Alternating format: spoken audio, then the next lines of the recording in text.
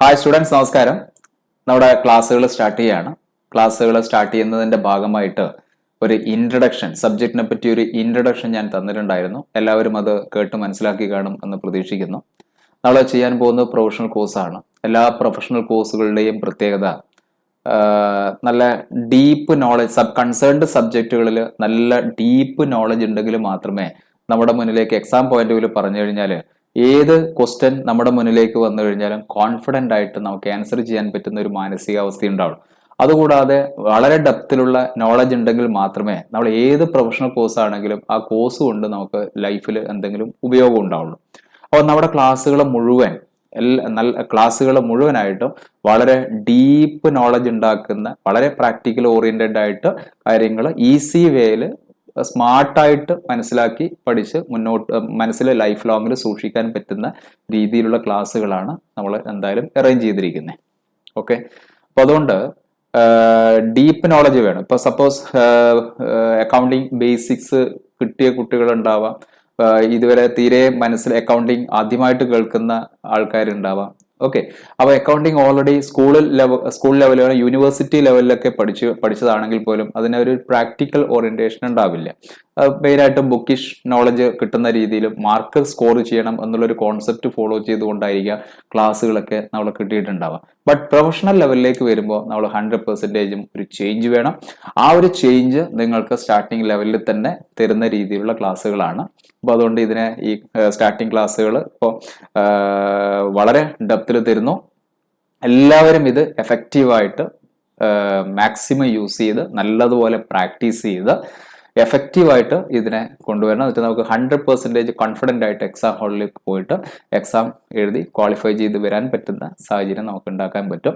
Okay, അപ്പോൾ നമ്മൾ ഈ സബ്ജക്റ്റിന്റെ പ്രത്യേകത അക്കൗണ്ടിങ് ആണ്. അതിമനോഹരമാണ്, സിമ്പിൾ സബ്ജക്റ്റ് ആണ്. ഏതൊരാൾക്കും മീൻസ് ഈസി ആയിട്ട് പഠിച്ചെടുക്കാൻ പറ്റുന്ന സബ്ജക്റ്റ് തന്നെയാണ്. അത്ര കോംപ്ലിക്കേറ്റഡ് ആയിട്ടുള്ള സബ്ജക്റ്റ് അല്ല. അപ്പോൾ നമ്മൾക്ക് ഈവൻ യാത്ര ചെയ്യുന്ന സമയത്ത് പോലും അതല്ലെങ്കിൽ മീൻസ് യാത്ര ചെയ്യുന്ന സമയത്ത് പോലും ഈ ഊഹിച്ച് ചിന്തിച്ച് പഠിച്ചെടുക്കാൻ പറ്റുന്ന സബ്ജക്റ്റ് ആണ്. ആ ഒരു ലെവലിലേക്ക് നമുക്ക് വരേണ്ടതുണ്ട്. ഇപ്പൊ അക്കൗണ്ടിങ് ബുക്കുകൾ മുന്നിൽ വെച്ച് കഴിഞ്ഞാലേ അക്കൗണ്ടിങ് പഠിക്കാൻ പറ്റൂ എന്നൊന്നുമില്ല. ഓക്കെ, അപ്പോൾ ഫസ്റ്റ് നമ്മുടെ ആറ്റിറ്റ്യൂഡിൽ എന്തായാലും ഒരു മാറ്റം വരുത്താൻ ശ്രമിക്കുക. ഡീപ്പ് നോളജ് ഉണ്ടാക്കാൻ ശ്രമിക്കുക. നമ്മുടെ സൊസൈറ്റിയിലുള്ള കാര്യങ്ങൾ തന്നെയാണ്, നമ്മുടെ ചുറ്റുപാടുള്ള കാര്യങ്ങൾ തന്നെയാണ് നമ്മൾ പഠിക്കാൻ പോകുന്നത്. ബുക്കുകളിൽ മാത്രം ഒതുങ്ങിക്കൂടാതെ കുറച്ച് വൈഡായിട്ട് ചിന്തിച്ച് കാര്യങ്ങൾ മനസ്സിലാക്കാൻ ശ്രമിക്കുക. അതിനുള്ള എല്ലാ ഗൈഡ് ലൈൻസും തരുന്നതാണ്. അപ്പോൾ എങ്ങനെയാണ് ഡെപ്തിൽ പഠിക്കുക, ഡീപ്പ് നോളജ് എങ്ങനെയാണ് ഉണ്ടാക്കുക, പ്രൊഫഷണൽ കോഴ്സുകളെ CA, CMA, CS ഇങ്ങനെയുള്ള കോഴ്സ്, ACC ഇവയൊക്കെ കോഴ്സുകൾ എങ്ങനെയാണ് അപ്രോച്ച് ചെയ്യേണ്ടത് എന്നുള്ള കാര്യങ്ങളടക്കം നമ്മൾ ഈ ഫണ്ടമെന്റൽസ് ഓഫ് അക്കൗണ്ടിങ്ങിലൂടെ നിങ്ങൾക്ക് മനസ്സിലാക്കി തരാൻ എനിക്ക് പറ്റും. അതുകൊണ്ട് മാക്സിമം എഫക്റ്റീവായിട്ട് യൂസ് ചെയ്യാം. അപ്പോൾ അക്കൗണ്ടിങ് ആണ് ഏത് സ്ഥലങ്ങളിൽ, ലോകത്തുള്ള ഏത് സ്ഥാപനങ്ങളിലും അപ്ലൈ ചെയ്യാൻ പറ്റുന്ന സബ്ജക്റ്റ് ആണ്. നമ്മുടെ വീടുകളിലും അക്കൗണ്ടിങ് നമുക്ക് സ്വന്തമായിട്ട് അപ്ലൈ ചെയ്യാൻ പറ്റുന്ന മനോഹരമായിട്ടുള്ള സബ്ജക്റ്റ് ആണ്. ഓക്കെ, അപ്പോൾ കുറെ വർഷം മുന്നേയൊക്കെ ആണെങ്കിൽ ഇപ്പോൾ നമ്മുടെ സിലബസ് മെയിനായിട്ട് കോൺസെൻട്രേറ്റ് ചെയ്യുന്ന ബിസിനസ് സ്ഥാപനങ്ങളുടെ അക്കൗണ്ടിങ് ആണ്. ബിസിനസ് സ്ഥാപനങ്ങളുടെ അക്കൗണ്ടിങ് ആയതുകൊണ്ട് ഞാൻ സ്വാഭാവികമായിട്ടും ക്ലാസ്സുകളിൽ സംസാരിക്കുമ്പോഴേ എപ്പോഴും ബിസിനസ് എന്നുള്ളൊരു കോൺസെപ്റ്റ് ഇങ്ങനെ സംസാരിച്ചുകൊണ്ടേയിരിക്കും. അപ്പോൾ അത് തെറ്റിദ്ധരിക്കരുത്. ബിസിനസ് സ്ഥാപനങ്ങൾക്ക് മാത്രമേ അക്കൗണ്ടിങ് പറ്റുള്ളൂ, അങ്ങനെയൊന്നുമില്ല. നമ്മുടെ വീടുകളിലും അക്കൗണ്ടിങ് ആവാം, ബിസിനസ് സ്ഥാപനങ്ങളിലല്ലാത്ത മറ്റുള്ള സ്ഥാപനങ്ങളിലും അക്കൗണ്ടിങ് ആവാം, വില്ലേജ് ഓഫീസുകളിലും മറ്റുള്ള ഗവൺമെന്റ് സ്ഥാപനങ്ങളിലും പ്രൈവറ്റ് സ്ഥാപനങ്ങളിലും ലോകത്തുള്ള എല്ലാ സ്ഥാപനങ്ങളിലും അക്കൗണ്ടിങ് അപ്ലൈ ചെയ്യാൻ പറ്റുന്നതാണ്. ഇതിന്റെ ഫണ്ടമെന്റൽസ് എല്ലാ സ്ഥലത്തും ഒരേപോലെയാണ്, മാറ്റങ്ങളൊന്നും ഉണ്ടാവില്ല. ചെറിയ പേരുകളിൽ, അക്കൗണ്ട് നെയിമുകളിൽ ചെറിയ പേരുകളിലുള്ള മാറ്റങ്ങളല്ലാതെ വേറെ കൂടുതലായിട്ടുള്ള മാറ്റങ്ങളൊന്നും ഉണ്ടാവില്ല. ഞാൻ പറഞ്ഞു വരുന്നത് ഇപ്പോൾ ബിസിനസ് ഓർഗനൈസേഷനെ സംബന്ധിച്ചിടത്തോളം പറയുമ്പോഴേ നമ്മളെ ചെറിയൊരു പെട്ടിക്കടക്കാരന്റെ അക്കൗണ്ടിങ്ങും അതേപോലെ മൾട്ടിനാഷണൽ കമ്പനികളുടെ അക്കൗണ്ടിങ് പ്രൊസീജിയേഴ്സ് ഒക്കെ ഓൾമോസ്റ്റ് സെയിം ആണ്. ചെറിയ ബിസിനസ് സ്ഥാപനങ്ങളാകുമ്പോൾ ഇടപാടുകളുടെ എണ്ണം വളരെ കുറവായിരിക്കും എന്നും വലിയ സ്ഥാപനങ്ങളാകുമ്പോൾ ഇടപാടുകളുടെ എണ്ണം വളരെ കൂടുതലായിരിക്കും എന്നുള്ള ഒരു ആകെയുള്ള ഡിഫറൻസ് അത് മാത്രമാണ്. So fundamentals of accounting, basics of accounting എല്ലാ സ്ഥലത്തും ഒരേപോലെ നമുക്ക് അപ്ലൈ ചെയ്യാൻ പറ്റുന്നതാണ്. ഓക്കെ, അപ്പൊ പണ്ട് കാലങ്ങളിൽ അപ്പൊ ഞാൻ സംസാരിച്ചു വരുന്നത് കൂടുതലും ബിസിനസ് സ്ഥാപനങ്ങളുടേതെന്ന് സംസാരിക്കുമ്പോൾ ബിസിനസ് സ്ഥാപനങ്ങൾക്ക് മാത്രമാണ് അക്കൗണ്ടിങ് നടപ്പിലാക്കാൻ പറ്റുക എന്നുള്ളൊരു തെറ്റിദ്ധാരണ ഉണ്ടാവരുത് എന്നാണ്. ബട്ട് നമ്മുടെ സിലബസിൽ കൂടുതലും കവർ ചെയ്യുന്ന ബിസിനസ് സ്ഥാപനങ്ങളുടെ അക്കൗണ്ടിങ് ആണ്. ഓക്കെ, അപ്പോൾ കുറെ വർഷം മുന്നേയൊക്കെ നമ്മുടെ നാട്ടില് ബിസിനസ് ഒക്കെ ചെയ്യുന്ന ആൾക്കാരുണ്ടാവാം. ആ ബിസിനസ് ചെയ്യുന്ന ആൾക്കാരുടെ ഇടപാടുകളുടെ എണ്ണം കമ്പാരിറ്റീവ്ലി വളരെ കുറവായിരിക്കും. ഇടപാടുകൾ, ട്രാൻസാക്ഷൻസ് വളരെ കുറവായിരിക്കും. അപ്പൊ ആ ബിസിനസ് ചെയ്യുന്ന ആൾക്ക് ഇപ്പോൾ ഒരു ഫോർ എക്സാമ്പിൾ ഒരു 500 years ബിഫോർ നമ്മുടെ നാട്ടിലൊരു മീൻസ് ക്ലോത്ത് ബിസിനസ് ചെയ്യുന്ന ഒരാളുണ്ടെന്ന് കരുതുക. ക്ലോത്തുകൾ വാങ്ങിച്ചുകൊണ്ട് വന്ന് വിറ്റ് ലാഭം ഉണ്ടാക്കുന്ന ബിസിനസ് ആണെന്ന് കരുതുക. അവരുടെ ഇടപാടുകളുടെ എണ്ണം വളരെ കുറവായിരിക്കും. അവിടെ നിന്ന് ഇത്ര രൂപയുടെ ക്ലോത്തുകൾ പർച്ചേസ് ചെയ്തു, അത് കസ്റ്റമർക്ക് ഇത്ര രൂപക്ക് വിറ്റു. മനസ്സിൽ പർച്ചേസ് ചെയ്ത പ്രൈസും വിറ്റ പ്രൈസും മനസ്സിൽ തന്നെ ഓർത്തു വെച്ച് ലാഭം നഷ്ടമൊക്കെ മനസ്സിൽ തന്നെ കാൽക്കുലേഷൻ ചെയ്യാൻ പറ്റുന്ന അത്രയ്ക്കുള്ള ഇടപാടുകളൊക്കെ ഉണ്ടാവുള്ളൂ. അപ്പൊ ആ ബിസിനസ്മാന് അപ്പോൾ തന്നെ മീൻസ് മനസ്സിൽ ജസ്റ്റ് കാൽക്കുലേഷൻ ചെയ്യാം, ഇത്ര പൈസക്ക് വാങ്ങിച്ചു, ഞാൻ ഇത്ര പൈസക്കാണ് ആ പ്രോഡക്റ്റ് വിറ്റത്, എന്റെ ലാഭം ഇത്രയാണ് എന്നുള്ള കാര്യങ്ങളൊക്കെ ഈസി ആയിട്ട് മനസ്സിൽ പോലും കാൽക്കുലേഷൻ ചെയ്യാം. ആ കാലങ്ങളിൽ എന്താ പറയാ, ഇന്ത്യയിലൊക്കെ ആണെങ്കിൽ ഒരുപാട് നിയമങ്ങൾ, means books of accounts maintain ചെയ്യുക, ടാക്സ് അടക്കുക, അങ്ങനെ ഒരുപാട് സ്ട്രിക്റ്റ് ആയിട്ടുള്ള നിയമങ്ങളൊന്നും ഉണ്ടായിരുന്നില്ല. അപ്പൊ ആ കാലഘട്ടങ്ങളിൽ അക്കൗണ്ടിങ് ഇല്ലെങ്കിലും കുഴപ്പമൊന്നുമില്ല. ഇപ്പോഴ് പ്രസന്റ് സൊസൈറ്റിയിൽ ഒരു ചെറിയൊരു ബിസിനസ് സ്ഥാപനം ആണെങ്കിലും പോലും ആ സ്ഥാപനങ്ങളുടെ ഇടപാടുകളുടെ എണ്ണം വളരെ വളരെ കൂടുതലാണ്. ഇടപാടുകളുടെ എണ്ണം വളരെ കൂടുതലാണ് എന്ന് മാത്രമല്ല, ഇന്ത്യയിലുള്ള സ്ഥാപനങ്ങളൊക്കെ means books of accounts maintain ചെയ്യണം. ഓരോ വർഷങ്ങളിലും അതാ സ്ഥാപനം ഉണ്ടാക്കുന്ന പ്രോഫിറ്റ് ആൻഡ് ലോസിന്റെയും കാൽക്കുലേഷൻ ചെയ്യണം, ഫൈനാൻഷ്യൽ പൊസിഷൻ കാൽക്കുലേഷൻ ചെയ്യണം, ടാക്സ് അടക്കണം, അങ്ങനെ ഒരുപാട് നിയമപരമായിട്ടുള്ള ഒരുപാട് കാര്യങ്ങളുണ്ട്. അപ്പൊ അതുകൊണ്ട് പ്രസന്റ് കണ്ടീഷൻസിലെ സൊസൈറ്റിയിൽ ഈവൻ ചെറിയൊരു ബിസിനസ് സ്ഥാപനമാണെങ്കിൽ പോലും അക്കൗണ്ടന്റുമാരുടെ സർവീസ് മസ്റ്റാണ്. അക്കൗണ്ടിങ് വേണം, ബുക്സ് ഓഫ് അക്കൗണ്ട്സ് മെയിൻറ്റെയിൻ ചെയ്യണം എന്ന് കമ്പൽസറി ആണ്. അപ്പൊ ഈ കാലയളവില്, ഈ കാലഘട്ടങ്ങളിൽ ചെറിയ ബിസിനസ് സ്ഥാപനങ്ങൾക്ക് പോലും അക്കൗണ്ടിങ് നിർബന്ധമായിട്ടും വേണം. പണ്ട് കാലങ്ങളിൽ നിർബന്ധമായിരുന്നില്ല. അതിന്റെ റീസൺസും ഞാൻ പറഞ്ഞ് മനസ്സിലാക്കി തന്നിട്ടുണ്ട്.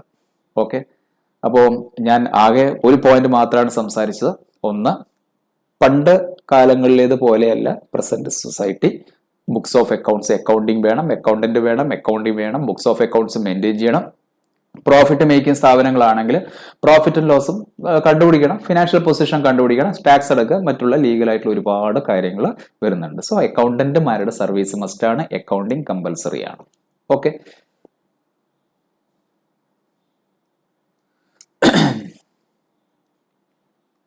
അപ്പൊ അക്കൗണ്ടിങ് പഠിക്കുമ്പോൾ നിങ്ങളുടെ മനസ്സിലുണ്ടായിരിക്കേണ്ട ഏറ്റവും ഇമ്പോർട്ടൻ്റ് ആയിട്ട് ഒരു കോൺസെപ്റ്റ്, നിങ്ങളെല്ലാവരും അക്കൗണ്ടന്റ് ആണ് എന്നുള്ളൊരു ചിന്ത വേണം. ഞാനൊരു എക്സാമ്പിൾ സംസാരിക്കുമ്പോൾ, ഒരു പ്രോബ്ലം സോൾവ് ചെയ്യുമ്പോൾ, അക്കൗണ്ടിങ്ങിൽ ഒരു പ്രോബ്ലം സോൾവ് ചെയ്യുമ്പോൾ നിങ്ങൾ മനസ്സുകൊണ്ട് ആ സ്ഥാപനത്തിന്റെ അക്കൗണ്ടന്റ് ആണെന്നുള്ള ചിന്തയുണ്ടാവും. അപ്പൊ അക്കൗണ്ടന്റ് ആണെന്നുള്ള ചിന്തയോടുകൂടി അക്കൗണ്ടിങ് ചെയ്യുമ്പോൾ ബൈ ഹാർട്ടിങ് വേണ്ട, അത് പ്രാക്ടിക്കൽ ഓറിയന്റഡ് ആയിട്ട് നമുക്ക് മനസ്സിലാക്കിയെടുക്കാൻ പറ്റും. ഓക്കെ, അപ്പോൾ ഞാൻ ഓൾറെഡി സംസാരിച്ചു, നമുക്ക് ബിസിനസ് സ്ഥാപനങ്ങൾക്ക് മാത്രമല്ല അക്കൗണ്ടിങ്, നോൺ പ്രോഫിറ്റ് മേക്കിംഗ് ഓർഗനൈസേഷൻസും ചാരിറ്റബിൾ ഓർഗനൈസേഷൻ, എല്ലാ ഫോംസ് ഓഫ് ഓർഗനൈസേഷൻസിനും എന്താവാം, അക്കൗണ്ടിങ് ആവാം. യൂണിവേഴ്സൽ സബ്ജക്റ്റ് ആണ്, എല്ലാ സ്ഥലത്തും അപ്ലൈ ചെയ്യാം, സിമ്പിൾ സബ്ജക്റ്റ് ആണ്. മനസ്സിലാക്കി വ്യക്തമായിട്ട് പഠിക്കേണ്ടതായിട്ടുള്ള രീതിയിൽ പഠിച്ചു കഴിഞ്ഞാൽ നമുക്കത് ലൈഫ് ലോങ് യൂസേജ് ഉണ്ടാവും. അപ്പൊ ഞാൻ കോൺസെൻട്രേറ്റ് ചെയ്യുന്ന ബിസിനസ് ഓർഗനൈസേഷൻസിന്റെയാണ്. സോ നമ്മൾ അക്കൗണ്ടന്റ് ആണ്, ബിസിനസ് സ്ഥാപനങ്ങളുടെ അക്കൗണ്ടന്റ് ആണ്.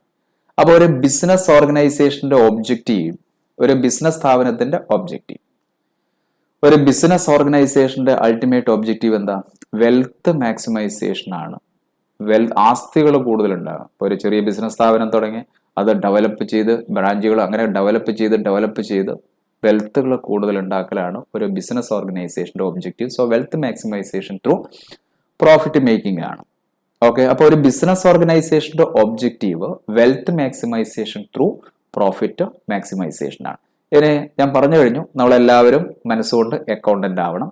ഒരു ബിസിനസ് ഓർഗനൈസേഷന്റെ അക്കൗണ്ടന്റിന്റെ ഒബ്ജക്റ്റീവ്, നമ്മളൊരു ബിസിനസ് സ്ഥാപനത്തിലെ അക്കൗണ്ടന്റ് ആയിട്ട് ജോലി ചെയ്യാണ്. നമ്മുടെ പേഴ്സണൽ ഒബ്ജക്റ്റീവ് എന്താ? നമ്മുടെ പേഴ്സൺ ആസ് എ പേഴ്സൺ, നമ്മുടെ objective periodic means monthly salary receive ചെയ്യുക, സുഖമായിട്ട് ജീവിക്കുക എന്നുള്ളതാണ്. അപ്പോൾ അത് പേഴ്സണൽ ഒബ്ജക്റ്റീവ് ആണ്.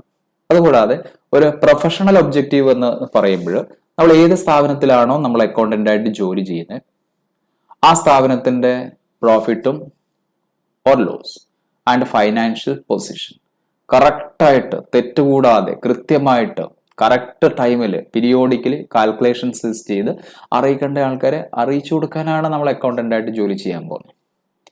Calculation of correct profit or loss, calculation of correct profit or loss and financial position of a business and communicating clearly, correctly, timely and periodically to the interested parties of the business.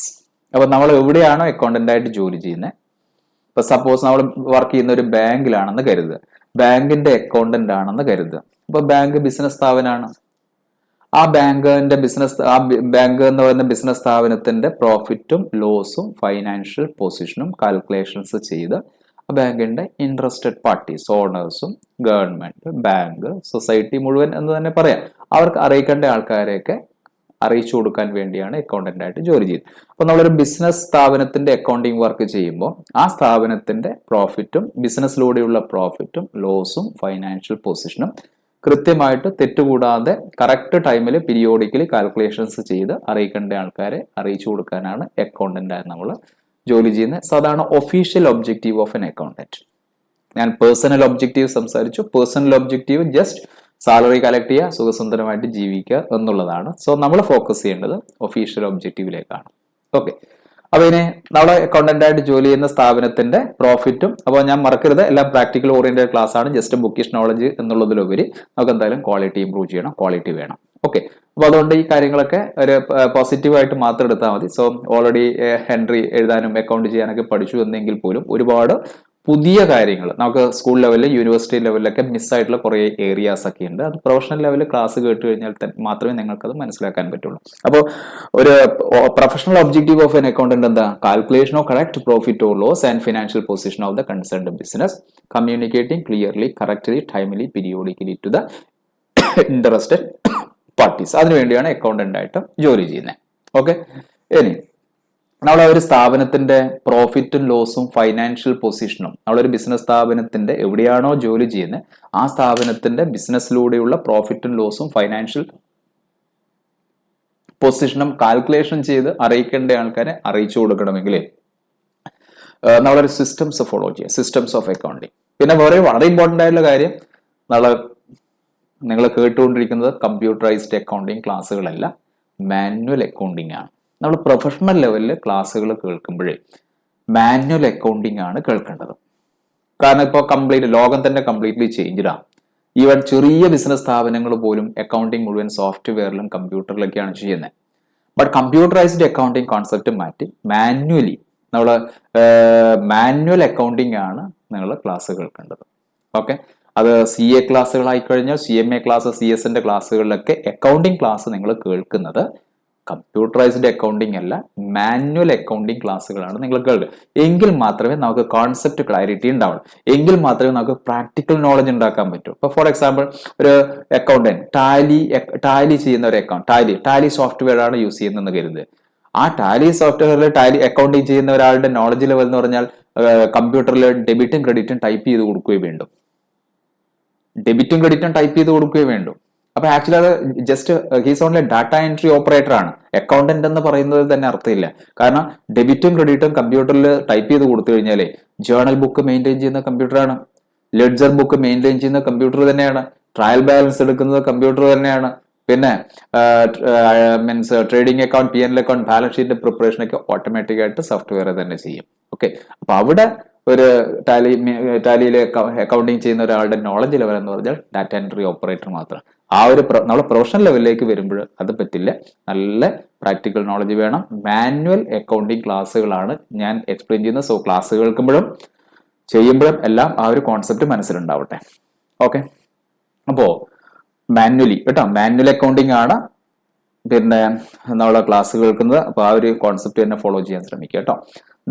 അപ്പോ ഒരു accountant objective എന്താണെന്ന് clear ആയിട്ട് മനസ്സിലായി കാണുമെന്ന് പ്രതീക്ഷിക്കുന്നു. ഇനി നമ്മൾ ഈ ഒബ്ജക്റ്റീവിലേക്ക് എത്തിച്ചേരണമെങ്കിൽ നമ്മൾ എവിടെയാണോ അക്കൗണ്ടന്റ് ആയിട്ട് ജോലി ചെയ്യുന്നത് ആ സ്ഥാപനത്തിന്റെ പ്രോഫിറ്റും ലോസും ഫൈനാൻഷ്യൽ പൊസിഷനും കാൽക്കുലേഷൻ ചെയ്യാൻ we can follow 2 systems of accounting ആണ്. 2 സിസ്റ്റം ഫോളോ ചെയ്യാം.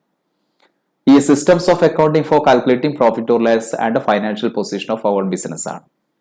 അപ്പം ഫസ്റ്റ് കോൺസെപ്റ്റ് മനസ്സിൽ തന്നെ ഓർമ്മിക്കുക. നമ്മളെല്ലാവരും അക്കൗണ്ടന്റ് ആണ്, ഒരു ബിസിനസ് സ്ഥാപനത്തിന്റെ അക്കൗണ്ടിങ് ചെയ്യുന്നു എന്നുള്ളൊരു കോൺസെപ്റ്റ് ഫോളോ ചെയ്യണം, മറന്നേക്കരുത്. അങ്ങനെ ആകുമ്പോൾ നമ്മൾ ഒരിക്കലും ഒരു പോയിന്റ് പോലും ബൈഹാർട്ട് ചെയ്യാതെ നമുക്ക് പഠിച്ചെടുക്കാൻ പറ്റും. ഓക്കെ, അപ്പോൾ എന്തിനാ സിസ്റ്റംസ് ഓഫ് അക്കൗണ്ടിങ് ഫോളോ ചെയ്യുന്നത്? നമ്മൾ എവിടെയാണോ അക്കൗണ്ടന്റ് ആയിട്ട് ജോലി ചെയ്യുന്ന ആ സ്ഥാപനത്തിന്റെ പ്രോഫിറ്റും ലോസും ഫൈനാൻഷ്യൽ പൊസിഷനും കണ്ടുപിടിക്കണം. മനസ്സിൽ ഇങ്ങനെ കാൽക്കുലേഷൻ ചെയ്താൽ പോരല്ലോ, ബുക്സ് ഓഫ് അക്കൗണ്ട്സ് മെയിൻറ്റെയിൻ ചെയ്തുകൊണ്ട് തന്നെ കാൽക്കുലേഷൻ ചെയ്യണ്ടേ? അതല്ല ഇന്ത്യയിലുള്ള നിയമം. അപ്പൊ അതിന് നമുക്ക് രണ്ട് സിസ്റ്റംസ് ഓഫ് അക്കൗണ്ടിങ് ഫോളോ ചെയ്യാം. ഒന്ന് നമുക്കൊക്കെ പരിചയമുള്ള സിസ്റ്റം തന്നെയാണ്. അപ്പോൾ first systems of accounting for calculating profit or loss and financial position of our business ആണ്. ഓക്കെ, രണ്ട് സിസ്റ്റംസ് ആവാം. Double entry system and single entry system. എന്താ ഡബിൾ എൻട്രി സിസ്റ്റം? മറക്കരുത്, കമ്പ്യൂട്ടറൈസ്ഡ് അക്കൗണ്ടിങ് അല്ല, മാനുവൽ അക്കൗണ്ടിങ് ആണ്. കൈകൊണ്ട് accounting ചെയ്ത് പ്രോഫിറ്റും ലോസും ഫൈനാൻഷ്യൽ പൊസിഷൻ കണ്ടുപിടിക്കുന്ന പരിപാടിയാണ്. ഓക്കെ, ആക്ച്വലി ഒരു 10-25 വർഷം മുന്നേയൊക്കെ എല്ലാവരും കമ്പ്യൂട്ടറൈസ്ഡ് അല്ലെ, ആ ഒരു ഫീൽഡ് യുഗം വരുന്നതിന് മുന്നേ എല്ലാവരും മാനുവലി തന്നെയാണ്, കൈകൊണ്ട് തന്നെയാണ് അക്കൗണ്ടിങ് വർക്കൊക്കെ ചെയ്തിട്ട് പ്രോഫിറ്റും ലോസും ഫൈനാൻഷ്യൽ പൊസിഷനൊക്കെ കണ്ടിരുന്നത്. ഒരു മീഡിയം സ്ഥാപനങ്ങൾ വരെയൊക്കെ, സോ ലോവർ ലെവലിലുള്ള സ്ഥാപനങ്ങളൊക്കെ അങ്ങനെ ചെയ്തിട്ടുണ്ടായിരുന്നേ. ഓക്കെ, അപ്പോൾ രണ്ട് സിസ്റ്റംസ് ഉണ്ട് അക്കൗണ്ടിങ്. രണ്ട് സിസ്റ്റംസ് ഓഫ് അക്കൗണ്ടിങ് ആണ് double entry system and single entry system. Systematic ആയിട്ട് അടുക്കും ചിട്ടിയോടുകൂടി ശാസ്ത്രീയമായിട്ട് അക്കൗണ്ടിങ് ചെയ്തിട്ട് ലാഭവും നഷ്ടവും ഫൈനാൻഷ്യൽ പൊസിഷനും കണ്ടുപിടിക്കുക. That is known as double entry system. നമുക്കറിയാലോ, എന്താ പറയാ, സോഴ്സ് ഡോക്യുമെന്റ്സ് ആൻഡ് വൗച്ചറുകൾ നോക്കിയിട്ട് ജേർണൽ ബുക്കിൽ എൻട്രികൾ എഴുതിയത് നോക്കിയിട്ട് ബുക്സ് ഓഫ് അക്കൗണ്ട്സിൽ രണ്ടാമത്തെ ബുക്ക്, ഞാൻ ആ പ്രൊസീജിയർ മാത്രം പറയുകയാണ്, ക്ലാസ് എടുക്കുകയല്ല. സോഴ്സ് ഡോക്യുമെന്റ്സ് ആൻഡ് വൗച്ചറുകൾ നോക്കിയിട്ട് ജേർണൽ ബുക്കിൽ എൻട്രികൾ എഴുതുക, ഓർഡിനറി എൻട്രികൾ എഴുതുക. എഴുതിയ എൻട്രികൾ നോക്കിയിട്ട് ലെഡ്ജർ ബുക്കിൽ കൺസേൺഡ് അക്കൗണ്ടുകളിൽ സ്പോട്ടിൽ തന്നെ ഡെബിറ്റ് സൈഡിലും ക്രെഡിറ്റ് സൈഡിലും പോസ്റ്റ് ചെയ്യുക. അപ്പൊ ഇതാണല്ലോ അക്കൗണ്ടന്റുമാരെ ഡെയിലി ചെയ്യുന്ന ജോലി. ഞാൻ ക്ലാസ് സ്റ്റാർട്ട് ചെയ്തിട്ടില്ല, ജസ്റ്റ് പ്രൊസീജിയർ പറഞ്ഞു എന്ന് മാത്രം. ഫസ്റ്റ് ടൈം ക്ലാസ് കേൾക്കുന്നവരാണെങ്കിൽ വിഷമിക്കേണ്ടതില്ല. അപ്പോൾ സോഴ്സ് ഡോക്യുമെന്റ്സ് ആൻഡ് വൗച്ചറുകൾ നോക്കിയിട്ട് ജേർണൽ ബുക്കിൽ, വലിയ ബുക്കാണ്, ആ ജേർണൽ ബുക്കിനെ പറ്റി എനിക്ക് ഒരുപാട് സംസാരിക്കാനുണ്ട്. ജേർണൽ ബുക്കിൽ എൻട്രികൾ എഴുതുക, എഴുതിയ എൻട്രികൾ നോക്കിയിട്ട് ലെഡ്ജർ ബുക്കിൽ കൺസേൺഡ് അക്കൗണ്ടുകളിൽ പോസ്റ്റ് ചെയ്യുക. ഇതാണല്ലോ അക്കൗണ്ടന്റ് ഡെയിലി ചെയ്യേണ്ട ജോലി. അക്കൗണ്ടിങ് ഇയറിന്റെ എൻഡ് ആവുമ്പോൾ ട്രയൽ ബാലൻസ് എടുക്കണം, A4 ഷീറ്റിൽ, സെപ്പറേറ്റ് A4 ഷീറ്റിൽ വിശദമായിട്ട് ഞാൻ ക്ലാസ് എടുക്കുന്നുണ്ട്. ഇതൊക്കെ നമ്മുടെ സിലബസിന്റെ ഭാഗം തന്നെയാണ്. ട്രയൽ ബാലൻസ് എടുത്തു കഴിഞ്ഞതിന് ശേഷം ട്രയൽ ബാലൻസിന് പുറത്ത് അഡ്ജസ്റ്റ്മെന്റുകൾ നോട്ട് ചെയ്യണം. പിന്നീട് അക്കൗണ്ടന്റ് നമ്മൾ അഡ്ജസ്റ്റിംഗ് എൻട്രി, നല്ല പരിചയം ഉണ്ടാവില്ല നിങ്ങൾക്ക്. അഡ്ജസ്റ്റിംഗ് എൻട്രി റെക്കോർഡ് ചെയ്യണം ജേർണൽ ബുക്കിൽ. പിന്നെ സെറ്റ് ഓഫ് എൻട്രികൾ റെക്കോർഡ് ചെയ്യണം ജേർണൽ ബുക്കിൽ. പിന്നെ റെക്ടിഫിക്കേഷൻസ് ഉണ്ടെങ്കിൽ അതിന്റെ എൻട്രി എഴുതണം ജേർണൽ ബുക്കിൽ. പിന്നെ ക്ലോസിംഗ് എൻട്രീസ് റെക്കോർഡ് ചെയ്യണം. പിന്നെ ട്രാൻസ്ഫർ എൻട്രികളൊക്കെ ജേർണൽ ബുക്കിൽ റെക്കോർഡ് ചെയ്യണം. അപ്പൊ ഇത് യൂണിവേഴ്സിറ്റി ആൻഡ് ഹയർ സെക്കൻഡറി ലെവലില് ക്ലാസ് കേട്ടവർക്ക് ഈ ഒരു സംഭവങ്ങളൊന്നും ഐഡിയ ഒന്നും ഉണ്ടാവില്ല. ഇതൊക്കെ റെക്കോർഡ് ചെയ്തിട്ട് ലെഡ്ജർ ബുക്കിലുള്ള കൺസേൺഡ് അക്കൗണ്ടുകളിൽ പോസ്റ്റ് ചെയ്യണം. കൺസേൺഡ് അക്കൗണ്ടുകളിൽ പോസ്റ്റ് ചെയ്യുന്നതിന്റെ കൂട്ടത്തിൽ ലെഡ്ജർ ബുക്കിൽ തന്നെയാണ് ട്രേഡിംഗ് അക്കൗണ്ടിന്റെ പ്രിപ്പറേഷൻ ചെയ്യേണ്ടത്. P&L അക്കൗണ്ടിന്റെ പ്രിപ്പറേഷൻ ലെഡ്ജർ ബുക്കിൽ തന്നെ ചെയ്യണം. സംടൈംസ് P&L അപ്രോപ്രിയേഷൻസും ഉണ്ടാവാം. അപ്പോൾ ഇതൊക്കെ ചെയ്ത് കഴിഞ്ഞതിന് ശേഷം ലെഡ്ജർ ബുക്കിൽ ബാലൻസ് ഉള്ള അക്കൗണ്ടുകളെ സെപ്പറേറ്റ് സ്റ്റേറ്റ്മെന്റിൽ അറേഞ്ച് ചെയ്യണം. That is balance sheet. അപ്പൊ ഈ ഒരു സിസ്റ്റത്തിനാണ് ഡബിൾ എൻട്രി സിസ്റ്റം എന്ന് പറയുക. ഇത് നമുക്കൊന്ന് ക്ലിയർ ആയിട്ട് ചെയ്ത് കഴിഞ്ഞാലേ മനസ്സിലാവുള്ളൂ. സോഴ്സ് ഡോക്യുമെന്റ്സ് ആൻഡ് വൗച്ചേഴ്സിന്റെ ബേസിൽ സപ്പോസ് ജേർണൽ ബുക്ക് മാനുവലാണ്, ജേർണൽ ബുക്കിൽ എൻട്രികൾ എഴുതണം. ജേർണൽ ബുക്കിൽ എഴുതിയ എൻട്രികൾ നോക്കിയിട്ട് രണ്ടാമത്തെ ലെഡ്ജർ ബുക്കിൽ കൺസേൺഡ് പേജിലുള്ള അക്കൗണ്ടുകളിൽ പോസ്റ്റ് ചെയ്യണം. അക്കൗണ്ടിങ് ഇയറിന്റെ എന്താകുമ്പോൾ ഒരു A4 ഷീറ്റിൽ, എക്സ്ട്രാ A4 ഷീറ്റ് തന്നെയാണ്, A4 ഷീറ്റിൽ ട്രയൽ ബാലൻസ് എടുക്കണം. ട്രയൽ ബാലൻസ് എടുത്തതിന് ശേഷം അഡ്ജസ്റ്റ്മെന്റുകൾ നോട്ട് ചെയ്യണം. പിന്നീട് adjusting entry, set of entry, പിന്നെ എന്താ പറയുക, റെക്ടിഫിക്കേഷൻസ് ഉണ്ടെങ്കിൽ rectifications entry, closing entry, transfer എൻട്രിയും ക്ലോസിംഗ് എൻട്രിയും ഇതൊക്കെ ജേർണൽ ബുക്കിൽ റെക്കോർഡ് ചെയ്യണം. എന്നിട്ട് ലെഡ്ജർ ബുക്കിലുള്ള കൺസേൺഡ് അക്കൗണ്ടിൽ രണ്ടാമത് പോസ്റ്റ് ചെയ്യണം. പിന്നെ അത് ട്രേഡിംഗ് അക്കൗണ്ടിലും പോസ്റ്റ് ചെയ്യണം. നമ്മുടെയൊക്കെ നിങ്ങളുടെയൊക്കെ സ്കൂൾ ലെവൽ നോളജ് അല്ല യൂണിവേഴ്സിറ്റി ലെവൽ നോളജ് എന്ന് പറഞ്ഞാൽ ട്രയൽ ബാലൻസ് നോക്കിയിട്ട് ട്രേഡിംഗ് അക്കൗണ്ടും P&L അക്കൗണ്ടും പ്രിപ്പയർ ചെയ്യുക എന്നുള്ളതൊക്കെ ആയിരിക്കാം. പ്രാക്ടിക്കൽ സിറ്റുവേഷനിൽ അങ്ങനെയല്ല. ഞാൻ വിശദമായിട്ട് ക്ലാസ്സുകൾ എടുത്തു തരുന്നുണ്ട്. അപ്പോൾ ട്രേഡിംഗ് അക്കൗണ്ട് P&L അക്കൗണ്ടും പോസ്റ്റ് ചെയ്യണം. അപ്പോൾ പ്രോഫിറ്റും ലോസും കാണാൻ പറ്റും. പിന്നെ ബാലൻസ് ഉള്ള അക്കൗണ്ടുകൾ ഉണ്ടാവും, ബാലൻസ് ഷീറ്റിൽ അറേഞ്ച് ചെയ്യണം. പിന്നെ അനലൈസ് ചെയ്യണം, ഇന്റർപ്രറ്റ് ചെയ്തിട്ട് ഇൻട്രസ്റ്റഡ് പാർട്ടീസിന് കമ്മ്യൂണിക്കേറ്റ് ചെയ്യും. ഇതാണ് ഡബിൾ എൻട്രി സിസ്റ്റം. അവ സിസ്റ്റമാറ്റിക് ആയിട്ട് അടുക്കും ചിട്ടിയോടുകൂടി ശാസ്ത്രീയമായിട്ട് അക്കൗണ്ടിങ് ചെയ്തിട്ട് നമ്മുടെ സ്ഥാപനത്തിന്റെ പ്രോഫിറ്റും ലോസും ഫൈനാൻഷ്യൽ പൊസിഷനും കണ്ടുപിടിക്കുന്ന സിസ്റ്റത്തിനെയാണ് എന്തെന്ന് പറയാ, ഡബിൾ എൻട്രി സിസ്റ്റം. നമ്മൾ double entry systems of accounting ആണ് പഠിക്കാൻ പോകുന്നത്. വളരെ ഈസിയാണ്. അപ്പോൾ സ്കൂൾ ലെവലിൽ യൂണിവേഴ്സിറ്റി ലെവലൊക്കെ ഓരോ ചാപ്റ്റർ വൈസിൽ പഠിച്ച കാര്യങ്ങളൊക്കെ നമുക്ക് ഒറ്റയൊരു ചാപ്റ്റർ എന്നുള്ള രീതിയിൽ കണക്ട് ചെയ്തിട്ട് ഈസി ആയിട്ട് നമുക്ക് മനസ്സിലാക്കി പഠിച്ചെടുക്കാം. ലൈഫ് ലോങ് യൂസ് ചെയ്യാനും നമുക്ക് പറ്റും. ഓക്കെ, ഇനി ശാസ്ത്രീയമല്ലാതെ സിസ്റ്റമാറ്റിക് അല്ലാതെ അക്കൗണ്ടിങ് പ്രൊസീജിയേഴ്സ് ഫോളോ ചെയ്തിട്ടും ലാഭവും നഷ്ടവും ഫൈനാൻഷ്യൽ പൊസിഷനും കണ്ടുപിടിക്കാം. ബട്ട് അത് ആക്യുറേറ്റ് ആവുന്നില്ല, കറക്റ്റ് ആവുന്നില്ല. That is known a single entry system. Accounts കേട്ടിട്ടുണ്ടാവില്ല, accounts from incomplete informations, accounts from incomplete informations എന്നൊക്കെ കേട്ടിട്ടുണ്ടാവും. അങ്ങനെ 2 സിസ്റ്റംസ് ഓഫ് അക്കൗണ്ടിങ് നമുക്ക് ഫോളോ ചെയ്യാം. അതിൽ നല്ലത് ഡബിൾ എൻട്രി സിസ്റ്റമാണ്. ശാസ്ത്രീയമായിട്ടുള്ളത് അടുക്കും ചുറ്റിയോടുകൂടി അക്കൗണ്ടിങ് ചെയ്ത് പ്രോഫിറ്റും ലോസും കണ്ടുപിടിക്കാൻ പറ്റുന്ന സിസ്റ്റം ഡബിൾ എൻട്രി സിസ്റ്റം തന്നെയാണ്. ഓക്കെ, അപ്പൊ നമുക്ക് ഫോക്കസ് ചെയ്യുന്ന ഡബിൾ എൻട്രി സിസ്റ്റത്തിലാണ്. ഓക്കെ, അപ്പൊ സിസ്റ്റംസ് ഓഫ് അക്കൗണ്ടിങ് എന്താവശ്യത്തിനാണെന്ന് മനസ്സിലായല്ലോ. നമ്മൾ എവിടെയാണോ ജോലി ചെയ്യുന്നത് ആ സ്ഥാപനത്തിന്റെ പ്രോഫിറ്റും ലോസും ഫൈനാൻഷ്യൽ പൊസിഷനും കൃത്യമായിട്ട് കാൽക്കുലേഷൻ ചെയ്ത് അറിയിക്കേണ്ട ആൾക്കാരെ അറിയിക്കാൻ നമുക്ക് 2 സിസ്റ്റംസ് ആവാം, double entry system and single entry system. So നല്ലത് ഡബിൾ എൻട്രി സിസ്റ്റം ആണ്. ഓക്കെ, ഇനി അക്കൗണ്ടന്റായ നമ്മൾ ഒരു ബിസിനസ് ഓർഗനൈസേഷന്റെ അക്കൗണ്ടിങ് വർക്ക് ചെയ്യുമ്പോൾ, എന്താണ് accounting work? Source documents and വൗച്ചറുകൾ നോക്കിയിട്ട് ഞാൻ ക്ലാസ് എടുക്കലല്ല, പ്രൊസീജിയർ ജസ്റ്റ് എന്ന് പറയുന്നത് മാത്രം. ലോകത്തുള്ള എല്ലാ സ്ഥാപനങ്ങളുടെയും അക്കൗണ്ടിങ് പ്രൊസീജിയർ സെയിം ആണ്. സോഴ്സ് ഡോക്യുമെന്റ്സ് ആൻഡ് വൗച്ചറുകൾ നോക്കിയിട്ട് ജേണൽ ബുക്കിൽ എൻട്രി എഴുതിയ എൻട്രികൾ നോക്കിയിട്ട് ലെഡ്ജർ ബുക്കിൽ അക്കൗണ്ടുകൾ ചെയ്യുക, ഇയർ എൻഡിൽ ട്രയൽ ബാലൻസ് എടുക്കുക, അഡ്ജസ്റ്റ്മെന്റ്സ് നോട്ട് ചെയ്യുക, പിന്നെ ഞാൻ പറഞ്ഞ adjusting entry, set of entry, rectification entry, closing entry, transfer entries ഒക്കെ എഴുതുക, ട്രേഡിംഗ് അക്കൗണ്ടിൽ പോസ്റ്റ് ചെയ്യുക, ലെഡ്ജർ ബുക്കിൽ ട്രേഡിംഗ് അക്കൗണ്ടിൽ പോസ്റ്റ് ചെയ്യുക, ലെഡ്ജർ ബുക്കിൽ തന്നെ P&L അക്കൗണ്ടിൽ പോസ്റ്റ് ചെയ്യുക. ഇപ്പോൾ ട്രേഡിംഗ് അക്കൗണ്ട് എവിടെയാണ് പ്രിപ്പയർ ചെയ്യാന്ന് ചോദിച്ചു കഴിഞ്ഞാൽ നല്ല ഐഡിയ ഒന്നും ഉണ്ടാവില്ല. ലെഡ്ജർ ബുക്കിൽ തന്നെ പ്രിപ്പയർ ചെയ്യുന്ന ഒരു അക്കൗണ്ടാണ് ട്രേഡിംഗ് അക്കൗണ്ടും P&L അക്കൗണ്ടും. ട്രേഡിംഗ് അക്കൗണ്ടും P&L അക്കൗണ്ടും പ്രിപ്പയർ ചെയ്ത് കഴിഞ്ഞാൽ ലെഡ്ജർ ബുക്കിലുള്ള expenses, losses, incomes and gains account ഒക്കെ സീറോ ബാലൻസ് ആവും. അതൊക്കെ നമ്മൾ ചെയ്ത് മനസ്സിലാക്കിയാലേ മനസ്സിലാവുള്ളൂ. അതിനുശേഷം ബാലൻസ് ഉള്ള അക്കൗണ്ടുകൾ ഇവിടെ കൊണ്ടുവയ്ക്കണം, ബാലൻസ് ഷീറ്റിൽ കൊണ്ടുവച്ചിട്ട് വേണം. അങ്ങനെയാണ് നമ്മുടെ സ്ഥാപനത്തിന്റെ കറക്റ്റ് ശാസ്ത്രീയമായിട്ട് സിസ്റ്റമാറ്റിക് ആയിട്ട് നമ്മുടെ സ്ഥാപനത്തിന്റെ പ്രോഫിറ്റും ലോസും കണ്ടുപിടിക്കുന്നത് ഇങ്ങനെയുള്ള പ്രൊസീജിയർ ഫോളോ ചെയ്തുകൊണ്ടാണ്. അപ്പൊ journal to balance sheet procedure അക്കൗണ്ടന്റായ നമ്മൾ ഒരു സ്ഥാപനത്തിൽ ഫോളോ ചെയ്യുമ്പോൾ ഒരു സ്ഥാപനത്തിൽ അക്കൗണ്ടിങ് പ്രൊസീജിയർ ഫോളോ ചെയ്യുമ്പോൾ കറക്റ്റ് പ്രോഫിറ്റും ലോസും ഫൈനാൻഷ്യൽ പൊസിഷനും കാൽക്കുലേഷൻ ചെയ്ത് അറിയിക്കേണ്ട ആൾക്കാരെ അറിയിക്കണമെങ്കിൽ അക്കൗണ്ടന്റായ നമ്മൾ അക്കൗണ്ടിങ് പ്രൊസീജിയേഴ്സ് ഫോളോ ചെയ്യുമ്പോൾ കോൺസെപ്റ്റുകൾ ഫോളോ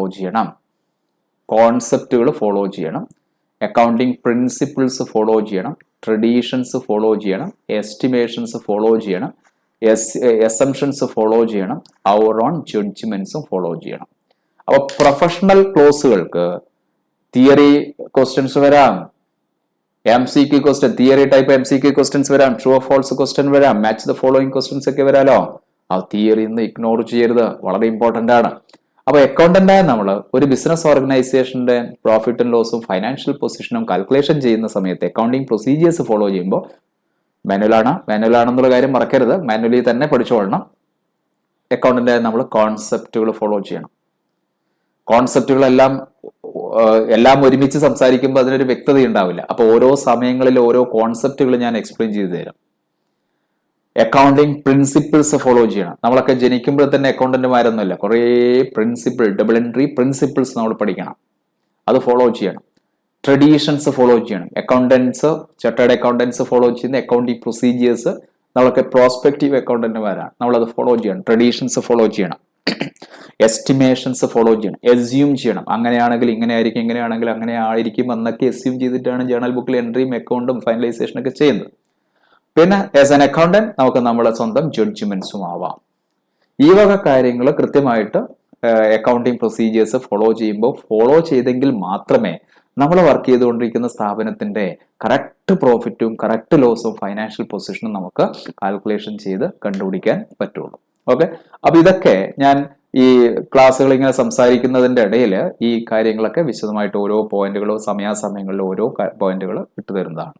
ഓക്കെ, അപ്പൊ അക്കൗണ്ടന്റായ നമ്മൾ ഒരു ബിസിനസ് ഓർഗനൈസേഷന്റെ അക്കൗണ്ടിങ് ചെയ്യുന്നത് ആ സ്ഥാപനത്തിന്റെ കറക്റ്റ് പ്രോഫിറ്റും ലോസും ഫൈനാൻഷ്യൽ പൊസിഷനും കണ്ടുപിടിച്ചിട്ട് അറിയിക്കേണ്ട ആൾക്കാരെ അറിയിക്കുന്നതിന് വേണ്ടിയാണ്. അപ്പോൾ ഡബിൾ എൻട്രി സിസ്റ്റം ഫോളോ ചെയ്തുകൊണ്ട് അക്കൗണ്ടിങ് ചെയ്യുമ്പോൾ അക്കൗണ്ടിന്റെ നമ്മൾ കോൺസെപ്റ്റ് ഫോളോ ചെയ്യണം, പ്രിൻസിപ്പിൾസ് ഫോളോ ചെയ്യണം, എസ്റ്റിമേഷൻസ് ഫോളോ ചെയ്യണം, അസംഷൻസ് ഫോളോ ചെയ്യണം, അവർ ഓൺ ജഡ്ജ്മെന്റുകളൊക്കെ കൃത്യമായിട്ട് എൻട്രി എഴുതുമ്പോഴും അക്കൗണ്ട് ചെയ്യുമ്പോഴും ഫൈനലൈസേഷൻ ചെയ്യുമ്പോഴും ചെയ്തെങ്കിൽ മാത്രമേ നമുക്ക് നമ്മുടെ സ്ഥാപനത്തിന്റെ കറക്റ്റ് പ്രോഫിറ്റും ലോസും ഫൈനാൻഷ്യൽ പൊസിഷനും കണ്ടുപിടിക്കാൻ പറ്റുള്ളൂ. ഓക്കെ, നിങ്ങൾ എല്ലാവരും കേട്ടിട്ടുണ്ടാവുമല്ലോ, accounting is known as language of the business. അപ്പൊ തെറ്റിദ്ധരിക്കരുത്, ബിസിനസ് സ്ഥാപനങ്ങൾക്ക് മാത്രമാണ് അക്കൗണ്ടിങ് എന്നുള്ള തെറ്റിദ്ധാരണ ഉണ്ടാകരുത്. ഞാൻ പറഞ്ഞു കഴിഞ്ഞു, നമ്മുടെ വീടുകളിലും ഇടപാട് ട്രാൻസാക്ഷൻസ് ഉണ്ട്, ബുക്സ് ഓഫ് അക്കൗണ്ട്സ് മെയിൻറ്റെയിൻ ചെയ്യാം. എല്ലാ സ്ഥാപനങ്ങളിലും അക്കൗണ്ടിങ് നമുക്ക് ഡബിൾ എൻട്രി സിസ്റ്റം ഫോളോ ചെയ്തുകൊണ്ട് അപ്ലൈ ചെയ്യാൻ പറ്റുന്നതാണ്. അപ്പോൾ എങ്കിലും നമുക്ക് നല്ല പരിചയമുള്ളതാണ്, accounting is known as language of the business. Languages എന്ത് വേണ്ടിയ ലാംഗ്വേജസ്? കമ്മ്യൂണിക്കേഷൻ പർപ്പസിനാണ്. ഇംഗ്ലീഷ് അല്ലെ, മലയാളം, ഹിന്ദി, ഇതൊക്കെ ലാംഗ്വേജുകളാണ്, കമ്മ്യൂണിക്കേഷൻ പർപ്പസിന് വേണ്ടിയാണ്. അതേപോലെ തന്നെയാണ് അക്കൗണ്ടിങ്ങിനെ മീൻസ് ബിസിനസ് സ്ഥാപനങ്ങളുടെ ലാംഗ്വേജ് എന്ന പേരിൽ അറിയപ്പെടുന്നത്. അപ്പൊ accounting is known as language of the business എന്ന് പറയാൻ കാരണം, ഒരു ബിസിനസ് ഓർഗനൈസേഷന്റെ എല്ലാ ഇൻഫോർമേഷൻസും ഇൻട്രസ്റ്റഡ് പാർട്ടീസിന് കമ്മ്യൂണിക്കേറ്റ് ചെയ്തു കൊടുക്കുന്നത് കൺസേൺഡ് ബിസിനസ് ഓർഗനൈസേഷനിൽ വർക്ക് ചെയ്യുന്ന അക്കൗണ്ടന്റ് ചെയ്ത അക്കൗണ്ടിങ് വർക്കിലൂടെയാണ്. അക്കൗണ്ടിങ് വർക്കിലൂടെയാണ് ആ ബിസിനസ് ഓർഗനൈസേഷന്റെ ആൾ ഇൻഫോർമേഷൻസ് ഇൻട്രസ്റ്റഡ് പാർട്ടീസിന് കമ്മ്യൂണിക്കേറ്റ് ചെയ്യപ്പെടുന്നത്. അതുകൊണ്ടാണ് അക്കൗണ്ടിങ്ങിനെ ലാംഗ്വേജ് ഓഫ് ദ ബിസിനസ് എന്ന് പറയാനുള്ള റീസൺ അതാണ്. ഇപ്പോൾ സപ്പോസ് നമുക്ക് ഏതെങ്കിലും ഒരു ബിസിനസ് സ്ഥാപനം എടുക്കുക, ഇൻഫോസിസ് ആയിക്കോട്ടെ, Manappuram finance, Kerala based Manappuram finance limited, അല്ലെങ്കിൽ കല്യാൺ സാരീസ്, കല്യാൺ ജ്വല്ലേഴ്സ്, ഇതൊക്കെ ബിസിനസ് സ്ഥാപനങ്ങളാണല്ലോ. ഈ ബിസിനസ് സ്ഥാപനങ്ങളുടെയൊക്കെ മുന്നിൽ പോയിട്ട് നിന്ന് കഴിഞ്ഞാൽ നമുക്ക് എന്താ ആക്ച്വലി മനസ്സിലാവുക? നല്ല ബിൽഡിംഗ് ആണ്, നല്ല പെയിന്റിംഗ് ആണ്, കാണാൻ കൊള്ളാം എന്നുള്ള കാര്യങ്ങളൊക്കെ നമുക്ക് പറയാൻ പറ്റില്ല. കൺസേൺഡ് ബിസിനസ് സ്ഥാപനത്തിൽ ഒരു വർഷം പ്രോഡക്റ്റുകൾ വിറ്റിട്ട് എത്ര ലാഭമുണ്ടാക്കി, എല്ലാവർക്കും നഷ്ടമാണോ, അവരുടെ കയ്യിൽ എത്ര രൂപയുടെ പ്രോഡക്റ്റുകൾ വിറ്റ് തീരാതെ ബാക്കിയുണ്ട്, അവരുടെ കയ്യിൽ എത്ര രൂപയുടെ ഫേർണിച്ചേഴ്സ് ഉണ്ട്, എത്ര രൂപയുടെ അസറ്റുകൾ ഉണ്ട്, സ്റ്റാഫിന് എത്രയാ സാലറി കൊടുക്കുന്നത്, ഈ വക കാര്യങ്ങൾ മുഴുവൻ നമുക്ക് മനസ്സിലാക്കാൻ പറ്റുന്നത് കൺസേൺഡ് സ്ഥാപനത്തിൽ അക്കൗണ്ടന്റ് ചെയ്ത ജേർണൽ അക്കൗണ്ടന്റ് ചെയ്ത അക്കൗണ്ടിങ് വർക്കിലൂടെയാണ്. അതായത് journal book, ledger book finalisation ചെയ്യുന്നില്ലേ, ആ അക്കൗണ്ടിങ് പ്രൊസീജിയർ ഫോളോ ചെയ്ത ബുക്സ് ഓഫ് അക്കൗണ്ട്സിലൂടെ മാത്രമേ ഈ വക കാര്യങ്ങൾ ഇൻട്രസ്റ്റഡ് പാർട്ടീസിന് മനസ്സിലാക്കാൻ പറ്റുള്ളൂ. So that is why accounting is known as language of the business. Okay, അപ്പൊ ഏതൊരു ബിസിനസ് ഓർഗനൈസേഷൻസിന്റെ ആ സ്ഥാപനത്തിന്റെ പ്രോഫിറ്റ്, ലോസ്, ഫിനാൻഷ്യൽ പൊസിഷൻ, അസറ്റുകൾ എത്രയുണ്ട്, ആ കാര്യങ്ങളൊക്കെ ഇൻട്രസ്റ്റഡ് പാർട്ടീസിന് മനസ്സിലാക്കി കൊടുക്കാൻ പറ്റുന്നത് കൺസേൺഡ് സ്ഥാപനത്തിൽ അക്കൗണ്ടന്റ് ചെയ്ത അക്കൗണ്ടിങ് വർക്കിലൂടെയാണ്. അക്കൗണ്ടിങ് വർക്ക് ഞാൻ ചുരുക്കി കോമൺ ആയിട്ട് പറഞ്ഞു കഴിഞ്ഞു. സോഴ്സ് ഡോക്യുമെന്റ്സ് ആൻഡ് വൗച്ചറുകൾ നോക്കിയിട്ട് ജേർണൽ ബുക്കിൽ എൻട്രി എഴുതുക, ലെഡ്ജർ ബുക്കിൽ അക്കൗണ്ടുകൾ പ്രിപ്പയർ ചെയ്യുക. രണ്ട് ബുക്സ് ഓഫ് അക്കൗണ്ട്സ് ആണ് ഉണ്ടാവുക, ജേർണൽ ബുക്കും ലെഡ്ജർ ബുക്കും ആണ്. ഇയർ എൻഡിൽ ട്രയൽ ബാലൻസ് എടുക്കുന്ന, പിന്നെ അതിന്റെ ബേസിൽ ഫൈനലൈസേഷൻ ആണ്. അപ്പൊ ഈ അക്കൗണ്ടിങ് പ്രൊസീജിയേഴ്സിലൂടെയാണ് ഇൻഫോർമേഷൻസ് ഇൻട്രസ്റ്റഡ് പാർട്ടീസിന് മനസ്സിലാക്കാൻ പറ്റുന്നത്. അതുകൊണ്ടാണ് accounting is known as language of the business എന്ന് പറയുന്നത്. ഇപ്പൊ ലാംഗ്വേജസ് ആവുമ്പോൾ വേർഡുകൾ ഉണ്ടാവുമല്ലോ, ആ വേർഡുകളുടെ കറക്റ്റ് മീനിങ് അറിയണമെങ്കിൽ ഡിക്ഷണറി ഫോളോ ചെയ്യും. ഇപ്പൊ അക്കൗണ്ടിങ് ടെർമിനോളജിയിൽ യൂസ് ചെയ്യുന്ന ചില വേർഡുകൾ ഉണ്ടല്ലോ, ആ വേർഡുകളുടെ കറക്റ്റ് മീനിങ് ഇംഗ്ലീഷ് ഡിക്ഷണറി നോക്കിക്കഴിഞ്ഞാൽ എന്തെങ്കിലും വാക്കുകളായിരിക്കും.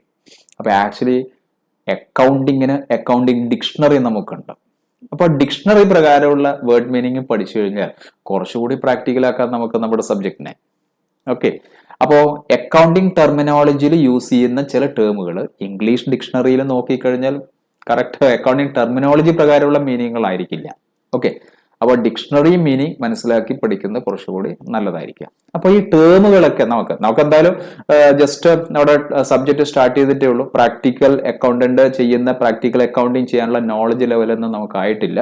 അപ്പൊ പ്രാക്ടിക്കൽ ലെവലിൽ അക്കൗണ്ടിങ് ചെയ്യാനുള്ള നോളജ് ലെവൽ ആയിട്ടാകുമ്പോൾ നമുക്ക് വേണമെങ്കിൽ കോൺസെപ്റ്റ് ഒക്കെ വളരെ പെട്ടെന്ന് തന്നെ മനസ്സിലാക്കി ചിന്തിച്ച് പഠിക്കാനുള്ള സൗകര്യത്തിന്റെ ഭാഗമായിട്ട് നമുക്കൊരു പുറത്തൊരു ബിസിനസ് സ്ഥാപനത്തിന്റെ അക്കൗണ്ടിങ് ഫുള്ളായിട്ട് ഒരു സ്ട്രെച്ചിൽ തന്നെ നമുക്ക് ചെയ്ത് മനസ്സിലാക്കി എടുക്കാവുന്നതാണ്. ഈസി ആയിട്ട് നമുക്ക് മനസ്സിലാക്കി എടുക്കാൻ പറ്റുന്നതാണ്. ആ ഒരു അക്കൗണ്ടിങ് പ്രൊസീജിയേഴ്സ് ഒക്കെ ഫോളോ ചെയ്തിട്ട് ഒരു വർക്ക് ചെയ്യുമ്പോഴേ നമുക്ക് ഹയർ സെക്കൻഡറി ക്ലാസ്സുകളും യൂണിവേഴ്സിറ്റി ലെവലിലൊക്കെ മിസ്സായിട്ടുള്ള ഒരുപാട് വളരെ ഇമ്പോർട്ടന്റ് ആയിട്ടുള്ള ചില കാര്യങ്ങൾ മിസ്സിംഗ് ഉണ്ട്. വളരെ ഇമ്പോർട്ടന്റ് ആയിട്ടുള്ള ഏരിയകളിൽ മിസ്സിംഗ് ഉണ്ട്. ഇപ്പൊ ഫോർ എക്സാമ്പിൾ ട്രേഡിംഗ് അക്കൗണ്ട് എവിടെയാ പ്രിപ്പയർ ചെയ്യാന്ന് വെച്ച് കഴിഞ്ഞാൽ വ്യക്തമായിട്ടുള്ള ആൻസേഴ്സ് ഒന്നും ഉണ്ടാവില്ല. ട്രേഡിംഗ് അക്കൗണ്ടും P&L അക്കൗണ്ടൊക്കെ ലെഡ്ജർ ബുക്കിൽ തന്നെ ഓപ്പൺ ചെയ്യുന്ന അക്കൗണ്ടുകളാണ്. ആ അക്കൗണ്ടുകളൊക്കെ ഓപ്പൺ ചെയ്യുന്ന ജേർണൽ എൻട്രി നോക്കിയിട്ട് വേണം ചെയ്യാൻ. അതാണ് പ്രാക്ടിക്കൽ. അപ്പൊ അങ്ങനെയുള്ള കാര്യങ്ങളൊക്കെ മനസ്സിലാക്കണം എന്നുണ്ടെങ്കിൽ നമുക്കൊരു വർക്ക് ഒക്കെ കംപ്ലീറ്റ് ചെയ്തിട്ട് നമ്മുടെ സബ്ജക്ട് വളരെ സിമ്പിൾ ആക്കി മാറ്റിത്തരാൻ പറ്റും. ഓക്കെ, അപ്പൊ accounting is known as language of the business എന്ന് പറയാനുള്ള റീസൺ മനസ്സിലാക്കി കാണുമല്ലോ. ലാംഗ്വേജസ് ആകുമ്പോൾ വേർഡുകൾ ഉണ്ടാവും, ആ വേർഡുകളുടെ കറക്റ്റ് മീനിങ് ഡിക്ഷണറി മീനിങ് നമുക്ക് നോക്കണം. ഓക്കെ, അപ്പൊ ഈ ടേമുകളൊക്കെ നമുക്ക് അക്കൗണ്ടൻസിയിൽ ആവശ്യമായിട്ടുള്ള കുറച്ച് എന്തായാലും കുറെ കോൺസെപ്റ്റുകളും ഗൈഡ് ലൈൻസും പ്രിൻസിപ്പിൾസ് ഒക്കെ കിട്ടിക്കഴിഞ്ഞാലേ പ്രാക്ടിക്കൽ അക്കൗണ്ടിൽ നമുക്ക് പഠിക്കാൻ പറ്റുള്ളൂ. അപ്പോൾ ടേമുകൾ ക്ലിയർ ആക്കുന്നതിന്റെ ഭാഗമായിട്ട് നമുക്ക് വേണമെങ്കിൽ നമുക്കൊരു എക്സാമ്പിൾ സ്റ്റാർട്ട് ചെയ്യാം. നമുക്കൊരു പുതുതായിട്ട് ഒരു ബിസിനസ് സ്ഥാപനം സ്റ്റാർട്ട് ചെയ്യാം. അപ്പൊ ബിസിനസ് സ്ഥാപനം സ്റ്റാർട്ട് ചെയ്യുമ്പോഴും ഞാൻ നേരത്തെ പറഞ്ഞു കഴിഞ്ഞു, പ്രോബ്ലം ചെയ്യുമ്പോഴും ക്ലാസ് കേൾക്കുമ്പോഴും നമ്മളൊരു സ്ഥാപനത്തിന്റെ അക്കൗണ്ടന്റ് ആണെന്നുള്ളൊരു ചിന്ത എപ്പോഴും മനസ്സിൽ സൂക്ഷിക്കുക. ഐസ്ക്രീം കടക്കാരുടെ അക്കൗണ്ടൻസിയും ബസ് ബിസിനസ് നടത്തുന്ന ആൾക്കാരുടെ അക്കൗണ്ടൻസിയും ബാങ്കുകളുടെ അക്കൗണ്ടൻസിയും ഇൻഷുറൻസ് കമ്പനികളുടെ അക്കൗണ്ടൻസിയും ഒരാൾ മാത്രം നടത്തുന്ന ബിസിനസ് സ്ഥാപനത്തിന്റെ അക്കൗണ്ടൻസിയും കുറെ ആൾക്കാർ ചേർന്നുകൊണ്ട് നടത്തുന്ന ബിസിനസ് സ്ഥാപനത്തിന്റെ അക്കൗണ്ടൻസിയും ജോയിന്റ് സ്റ്റോക്ക് കമ്പനികളുടെ അക്കൗണ്ടൻസിയും എല്ലാം ഒരേ പ്രൊസീജിയറാണ്. വലിയ വലിയ മാറ്റങ്ങളൊന്നുമില്ല. ട്രാൻസാക്ഷൻസിന്റെ എണ്ണം കൂടുതലായിരിക്കും കുറവായിരിക്കും എന്നുള്ള പ്രത്യേകതകളും മാത്രമേ ഉള്ളൂ. ഓക്കെ, അപ്പൊ നമ്മളൊരു ബിസിനസ് സ്ഥാപനം സ്റ്റാർട്ട് ചെയ്യാണ്. ഓക്കെ, ആ ബിസിനസ് സ്ഥാപനത്തിന്റെ അക്കൗണ്ടിങ് വർക്ക് നിങ്ങൾ ചെയ്യാണ്. സപ്പോസ് നമ്മുടെ സ്ഥാപനം ഡീൽ ചെയ്യുന്ന പ്രോഡക്റ്റ് പേനയാണെന്ന് കരുതിക്കോളൂ. പേനകൾ വാങ്ങിച്ചു വന്ന് വിൽക്കുന്ന ബിസിനസ് ആണെന്ന് കരുതുക. പേനകൾ വാങ്ങിച്ചു കൊണ്ടുവന്ന് കസ്റ്റമേഴ്സിന് വിൽക്കുന്ന ബിസിനസ് ആണെന്ന് കരുതുക. പേനകൾ വേണമെങ്കിൽ മാനുഫാക്ചർ ചെയ്തിട്ടും വിൽക്കാം. അപ്പോൾ that is known as manufacturing. Trading സ്ഥാപനമാണ്. എന്താ ട്രേഡിംഗ്? പേനകളൊക്കെ മാനുഫാക്ചർ ചെയ്യുന്ന സ്ഥാപനങ്ങളിൽ പോയിട്ട് ഹോൾസെയിലേഴ്സിന് എടുത്ത് പേനകൾ വാങ്ങിച്ച് നമ്മുടെ ഷോപ്പിലേക്ക്, നമ്മുടെ ബിസിനസ് സ്ഥാപനത്തിലേക്ക് കൊണ്ടുവരുന്നു. അത് കസ്റ്റമേഴ്സിന് വിൽക്കുന്ന ബിസിനസ് ആണെന്ന് കരുതുക. ജസ്റ്റ് ഒരു എക്സാമ്പിൾ ആയിട്ട് മാത്രം എടുത്താൽ മതി. നമ്മുടെ ചുറ്റുപാടുള്ള ഏത് പ്രോഡക്റ്റിനെ നമ്മുടെ സ്ഥാപനത്തിന്റെ പ്രോഡക്റ്റ് ആയിട്ട് നമുക്ക് ഇമേജിൻ ചെയ്യാം. ഓക്കെ, പേനകൾ വാങ്ങിച്ചു കൊണ്ടുവന്ന് വിൽക്കുന്ന ബിസിനസ് ആണെന്ന് കരുതുക. അപ്പോൾ നിങ്ങൾ അക്കൗണ്ടന്റ് ആണ്. നിങ്ങൾ അക്കൗണ്ടന്റ് ആയിട്ട് അപ്പോയിന്റ് ചെയ്യുന്നത് നിങ്ങളുടെ ഒബ്ജക്റ്റീവ് ഒക്കെ ഞാൻ ക്ലാസ് എടുത്തു കഴിഞ്ഞു. അപ്പോൾ ഫോർ എക്സാമ്പിൾ ഒറ്റൊരാൾ മാത്രം നടത്തുന്ന ബിസിനസ് ആണെന്ന് കരുതുക. ബിസിനസിന്റെ ഓണർ ഞാനാണെന്ന് കരുതിക്കോളൂ. ബിസിനസിന്റെ ഓണർ ഞാനാണ്, പേനയുടെ ബിസിനസ്സാണ്, അക്കൗണ്ടന്റ് നിങ്ങളാണെന്നുള്ള ചിന്ത മനസ്സിലുണ്ടാവട്ടെ. കുറച്ച് ടേംസ് ക്ലിയർ ആക്കാൻ വേണ്ടിയാണ്. അപ്പൊ അക്കൗണ്ടന്റായ നിങ്ങൾ അക്കൗണ്ടന്റ് ആണ്. എന്റെ അക്കൗണ്ടന്റ് അല്ല, ബിസിനസ് സ്ഥാപനത്തിന്റെ അക്കൗണ്ടന്റ് ആണ്. നിങ്ങള് എപ്പോഴും അക്കൗണ്ടിങ് ഫോളോ ചെയ്യുമ്പോൾ, ഒരു സ്ഥാപനത്തിന്റെ അക്കൗണ്ടിങ് ചെയ്യുമ്പോൾ കറക്റ്റ് പ്രോഫിറ്റും ലോസും ഫൈനാൻഷ്യൽ പൊസിഷനും ആ സ്ഥാപനത്തിന്റെ ബിസിനസ്സിലൂടെയുള്ളത് കാൽക്കുലേഷൻ ചെയ്ത് കണ്ടുപിടിക്കണമെങ്കിൽ വളരെ പ്രധാനപ്പെട്ട ഒരു കോൺസെപ്റ്റ് ഓണേഴ്സിനെ ഔട്ട്സൈഡേഴ്സ് ആയിട്ട് കണ്ടിരിക്കണം. നിങ്ങളുടെ ബിസിനസ് സ്ഥാപനത്തിന്റെ ഓണേഴ്സിനെ ഔട്ട്സൈഡർ ആയിട്ട് കാണണം. അതൊരു കോൺസെപ്റ്റ് മാത്രമാണ്. Actually all and all of a business organisation owner തന്നെയാണ്, അത് യാതൊരു തർക്കമില്ല. ബട്ട് നിങ്ങൾ അക്കൗണ്ടന്റ് ആണ്, ആ ബിസിനസ് സ്ഥാപനത്തിന്റെ അക്കൗണ്ടന്റ് ആണ്, ഓണറുടെ അക്കൗണ്ടന്റ് അല്ല. ഓണർക്ക് പേഴ്സണൽ ആയിട്ടുള്ള എക്സ്പെൻസസ് അല്ലെ, മീൻസ് ഹൗസുമായിട്ട് ബന്ധപ്പെട്ട expenses, losses, incomes and gains ഒക്കെ ഉണ്ടാവുമല്ലോ. അതൊന്നും ബിസിനസ് സ്ഥാപനത്തിന്റെ expenses, losses, incomes and gains ഒക്കെ ആയിട്ട് റെക്കോർഡ് ചെയ്ത് കഴിഞ്ഞാൽ നമ്മുടെ ബിസിനസ്സിലൂടെയുള്ള പ്രോഫിറ്റും ലോസും കറക്റ്റ് ആയിട്ട് കാൽക്കുലേഷൻ ചെയ്യാൻ പറ്റില്ല. അപ്പൊ അക്കൗണ്ടിങ് ഫോളോ ചെയ്യുമ്പോൾ വളരെ പ്രധാനപ്പെട്ട ഒരു കോൺസെപ്റ്റ്, നിങ്ങൾ അക്കൗണ്ടന്റ് ആയിട്ട് ജോലി ചെയ്യുന്ന സ്ഥാപനത്തിന്റെ അക്കൗണ്ടന്റ് ആണ് നിങ്ങൾ. സ്ഥാപനത്തിന്റെ ഓണറെ നിങ്ങൾ എപ്പോഴും ഒരു ഔട്ട്സൈഡർ പോലെ ട്രീറ്റ് ചെയ്യണം. That is only a concept, not a true factor. That concept is known as, അപ്പൊ ഞാൻ അക്കൗണ്ടൻസ് ആദ്യത്തെ കോൺസെപ്റ്റ് ആണ് ഞാൻ ക്ലാസ് എടുക്കുന്നത്.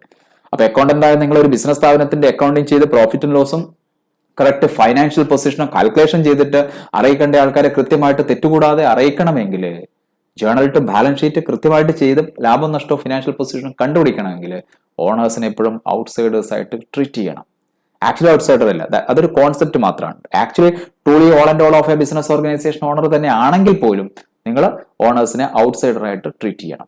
അത് ഏറ്റവും ഇമ്പോർട്ടന്റ് ആയിട്ടുള്ള കോൺസെപ്റ്റ് ആണ്. അതല്ലെങ്കിൽ നമ്മുടെ ബിസിനസ് സ്ഥാപനത്തിന്റെ പ്രോഫിറ്റും ലോസും ഫൈനാൻഷ്യൽ പൊസിഷനും കണ്ടുപിടിക്കാൻ പറ്റില്ല. സപ്പോസ് പേനയല്ലേ പ്രോഡക്റ്റ് പറഞ്ഞത്, പേന. അപ്പോൾ നിങ്ങളുടെ ബിസിനസ് സ്ഥാപനത്തിലേക്ക് ഒരു കുറെ പേനകൾ വാങ്ങിച്ചു കൊണ്ടുവന്നെന്ന് കരുതുക.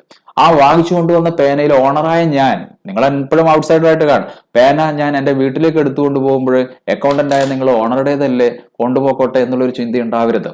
അതുകൊണ്ടാണ് ഡ്രോയിങ്സ് എന്നൊക്കെ പറഞ്ഞിട്ട് റെക്കോർഡ് ചെയ്യേണ്ട ഒന്ന് സിറ്റുവേഷൻ വരുന്നത്. അങ്ങനെ ഒരു ചിന്ത ഉണ്ടായിക്കഴിഞ്ഞാൽ ഓണറുടേതാണെന്നുള്ള ഒരു ചിന്തയ്ക്ക് ഉണ്ടായിക്കഴിഞ്ഞാൽ നമുക്ക് ഒരിക്കലും പ്രോഫിറ്റും ലോസും കണ്ടുപിടിക്കാൻ പറ്റില്ല. ഓക്കെ, അപ്പൊ ഓണേഴ്സിനെ എപ്പോഴും ആരായിട്ട് കാണണം? ഔട്ട്സൈഡേഴ്സ് ആയിട്ട് കാണണം. That concept is known as separate entity concept. നിങ്ങളൊരു പാർട്ട്ണർഷിപ്പ് സ്ഥാപനത്തിന്റെ അക്കൗണ്ടിങ് വർക്ക് ചെയ്യുന്നു എന്ന് കരുതുക. പാർട്ട്ണർഷിപ്പ് സ്ഥാപനത്തിന്റെ ഓണേഴ്സ് ആരാ? കുറെ പാർട്ട്നേഴ്സ് ആണ്. മോർ ദാൻ 1 പേഴ്സൺസ് ഉണ്ടാവുമല്ലോ. ആ പാർട്ട്നേഴ്സിനൊക്കെ നിങ്ങൾ ഔട്ട്സൈഡേഴ്സ് ആയിട്ട് ട്രീറ്റ് ചെയ്തുകൊണ്ട് വേണം ജേണൽ ടു ബാലൻസ് ഷീറ്റ് ചെയ്യാൻ. ഒരു ജോയിന്റ് സ്റ്റോക്ക് കമ്പനിയുടെ അക്കൗണ്ടിങ് വർക്ക് ചെയ്യുന്നു എന്ന് കരുതുക. ഓണേഴ്സ് ഷെയർ ഹോൾഡർമാരാണ്, റൈറ്റ്? അവരൊക്കെ ഔട്ട്സൈഡേഴ്സ് ആയിട്ട് കണ്ടുകൊണ്ട് വേണം നിങ്ങൾ അക്കൗണ്ടിങ് വർക്ക് ചെയ്യാൻ. ഇല്ലെങ്കിൽ ഒരു കാരണവശാലും ഒരിക്കലും കറക്റ്റ് പ്രോഫിറ്റ് ആൻഡ് ലോസും ഫിനാൻഷ്യൽ പൊസിഷനും നിങ്ങൾക്ക് കണ്ടുപിടിക്കാൻ പറ്റില്ല. സോ വളരെ ഇമ്പോർട്ടന്റ് ആയിട്ടുള്ള ഏറ്റവും ഇമ്പോർട്ടന്റ് ആയിട്ടുള്ള കോൺസെപ്റ്റ് ആണ് separate entity concept or entity concept or business entity concept. Okay, അപ്പൊ ഓണർ സ്ഥാപനത്തിലേക്ക് എമൗണ്ട് കോൺട്രിബ്യൂട്ട് ചെയ്യുമ്പോൾ പഠിച്ചിട്ടുണ്ടല്ലോ നിങ്ങൾ, ക്യാപിറ്റൽ എന്ന് പഠിച്ചിട്ടില്ലേ? ക്യാപിറ്റൽ. സപ്പോസ് പേനയുടെ ബിസിനസ്, പേനകൾ വാങ്ങിച്ചു കൊണ്ടുവന്ന് വിൽക്കുന്ന ബിസിനസ് ചെയ്യാൻ വേണ്ടി ഓണറായ ഞാൻ ബിസിനസ്സിലേക്ക് കോൺട്രിബ്യൂട്ട് ചെയ്ത ഒരു ഫോർ എക്സാമ്പിൾ 250 lakhs ആണെന്ന് കരുതുക. 250 ലക്ഷം രൂപയാണ് ഞാൻ ബിസിനസ്സിലേക്ക് ഇൻവെസ്റ്റ് ചെയ്തതെന്ന് കരുതുക. 250. ഇപ്പൊ അക്കൗണ്ടന്റായ നിങ്ങൾ ഫസ്റ്റ് ഫോളോ ചെയ്യേണ്ട ഏറ്റവും ഇമ്പോർട്ടന്റ് ആയിട്ടുള്ള കോൺസെപ്റ്റ് ഞാൻ പറഞ്ഞു. എന്താ? Separate entity concept, entity or business entity concept ആണ്. അപ്പോ ഓണർ സ്ഥാപനത്തിലേക്ക് എമൗണ്ട് കോൺട്രിബ്യൂട്ട് ചെയ്ത് കഴിഞ്ഞാൽ ബുക്സ് ഓഫ് അക്കൗണ്ട്സിൽ എഴുതാൻ ഉപയോഗിക്കുന്ന വേർഡ് ക്യാപിറ്റൽ എന്നാവണം. സോ ഫസ്റ്റ് ടേം ഏതാ? ക്യാപിറ്റൽ. ഫസ്റ്റ് ടേം ക്യാപിറ്റൽ ആണ്. അപ്പൊ നമ്മള് ചിലപ്പോൾ ഹയർ സെക്കൻഡറി ലെവൽ, ഡിഗ്രി ലെവലൊക്കെ ക്യാപിറ്റൽ എന്ന് പഠിച്ചത് എന്താ?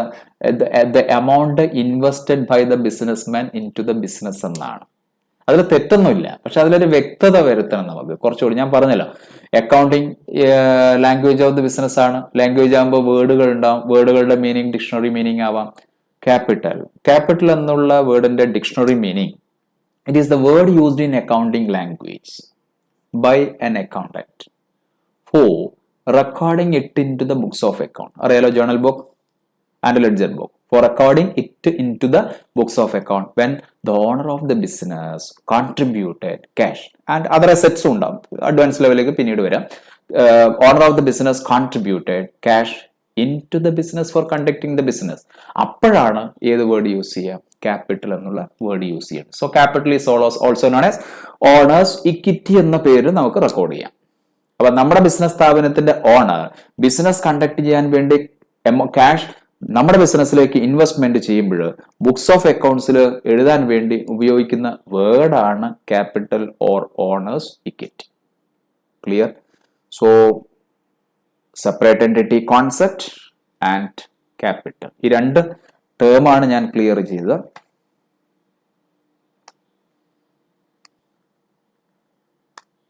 Separate entity concept and capital. അപ്പൊ എന്താ സെപ്പറേറ്റ് എൻറ്റിറ്റി കോൺസെപ്റ്റ്? നമ്മുടെ അക്കൗണ്ടന്റ് ആയിട്ട് എവിടെയാണോ വർക്ക് ചെയ്യുന്നത്, ആ വർക്ക് ചെയ്യുന്ന സ്ഥാപനത്തിന്റെ ഓണേഴ്സിന് എപ്പോഴും നമ്മൾ ഔട്ട്സൈഡേഴ്സ് ആയിട്ട് കാണണം. ഇല്ലെങ്കിൽ ഞാൻ റിപ്പീറ്റ് ചെയ്യാണ്, പ്രോഫിറ്റ് ആൻഡ് ലോസും ഫൈനാൻഷ്യൽ പൊസിഷനും കണ്ടുപിടിക്കാൻ പറ്റില്ല. അപ്പോൾ അതൊരു കോൺസെപ്റ്റ് മാത്രമാണ്. ഒരു ബിസിനസ് ഓർഗനൈസേഷന്റെ ഓൾ ആൻഡ് ഓൾ എപ്പോഴും ഓണേഴ്സ് തന്നെയാണ്. ഓക്കെ, സോ അതിന്റെ പർപ്പസ്, അപ്പൊ ഏറ്റവും ഇമ്പോർട്ടന്റ് ആയിട്ടുള്ള അക്കൗണ്ടിങ്ങിൽ ഏറ്റവും ഇമ്പോർട്ടന്റ് ആയിട്ട് ഫസ്റ്റ് പഠിക്കേണ്ട ഒരു കോൺസെപ്റ്റ് ആണ് സെപ്പറേറ്റ് എൻറ്റിറ്റി കോൺസെപ്റ്റ്.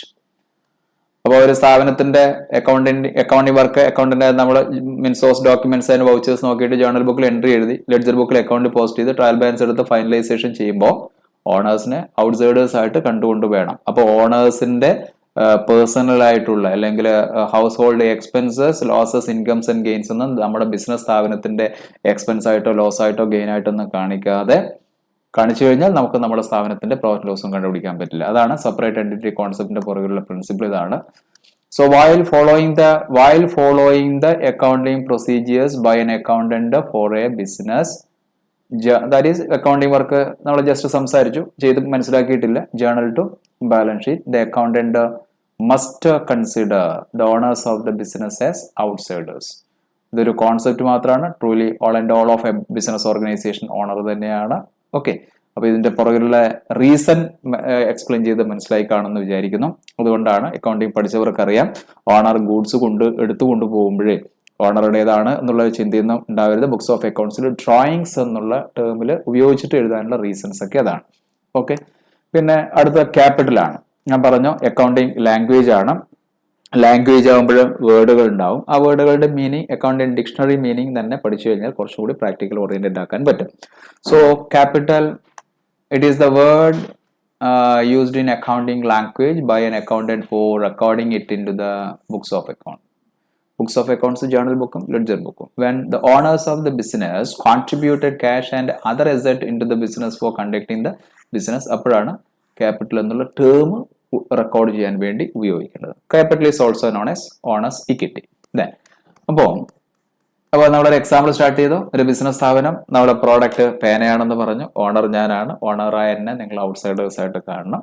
അപ്പോൾ ക്യാപിറ്റൽ കോൺട്രിബ്യൂട്ട് ചെയ്ത എമൗണ്ട് എത്രയാണ്? 250 lakhs ആണ്. So product പേനകളാണ്. പേനകൾ വാങ്ങിച്ചു കൊണ്ടുവന്ന് വിൽക്കുന്ന ബിസിനസ്സാണ് നമ്മുടെ എക്സാമ്പിൾ. ഓക്കെ, അപ്പോൾ നല്ല 250 lakhsന്റെ ഇൻവെസ്റ്റ്മെന്റ് ആണ്. അപ്പോൾ അതുകൊണ്ട് നമ്മുടെ ബിസിനസ് സ്ഥാപനത്തിന് വേണ്ടി, പുതിയ സ്ഥാപനമാണെന്ന് കരുതി കേട്ടോ, ലാൻഡ് വേണം. ലാൻഡ് വാങ്ങിച്ചു കഴിഞ്ഞാൽ ബിൽഡിംഗ് പണിയണം. പിന്നെ ഫർണിച്ചേഴ്സ് വാങ്ങിക്കണം, ഫർണിച്ചറുകൾ വേണം, പിന്നെ മെഷീനറീസ് ഒക്കെ വേണമല്ലോ. ഓക്കെ, എക്സാമ്പിളാണ്, പേനയുടെ ബിസിനസ് ആണ്, 250 lakhs ആണ് ഓണർ കോൺട്രിബ്യൂട്ട് ചെയ്ത എമൗണ്ട്. അപ്പോൾ ഫോർ എക്സാമ്പിൾ 250 lakhsന്റെ അകത്ത് ഫോർ എക്സാമ്പിൾ ഒരു 200 lakhs ഉപയോഗിച്ചുകൊണ്ട് ലാൻഡും ബിൽഡിങ്ങും ഫർണിച്ചറും മെഷീനറീസ് ഒക്കെ വാങ്ങിച്ചു. അപ്പൊ പേനയുടെ ബിസിനസ് ചെയ്യുന്നതിന് വേണ്ടിയാണ്. ഈ ലാൻഡ് വാങ്ങിച്ചത് കസ്റ്റമേഴ്സിന് വിൽക്കാൻ വേണ്ടിയല്ല, ബിൽഡിംഗ് വാങ്ങിച്ചത് കസ്റ്റമേഴ്സിന് വിൽക്കാൻ വേണ്ടിയല്ല, ഫർണിച്ചറും മെഷീനറികളൊക്കെ പേനയുടെ ബിസിനസ് സ്മൂത്ത് ആയിട്ട് ചെയ്യാൻ വേണ്ടിയാണ്. ഇപ്പൊ ചിലപ്പോൾ ചില ആൾക്കാർ സംശയിക്കും, ഇപ്പൊ പേനകൾ വാങ്ങിച്ചു കൊണ്ടുവന്ന് വിൽക്കുന്ന ബിസിനസ് അല്ലേ സാർ, അപ്പൊ എന്തിനാണ് മെഷീനറി? അങ്ങനെയൊന്നും ചിന്തിക്കരുത്. മെഷീനറി ഇപ്പൊ ഫോർ എക്സാമ്പിൾ പേനകൾ വാങ്ങിച്ചു കൊണ്ടുവന്നു കഴിഞ്ഞാൽ കസ്റ്റമേഴ്സിന് വിൽക്കുമ്പോൾ നമ്മളൊരു പാക്കിംഗ് ചെയ്യുന്നു എന്ന് കരുത്, പാക്ക് ചെയ്യാൻ വേണ്ടി മെഷീനറീസ് യൂസ് ചെയ്യാലോ. അല്ലെങ്കിൽ നമ്മുടെ സ്ഥാപനത്തിൽ വർക്ക് ചെയ്യുന്ന എംപ്ലോയീസിനൊക്കെ മീൻസ് വല്ലപ്പോഴും വെള്ളമൊക്കെ കുടിക്കണം, വാട്ടർ പ്യൂരിഫയർ ഒരു മെഷീനറിയാണ്. അപ്പൊ മെഷീനറി എന്ന് കേൾക്കുമ്പോൾ എന്താ പറയാ, ഈ ബിസിനസ് മീൻസ് മാനുഫാക്ചറിങ് സ്ഥാപനങ്ങൾക്ക് മാത്രം ഉപയോഗിക്കേണ്ടതാണ് എന്നുള്ള ധാരണയൊക്കെ മാറ്റിക്കൊള്ളണം. ഓക്കെ, അപ്പോൾ പേനയുടെ ബിസിനസ് ആണ്, 250 lakhs ആണ് മീൻസ് ഓണർ ഇൻവെസ്റ്റ്മെന്റ് ചെയ്തത്. ഇപ്പൊ ലാൻഡും ബിൽഡിങ്ങും ഫർണിച്ചറും മെഷീനറീസ് ഒക്കെ വാങ്ങിക്കുന്നത് കസ്റ്റമേഴ്സിന് വിൽക്കാൻ വേണ്ടിയല്ല, പിന്നെ എന്തിനാ? പേനകൾ വാങ്ങിച്ചു കൊണ്ടുവന്ന് വിറ്റ് പ്രോഫിറ്റ് ഉണ്ടാക്കാൻ വേണ്ടി സഹായിക്കാൻ വേണ്ടിയാണ്. ഇതിനെ അക്കൗണ്ടിങ് ടെർമിനോളജിയിൽ എന്തെന്ന് പറയണം? അസറ്റുകൾ എന്ന് പറയണം. ലാൻഡ്, ബിൽഡിംഗ്, ഫർണിച്ചർ എക്സാമ്പിൾസ് ആണ്. ഫർണിച്ചർ അതേപോലെ മെഷീനറി, ഇതൊക്കെ എന്താ? അസറ്റുകളാണ്. കസ്റ്റമേഴ്സിന് വിറ്റ് ലാഭം ഉണ്ടാക്കണം എന്നുള്ള ഉദ്ദേശത്തിലല്ല. നമ്മുടെ എക്സാമ്പിൾ പേനയാണ് നമ്മുടെ പ്രോഡക്റ്റ്. ഓക്കെ, ഇതിനെ അക്കൗണ്ടിങ് ടെർമിനോളജിയിൽ എന്തെന്നാ പറയുക? അസറ്റ്സ്. അപ്പൊ അസറ്റ് എന്നുള്ള വേർഡ് അക്കൗണ്ടിങ് ലാംഗ്വേജിൽ യൂസ് ചെയ്യുന്ന വേർഡാണ്. Is a word used in accounting language for recording it in to the books of account when things and properties owned by our business, not with the intention of selling them to the customers. എന്താ intention? ഇതൊക്കെ കസ്റ്റമേഴ്സിന് വിറ്റ് ലാഭം ഉണ്ടാക്കാൻ വേണ്ടിയല്ല, അതിനു വേണ്ടിയല്ല. Not with the intention of selling them to the customers for making profit. പിന്നെ എന്തിനു വേണ്ടിയാ? ഇത് ഈ ലാൻഡും ബിൽഡിങ്ങും ഫർണിച്ചറും മെഷീനറീസ് ഒക്കെ ഉപയോഗിച്ചുകൊണ്ട് പേനയുടെ സെയിലുകളൊക്കെ കൂട്ടി കൂടുതൽ ലാഭം ഉണ്ടാക്കാൻ വേണ്ടിയാണ്. അപ്പൊ ഇതിനെ എന്തെന്ന് പറയണം? അസറ്റ് എന്ന് പറയാം. Sorry, is a word used in accounting language four recording it into the books of accounts when things and properties owned by our business, not for selling them to the customers, but for using it to the business for making profit from the sale of goods. ഗുഡ്സിന്റെ term വരുന്നുണ്ട്. അപ്പൊ അതിനെയാണ് എന്തെന്ന് പറയാം? Assets എന്ന് പറയാം. ഈ രീതിയിൽ മനസ്സിലാക്കി വെച്ചാൽ മതി, ഒന്നും ബൈ ഹാർട്ട് പഠിക്കേണ്ട ആവശ്യമില്ല. അപ്പൊ it is a word used in accounting language for recording it into the books of accounts by an accountant when things and properties owned by our business, not for selling them to the customers, but for using it for making profit from the sale of goods and services. Suppose land, building നമുക്ക് നമ്മുടെ സ്ഥാപനം, suppose നമ്മുടെ സ്ഥാപനത്തിൽ സ്വന്തമായിട്ടൊരു building ഇല്ല. പേനയുടെ business ആണെന്ന് ഞാൻ പറഞ്ഞിട്ടുണ്ട് എക്സാമ്പിൾ. സ്വന്തമായിട്ട് ബിൽഡിംഗ് ഇല്ലെങ്കിൽ നമ്മുടെ ബിസിനസ് സ്ഥാപനത്തിന് ബിൽഡിംഗ് വേണമല്ലോ. പ്രോഡക്റ്റുകൾ സൂക്ഷിക്കാനും സ്റ്റാഫിന് ഇരിക്കാനും ഓഫീസായിട്ടും പിന്നെ ഷോറൂമായിട്ടൊക്കെ ബിൽഡിംഗ് ഒക്കെ വേണം. നമുക്ക് സ്വന്തമായിട്ട് ബിൽഡിംഗ് ഇല്ല എന്ന് കരുതുക. റെന്റൽ ബിൽഡിംഗ് ആണെങ്കിൽ വാടക കൊടുക്കണ്ടേ, റെന്റ് കൊടുക്കണ്ടേ, റെന്റ് എക്സ്പെൻസിലെ റെന്റ് P&L അക്കൗണ്ടിന്റെ ഡെബിറ്റ് സൈഡിൽ കാണിക്കണമല്ലോ. നിങ്ങളുടെ ഭാഷയിൽ പറഞ്ഞാൽ റെന്റിനെ P&L അക്കൗണ്ട് ഡെബിറ്റ് സൈഡിൽ കാണിക്കണം. അപ്പോൾ പ്രാക്ടിക്കൽ പ്രോസസ്സ് മനസ്സിലാക്കി കഴിഞ്ഞാൽ അങ്ങനെ പറയില്ല, ടേംസിലൊക്കെ മാറ്റം ഉണ്ടാവും. അപ്പോൾ എക്സ്പെൻസ് കൂടുകയാണ്, അപ്പൊ ലാഭം കുറയാണ് ചെയ്യുക. ഓക്കെ, അപ്പൊ ഇനി സ്വന്തമായിട്ട് ബിൽഡിംഗ് ഉണ്ടെങ്കിൽ റെന്റ് കൊടുക്കേണ്ട ആവശ്യമില്ല. അപ്പോൾ ഒരു എക്സ്പെൻസ് കുറഞ്ഞ് കിട്ടുകയെ, അപ്പോൾ നമുക്ക് പ്രോഫിറ്റ് കിട്ടുകയാണ് ചെയ്യും, കൂടുതൽ ഉണ്ടാക്കാൻ പറ്റും. ഓക്കെ, അപ്പൊ അതാണ് എസെറ്റുകളുടെ പുറകിലുള്ള സീക്രട്ട്. അപ്പൊ എല്ലാ എസെറ്റുകളും പ്രോഡക്റ്റുകൾ അല്ലെങ്കിൽ സർവീസ് കൂടുതൽ കൊടുത്തുകൊണ്ട് ലാഭം കൂടുതൽ ഉണ്ടാക്കാൻ വേണ്ടിയാണ്. സോ അപ്പോൾ നമ്മുടെ പ്രോഡക്റ്റ് പേനയാണ്. ഓണർ ഇൻവെസ്റ്റ്മെന്റ് ചെയ്ത എമൗണ്ട് 250 lakhs ആണ്. 250 lakhsന്റെ അകത്ത് 200 lakhs എടുത്തിട്ടാണ്. അപ്പോൾ 250 lakhsന്റെ ഒരു പേനയുടെ ബിസിനസ് ചെയ്യുന്ന ഒരാൾ എത്ര രൂപക്ക് ലാൻഡ് വാങ്ങിക്കണം, ബിൽഡിംഗ് വാങ്ങിക്കണം, ഫർണിച്ചർ വാങ്ങിക്കണം, മെഷീനറി വാങ്ങിക്കണം എന്നുള്ളതിനൊക്കെ എസ്റ്റിമേഷൻസ് ഒക്കെ വേണം. അതിനൊക്കെയാണ് ഫിനാൻഷ്യൽ മാനേജ്മെന്റ് എന്ന് പറയുന്ന സബ്ജക്ട്. ഇപ്പൊ ജസ്റ്റ് ഒരു ഇമേജിനറി എക്സാമ്പിൾ പറഞ്ഞൊന്ന് മാത്രം. ഓക്കെ, അപ്പോൾ 200 lakhs എടുത്തിട്ട് നമ്മൾ ലാൻഡും ബിൽഡിങ്ങും ഫർണിച്ചറും മെഷീനറീസ് ഒക്കെ വാങ്ങിച്ചു. ഇനി ഫോർ എക്സാമ്പിൾ ഇനി 50 ലക്ഷം ഫോർ എക്സാമ്പിൾ ആണ്. 50 ലക്ഷം രൂപയ്ക്ക് എന്താ നമ്മുടെ പ്രോഡക്റ്റ് പേനകളാണ്. 50 ലക്ഷം രൂപയ്ക്ക് പേനകൾ വാങ്ങിച്ചുകൊണ്ടിരുന്നു. അത് കസ്റ്റമേഴ്സിന് ക്യാഷിന് വിൽക്കുന്നു, ക്രെഡിറ്റിന് വിൽക്കുന്നു, ചെക്ക് കളക്ട് ചെയ്യുന്നു, ക്യാഷ് കളക്ട് ചെയ്യുന്നു. ഇത് ഡേ ടു ഡേ ആക്ടിവിറ്റീസ്. പേനകൾ വാങ്ങിക്കുക, വിൽക്കുക, പേനകൾ വാങ്ങിക്കുക, വിൽക്കുക, പേനകൾ വാങ്ങിക്കുക, വിൽക്കുക. അതാണ് ഡേ ടു ഡേ ആക്ടിവിറ്റീസ്. അപ്പൊ 50 ലക്ഷം രൂപക്ക് പേനകൾ വാങ്ങിച്ചു, അത് വിറ്റ് മീൻസ് 50 ലക്ഷം എന്നുള്ള 60 ലക്ഷം രൂപയാവുന്നു. പ്രോഫിറ്റ് ഇങ്ങനെ കൂടി കൂടി വരുന്നു. So day to day activities എന്ന് പറയും. അപ്പൊ നമ്മുടെ സ്ഥാപനത്തിന്റെ പ്രോഡക്റ്റ് പെന്നാണ്. പെന്നിനെ അക്കൗണ്ടിങ് ലാംഗ്വേജിൽ എന്താ പറയാ, ഗൂഡ്സ് എന്ന് വിളിക്കണം. എന്താ ഗൂഡ്സ്. അപ്പൊ ആക്ച്വലി അക്കൗണ്ടിങ് ടെർമിനോളജിയിൽ എന്താ ഗൂഡ്സ്? കസ്റ്റമേഴ്സിന് വിറ്റ് മീൻസ് പ്രോഫിറ്റ് ഉണ്ടാക്കണം എന്നുള്ള ഐറ്റത്തിനെയാണ് അക്കൗണ്ടിങ് ടെർമിനോളജിയിലെ ഗൂഡ്സ് എന്ന് വിളിക്കുക. ഗൂഡ്സ്. ഇപ്പോൾ ഫോർ എക്സാമ്പിൾ നിങ്ങളോട് കോമൺ ആയിട്ട് ഒരു ബിൽഡിംഗ് എന്ത് അസെറ്റ് ആണെന്നൊക്കെ ചോദിച്ചു കഴിഞ്ഞാൽ എല്ലാവരും ഓപ്പൺ ആയിട്ട് പറയും ഫിക്സഡ് അസെറ്റ് ആണെന്നൊക്കെ പറയും. അങ്ങനെയൊന്നും പറഞ്ഞേക്കരുത്. സിറ്റുവേഷൻ നോക്കിയിട്ട് വേണം അക്കൗണ്ടിങ്ങിൽ എല്ലാ ക്വസ്റ്റ്യൻസിന്റെയും ആൻസേഴ്സ് ഒക്കെ പറയാൻ. ഓക്കെ, അപ്പോൾ പെന്ന് എന്താ ഗൂഡ്സ്? പേനയാണ്. പെന്ന്. അപ്പൊ ബിൽഡിംഗ് മർച്ചന്റ് ഉണ്ടാവില്ല, ബിൽഡിങ്ങുകൾ ഉണ്ടാക്കി വിൽക്കുന്ന ബിസിനസ് ഉണ്ടാവും. ബിൽഡിംഗ് മർച്ചന്റിന്റെ ഗൂഡ്സ് ബിൽഡിംഗ് ആണ്. പ്ലാന്റ് ആൻഡ് മെഷീനറി വാങ്ങിച്ചുകൊണ്ടുവന്ന് വിറ്റ് ലാഭം ഉണ്ടാക്കുന്ന ബിസിനസ് സ്ഥാപനങ്ങളുടെ അവരുടെ ഗൂഡ്സ് പ്ലാന്റ് ആൻഡ് മെഷീനറിയാണ്. നമ്മുടെ എക്സാമ്പിളിൽ നമ്മുടെ ഗൂഡ്സ് എന്താ? പേനയാണ്. പേനകൾ വാങ്ങിച്ചു. അപ്പൊ കസ്റ്റമേഴ്സിന് വിറ്റ് ലാഭം ഉണ്ടാക്കണം എന്നുള്ള ഉദ്ദേശത്തിലുള്ള ഐറ്റത്തിനെയാണ് എന്തെന്ന് പറയാ, ഗൂഡ്സ് എന്ന് വിളിക്കേണ്ടത്. ഇപ്പോൾ ഒരു ക്ലോത്ത് ഷോപ്പാണെന്ന് കരുതൂ. എന്താ ഗൂഡ്സ്? ക്ലോത്തുകളാണ്. ഒരു മെഡിക്കൽ ഷോപ്പുകാരുടെ ഗൂഡ്സ് എന്താ? മെഡിസിൻസ് ആണ്. മെഡിസിൻസ് വിറ്റ് ലാഭം ഉണ്ടാക്കലാണ്. ഒരു ഷിപ്പ് മർച്ചന്റ് ഉണ്ടെന്ന് കരുതുക, അവരുടെ പ്രോഡക്റ്റ് ഷിപ്പുകളാണ്. ഒരു വാഹന മർച്ചന്റ് ഉണ്ടെന്ന് കരുതുക, അവരുടെ പ്രോഡക്റ്റ് വെഹിക്കിൾ ആണ്. അവരുടെ പ്രോഡക്റ്റ് ഗൂഡ്സ് വെഹിക്കിൾ ആണ്. അപ്പൊ ഡിപ്പെൻസ് ആണ്. ഇപ്പൊ സ്റ്റേഷനറി മർച്ചന്റിന്റെ ഗൂഡ്സ് സ്റ്റേഷനറി, ഗോൾഡ് മർച്ചന്റിന്റെ goods gold. So what is goods? കസ്റ്റമേഴ്സിന് വിറ്റ് ലാഭം ഉണ്ടാക്കണം എന്നുള്ള ഉദ്ദേശത്തിലുള്ള ഐറ്റത്തിനെയാണ് ഗൂഡ്സ് എന്ന് വിളിക്കേണ്ടത്. Okay, so dictionary meaning, it is the word used in accounting language when things and properties owned by our business with the intention of selling them to the customers for making profit. അതിനെയാണ് goods എന്ന് വിളിക്കേണ്ടത്. നമ്മൾ പഠിക്കുന്ന topic നല്ല crystal clarity വേണം, നല്ല ബേസിക്കൽ knowledge വേണം, നല്ല ഡെപ്ത് നോളജ് ഉണ്ടാവണം. അതുകൊണ്ടാണ് ഞാൻ അത്രയും ഡെപ്തിൽ എക്സ്പ്ലെയിൻ ചെയ്യുന്നത്. ഫസ്റ്റ് ടൈം അക്കൗണ്ടിങ് ക്ലാസ് കേൾക്കുന്ന ആൾക്ക് പോലും നമ്മുടെ ക്ലാസ്സുകൾ ക്ലിയർ ആയിട്ട് മനസ്സിലാകണം. അപ്പോൾ തിയറി ജസ്റ്റ് അറിയാതെ നേരിട്ട് എന്താ പറയുക അക്കൗണ്ടിങ്ങിലേക്കൊന്നും ഒരിക്കലും നമുക്ക് പോകാൻ പറ്റില്ല. സോ അക്കൗണ്ടന്റായ നമ്മൾ ഒരു ബിസിനസ് സ്ഥാപനത്തിന്റെ അക്കൗണ്ടിങ് ഫോളോ ചെയ്യുമ്പോൾ കോൺസെപ്റ്റുകൾ ഫോളോ ചെയ്യണം, പ്രിൻസിപ്പിൾസ് ഫോളോ ചെയ്യണം, അസംഷൻസ് ഫോളോ ചെയ്യണം, ട്രഡീഷൻസ് വേണം, എസ്റ്റിമേഷൻസ് വേണം എന്നൊക്കെ പറഞ്ഞു. അപ്പോൾ കോൺസെപ്റ്റുകൾ ഫോളോ ചെയ്യും. ഒരു കോൺസെപ്റ്റ് ഞാൻ പറഞ്ഞിട്ടുണ്ട്, എന്താ? ഓണേഴ്സിനെ ഔട്ട്സൈഡേഴ്സ് ആയിട്ട് കണ്ടുപോകണം അക്കൗണ്ടിങ് വർക്ക് ചെയ്യാൻ. സോ കുറച്ച് ടേംസ് ഒക്കെ നമ്മൾ ക്ലിയർ ആണ്. ഇപ്പൊ ഗൂഡ്സ് ക്ലിയർ അല്ലേ? It is the word used in accounting language for recording it in to the books of accounts when things and properties owned by our business with the intention of selling them to the customers for making profit. അതിനാണ് goods എന്ന് പറയുക. അപ്പൊ cloth മർച്ചന്റിന്റെ goods cloth ആണ്. Medical shop business നടത്തുന്നയാളുടെ goods medicines ആണ്. Plant and machinery മർച്ചന്റിന്റെ goods plant and machinery ആണ്.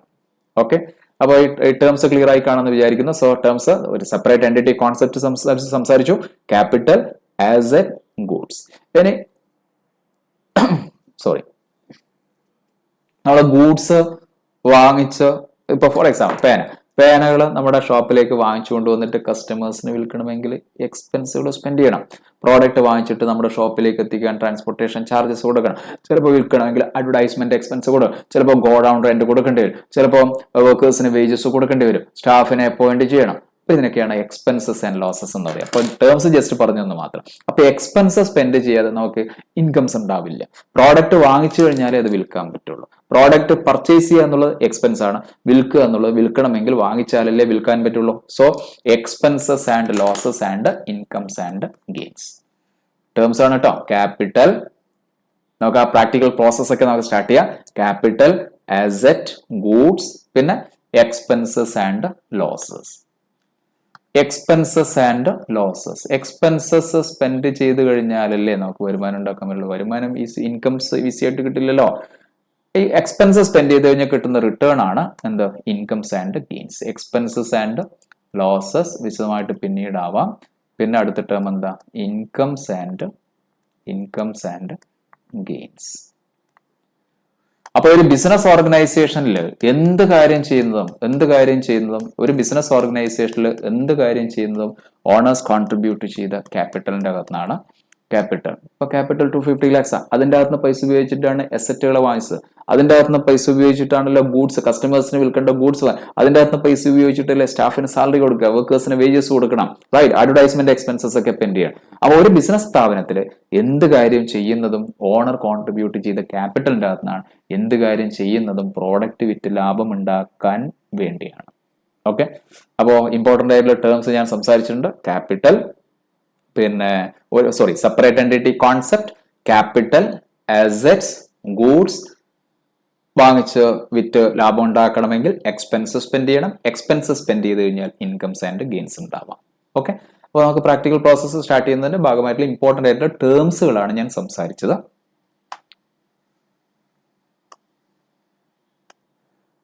അക്കൗണ്ടന്റായ നമ്മൾ ചെയ്യുന്ന ഹോൾ അക്കൗണ്ടിങ് പ്രോസസ് ജസ്റ്റ് ഒന്ന് സംസാരിച്ചിട്ടുണ്ടായിരുന്നു. അത് ചെയ്ത് പ്രാക്ടീസ് ആയി കഴിഞ്ഞാൽ നമുക്ക് മെമ്മറിയിൽ സൂക്ഷിക്കാൻ പറ്റുള്ളൂ. ഇപ്പൊ നമ്മൾ മാനുവൽ അക്കൗണ്ടിങ് ആണ് എന്ന് സംസാരിച്ചു. കമ്പ്യൂട്ടറൈസ്ഡ് അക്കൗണ്ടിങ് അല്ല. കമ്പ്യൂട്ടറൈസ്ഡ് അക്കൗണ്ടിങ്ങിൽ ഒരു അക്കൗണ്ടന്റിന്റെ role just debit aspect, credit aspect entry ചെയ്യൽ മാത്രമാണ്. മാനുവലി പഠിച്ചാൽ മാത്രമേ ഫുൾ നോളജ് നമുക്ക് ഉണ്ടാവുള്ളൂ. ഓക്കെ, അപ്പോൾ സോഴ്സ് ഡോക്യുമെന്റ്സ് ആൻഡ് വൗച്ചറുകൾ നോക്കിയിട്ട് വേണം ജേർണൽ ബുക്കിൽ എന്ത് ചെയ്യാൻ? എൻട്രി എഴുതാൻ. എൻട്രി എഴുതണമെങ്കിൽ നമുക്ക് കുറെ നോളജ് വേണം. എഴുതിയ എൻട്രികൾ നോക്കിയിട്ട് ലെഡ്ജർ ബുക്കിൽ കൺസേൺഡ് അക്കൗണ്ടുകളിൽ എഴുതണം, പോസ്റ്റ് ചെയ്യണം. അതിന് നല്ല നോളജ് വേണം. അതേപോലെ ട്രയൽ ബാലൻസ് എടുക്കാനുള്ള പ്രാക്ടിക്കൽ നോളജ് വേണം. പിന്നെ ഫൈനലൈസേഷന്റെ നോളജ് വേണം. അപ്പോൾ അക്കൗണ്ടിങ്ങിന്റെ സ്റ്റാർട്ടിങ് ജേർണൽ ബുക്കാണ്. ജേർണൽ ബുക്കിനെ പറ്റി ഞാൻ കുറച്ചുകൂടി കഴിഞ്ഞിട്ട് വിശദമായിട്ട് എക്സ്പ്ലനേഷൻ തരുന്നുണ്ട്. അപ്പൊ ജേർണൽ ബുക്കിൽ എഴുതണമെങ്കിൽ നമുക്ക് നല്ല ബേസിക്കൽ നോളജ് വേണം, നല്ല പ്രിൻസിപ്പിൾസ് വേണം. ഓക്കെ, അപ്പോ ബൈ ഹാർട്ടിംഗ് ഒന്നും ചെയ്യാതെ ജേർണൽ എൻട്രികൾ, നമ്മുടെ സ്കൂൾ എക്സ്പീരിയൻസും ഡിഗ്രി എക്സ്പീരിയൻസ് ഒക്കെ ബുക്കിലുള്ള ജേർണൽ എൻട്രികളൊക്കെ നോക്കി ബൈ ഹാർട്ട് പഠിക്കുന്ന പരിപാടിയാണ്. അതൊന്നും പറ്റില്ല. പ്രൊഫഷണൽ ലെവലിലേക്ക് വരുമ്പോൾ ഒരു ട്രാൻസാക്ഷൻസ് ഒക്കെ നമ്മുടെ മുന്നിലേക്ക് വന്നു കഴിഞ്ഞാൽ നമുക്ക് സ്വയം ഡെബിറ്റ് ആസ്പെക്റ്റും ക്രെഡിറ്റ് ആസ്പെക്റ്റും കണ്ട് ജേർണൽ ബുക്കിൽ എൻട്രി എഴുതാനുള്ള സ്വന്തമായിട്ടുള്ള നോളജ് ഉണ്ടാവണം. അപ്പോൾ അതാണ് പ്രൊഫഷണൽ കോഴ്സുകളുടെ പ്രത്യേകത. ഓക്കെ, ആ ഒരു നോളജ് ലെവലിലേക്ക് നമുക്ക് വരുന്നതിന് വേണ്ടി ഞാനൊരു പ്രൊസീജിയറൊക്കെ പ്രാക്ടീസ് ചെയ്യിപ്പിക്കും. അത് കൃത്യമായിട്ട് വ്യക്തമായിട്ട് ഫോളോ ചെയ്യാം.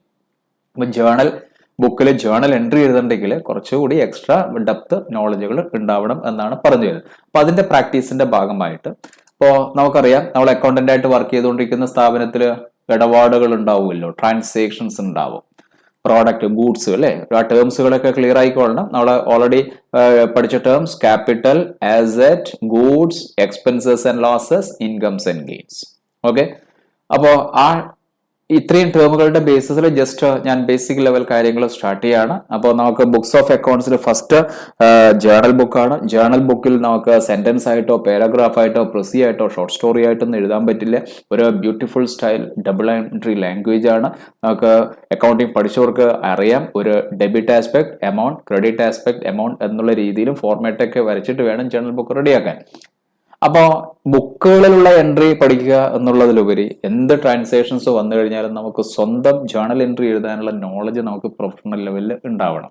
ഓക്കെ, അപ്പൊ അതിന്റെ ഭാഗമായിട്ട് കുറച്ച് പ്രാക്ടീസ് ചെയ്യാണ്. സോ എന്താണ് ബിസിനസ് ട്രാൻസാക്ഷൻസ് എന്ന് പറഞ്ഞാൽ? നമ്മൾ അക്കൗണ്ടന്റ് ആയിട്ട് ജോലി ചെയ്യുന്ന സ്ഥാപനത്തിന്റെ ഇടപാടുകൾ, അത് മണിയിൽ മെഷർ ചെയ്യാൻ പറ്റുന്ന ട്രാൻസാക്ഷൻസിനെയാണ് ബിസിനസ് ട്രാൻസാക്ഷൻസ് എന്ന് പറയാം. അപ്പൊ നമ്മുടെ ബിസിനസ് സ്ഥാപനത്തിന്റെ ഇടപാടുകൾ നമ്മൾ നേരത്തെ സംസാരിച്ചു. പേനയാണ് പ്രോഡക്റ്റ്.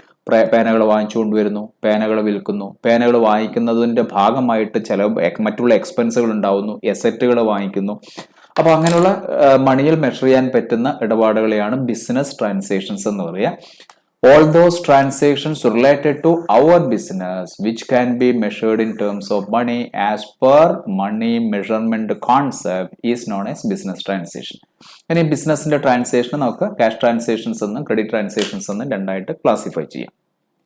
അപ്പോൾ all those transactions related to our business which can be measured in terms of money, അതിനെയാണ് എന്തെന്ന് പറയുക, ബിസിനസ് ട്രാൻസാക്ഷൻ. അപ്പൊ മണിയിൽ പറയാൻ പറ്റും. നമുക്ക് എല്ലാവർക്കും അറിയാം, ജേർണൽ ബുക്കിൽ എൻട്രി ഒരു ഡെബിറ്റ് ആസ്പെക്ട് എഴുതി എമൗണ്ട് കോളത്തിൽ എമൗണ്ട് എഴുതാം. അപ്പൊ എമൗണ്ട് എഴുതാൻ പറ്റുന്ന ഇടപാടുകളെ മാത്രമേ ബിസിനസ് ട്രാൻസാക്ഷൻസ് എന്ന് പറയൂ. ഇപ്പോൾ സപ്പോസ് നമ്മുടെ സ്ഥാപനത്തിൽ വർക്ക് ചെയ്യുന്ന ഒരു ക്ലർക്ക് ഉണ്ടായിരുന്നു, ആ ക്ലർക്കിനെ സസ്പെൻഡ് ചെയ്താൽ സസ്പെൻഡ് ചെയ്യുന്നതിന്റെ എൻട്രി എഴുതാൻ പറ്റില്ല, because there is no money measurement. Money മെഷർമെന്റിൽ പറയാൻ പറ്റുമെങ്കിൽ മാത്രമേ നമുക്ക് ജേർണൽ ബുക്കിൽ ബുക്സ് ഓഫ് അക്കൗണ്ട്സിൽ റെക്കോർഡ് ചെയ്യാൻ പറ്റുള്ളൂ എന്നുള്ളതാണ്. സോ ബിസിനസ് ട്രാൻസാക്ഷൻസ് ഓക്കെ അല്ലേ?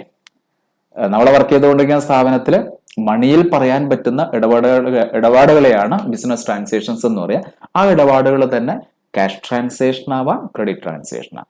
ഒരു ട്രാൻസാക്ഷൻസ് ഉണ്ടായി, പേന വാങ്ങിച്ചു കൊണ്ടുവന്നു, പേന വാങ്ങിച്ചിട്ട് കസ്റ്റമേഴ്സിന് വിൽക്കുന്ന സ്പോട്ടിൽ തന്നെ ക്യാഷ് കിട്ടേണ്ടതാണ്. ക്യാഷ് കിട്ടേണ്ടെങ്കിൽ അത് ക്യാഷ് ട്രാൻസാക്ഷൻ ആണ്. കസ്റ്റമർ പറയാണ് 1 വീക്കിന് ശേഷം 1 മന്തിന് ശേഷം 2 മന്തിന് ശേഷം ക്യാഷ് പേയ്മെന്റ് ചെയ്യാന്ന് പറഞ്ഞാൽ ക്രെഡിറ്റ് ട്രാൻസാക്ഷൻ ആയിട്ട് മാറി. നമ്മുടെ സ്റ്റാഫിന്, നമ്മൾ സ്ഥാപനത്തിൽ വർക്ക് ചെയ്യുന്ന സ്റ്റാഫിന് സാലറി കൊടുക്കാന്ന് പറഞ്ഞാൽ ക്യാഷ് പേയ്മെന്റ് സ്പോട്ടിൽ ചെയ്യുകയാണല്ലോ. അപ്പൊ അത് ക്യാഷ് ട്രാൻസാക്ഷൻ ആണ്. അപ്പോൾ ഒരു ഇടപാട് നടക്കുമ്പോൾ ആ ഇടപാടിലൂടെ നമ്മുടെ സ്ഥാപനത്തിലേക്ക് ക്യാഷ് കിട്ടേണ്ടതാണ്, അല്ലെങ്കിൽ cash പോകുന്നതാണെങ്കിൽ that is known as cash transaction. അപ്പോൾ receipts or payment for a transaction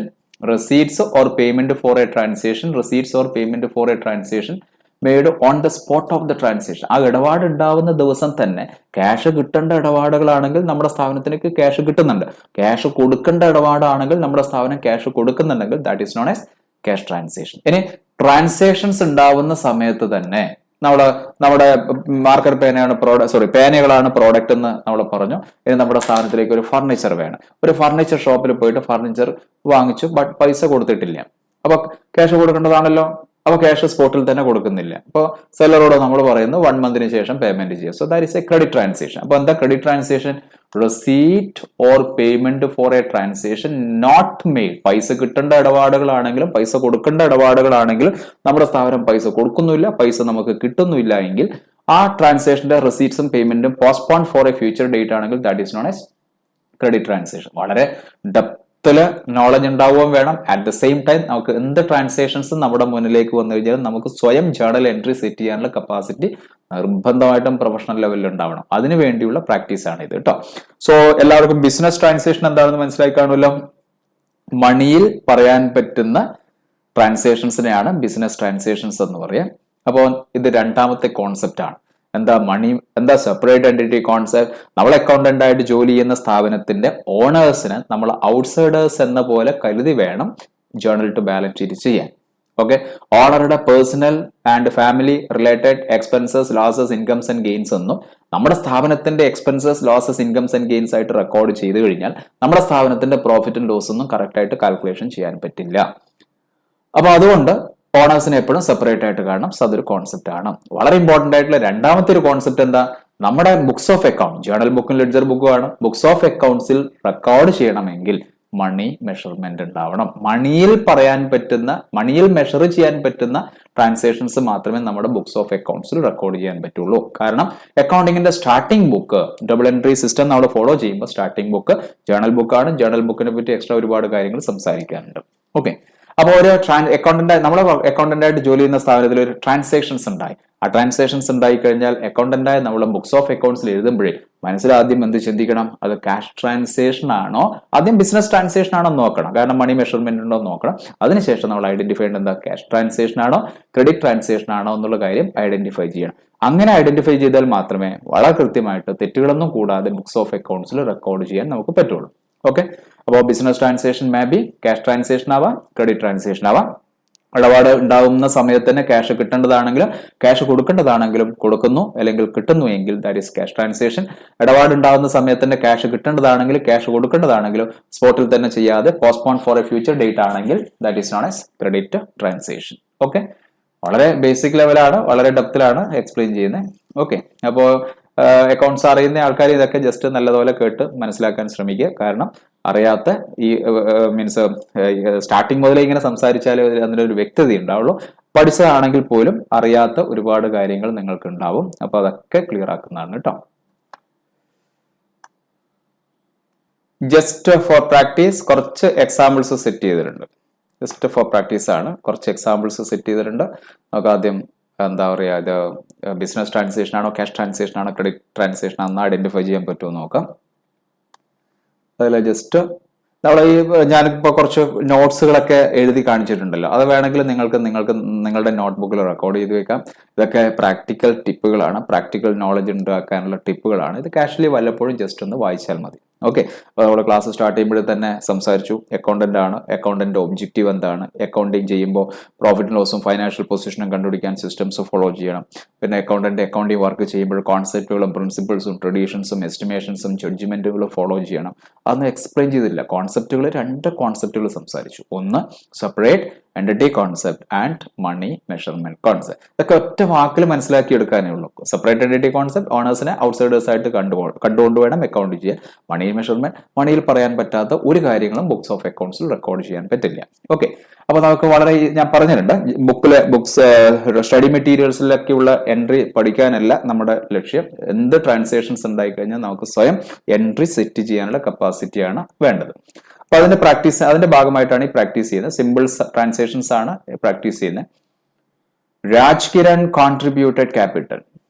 Rajkiran ഞാൻ പറഞ്ഞിട്ടുണ്ട്, നമ്മൾ അക്കൗണ്ടൻസി പഠിക്കുമ്പോഴും കേൾക്കുമ്പോഴും ചെയ്യുമ്പോഴും ഫസ്റ്റ് നമ്മുടെ മനസ്സിലുണ്ടാവേണ്ടത് സ്ഥാപനത്തിന്റെ അക്കൗണ്ടന്റ് ആണെന്നുള്ള ചിന്തയാണ്. അപ്പൊ രാജ്കിരൺ കോൺട്രിബ്യൂട്ടഡ് ക്യാപിറ്റൽ എന്ന് പറഞ്ഞാൽ നമ്മുടെ ബിസിനസ് സ്ഥാപനത്തിന്റെ ഓണർ രാജ്കിരൺ എപ്പോഴും ഔട്ട്സൈഡേഴ്സ് ആയിട്ട് കാണും. അപ്പൊ രാജ്കിരൺ കോൺട്രിബ്യൂട്ടഡ് ക്യാപിറ്റൽ സ്ഥാപനത്തിൽ കൊണ്ടുവന്നു. ട്രാൻസാക്ഷൻ ഉണ്ടായത് മീൻസ് ബിസിനസ് സ്റ്റാർട്ട് ചെയ്യുന്ന ദിവസം തന്നെ capital contributor. So this is a cash transaction because സ്ഥാപനത്തിലേക്ക് ക്യാഷ് ഇൻഫ്ലോസ് ഉണ്ട്. ക്യാഷ് ട്രാൻസാക്ഷൻ ആണ്.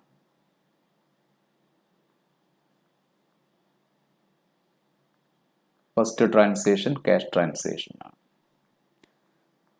നമ്മുടെ ബിസിനസ് സ്ഥാപനം എന്ത് ചെയ്തു? Deposited cash in to bank സ്ഥാപനത്തിന്റെ വലിപ്പം ക്യാഷ് എടുത്തിട്ട് ബാങ്കിൽ കൊണ്ട് ഡെപ്പോസിറ്റ് ചെയ്തല്ലോ. ട്രാൻസാക്ഷൻ ഉണ്ടാകും, ഡെപ്പോസിറ്റ് ചെയ്യുന്ന സമയത്ത് തന്നെ സ്ഥാപനത്തിന് ക്യാഷ് പോകുന്നുണ്ടല്ലോ. സോ ക്യാഷ് ട്രാൻസാക്ഷൻ ആണ്. രണ്ടാമത്തെ ട്രാൻസാക്ഷനും ക്യാഷ് ട്രാൻസാക്ഷൻ ആണ്. അടുത്ത purchased goods for cash. Goods ആണ്, ടേംസ് ഒക്കെ ക്ലിയർ ചെയ്തിട്ടുണ്ട്. ഗൂഡ്സ് കസ്റ്റമേഴ്സിന് വിറ്റ് ലാഭം ഉണ്ടാക്കണം എന്നുള്ള ഐറ്റത്തിന് മാത്രമേ ഗൂഡ്സ് എന്ന് വിളിക്കാവൂ. സ്റ്റേഷനറി മർച്ചന്റ് ആണെങ്കിൽ ഇവിടെ സ്റ്റേഷനറി ആണ് ഗൂഡ്സ്. ഗോൾഡ് മർച്ചന്റ് ആണെങ്കിൽ ഇവിടെ ഗോൾഡ് ആണ് goods. Plant and machinery merchant ആണെങ്കിൽ പ്ലാന്റ് ആൻഡ് മെഷീനറി ആണ് ഗൂഡ്സ്. ഫർണിച്ചർ ഷോപ്പ് ആണെങ്കിൽ ഫർണിച്ചർ മർച്ചന്റ് ആണെങ്കിൽ ഫർണിച്ചർ ആണ് ഗൂഡ്സ്. പേനകളാണെങ്കിൽ പേനകളാണ് ഗൂഡ്സ്. ഓക്കെ, അപ്പൊ ഗൂഡ്സ് എന്നുള്ള ടേം റെപ്രസെന്റ് ചെയ്യുന്നത് കസ്റ്റമേഴ്സിന് വിറ്റ് ലാഭം ഉണ്ടാക്കണം എന്നുള്ള ഐറ്റത്തിനെ മാത്രമേ ഗൂഡ്സ് എന്ന് വിളിക്കാറ്. പർച്ചേസ്ഡ് ഗൂഡ്സ് ക്യാഷ് കൊടുത്തിട്ട് വാങ്ങിച്ചതാണ്. So it's a cash transaction. Cash transaction ആണ്.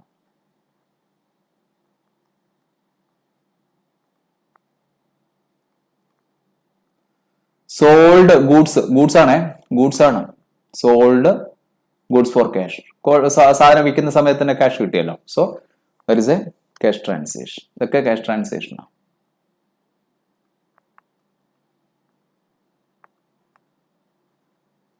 Sold goods on credit Rajeev എന്ന് പറയുന്ന കസ്റ്റമർക്ക് ക്രെഡിറ്റിന് വിറ്റു. ക്രെഡിറ്റിനാണ്, ക്യാഷ് കിട്ടിയിട്ടില്ല. ക്യാഷ് പിന്നീട് കൊണ്ടുതരിക. പിന്നീട് കൊണ്ടുതരുന്ന ദിവസം അത് ക്യാഷ് ട്രാൻസാക്ഷൻ ആണ്. പ്രസന്റ്ലി അത് ക്യാഷ് ട്രാൻസാക്ഷൻ അല്ല, അത് ക്രെഡിറ്റ് ട്രാൻസാക്ഷൻ ആണ്.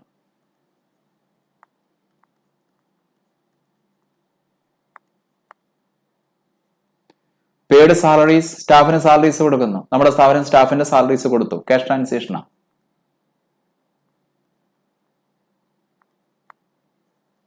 റിസീവ്ഡ് കമ്മീഷൻ നമുക്ക് കിട്ടി, ക്യാഷ് ആയിട്ട് കിട്ടിയല്ലോ. ക്യാഷ് ട്രാൻസാക്ഷൻ ആണ്.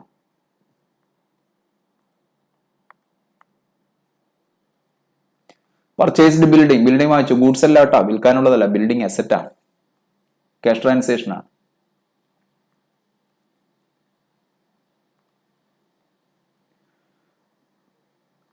പിന്നെ നമ്മളെ പ്രൊഫഷണൽ കോഴ്സുകളൊക്കെ ചെയ്യുമ്പോൾ നമ്മളെ കാര്യങ്ങളൊക്കെ ചിന്തിച്ച് മനസ്സിലാക്കി പഠിക്കുന്നവർക്കാണ് ഫസ്റ്റ് ടൈം ക്വാളിഫൈ ചെയ്യാൻ പറ്റുക.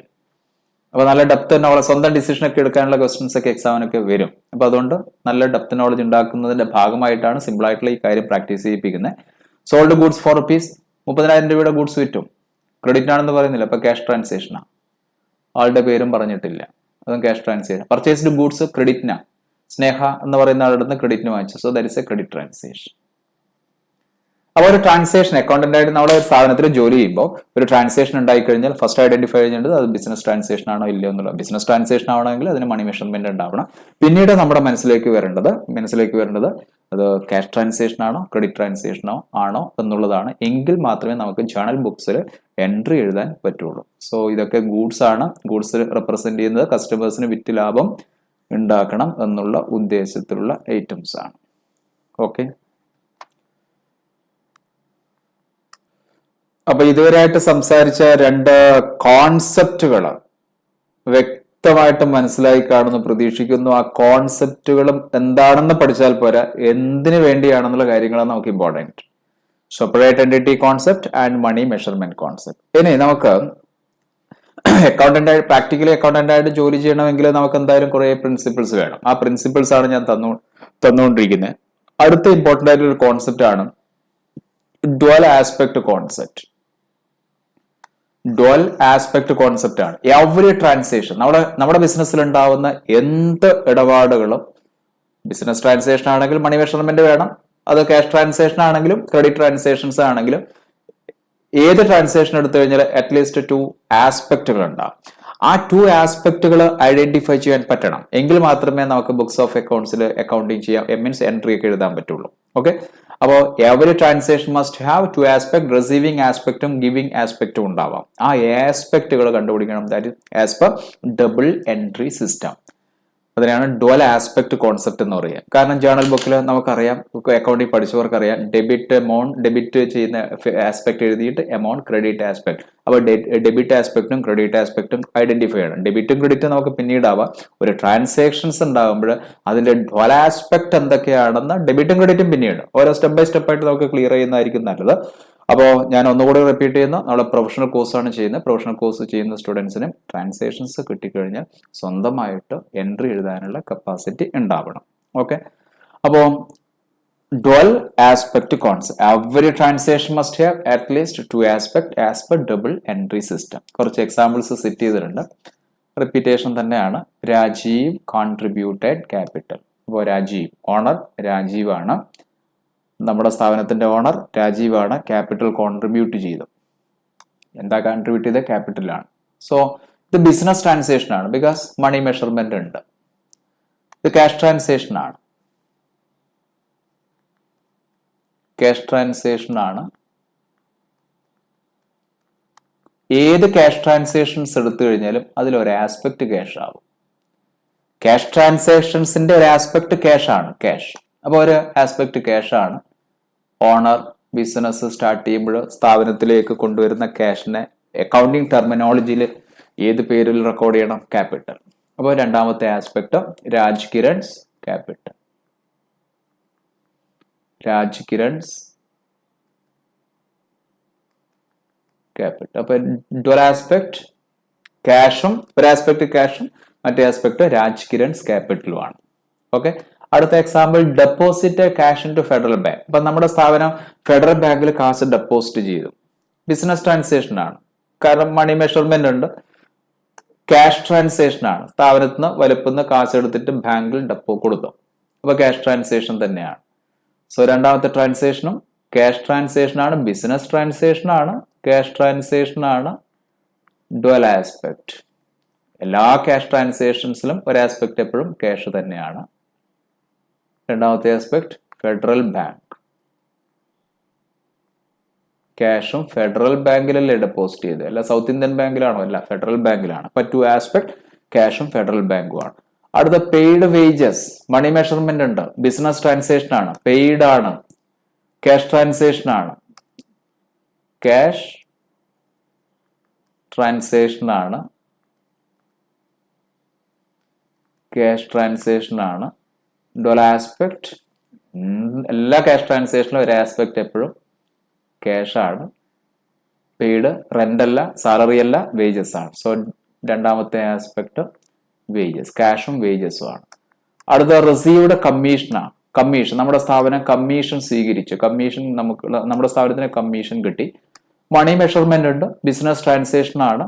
അപ്പൊ അതും ക്യാഷ് ട്രാൻസാക്ഷൻ ആണ്. ക്യാഷ് ട്രാൻസാക്ഷൻ ആണ്.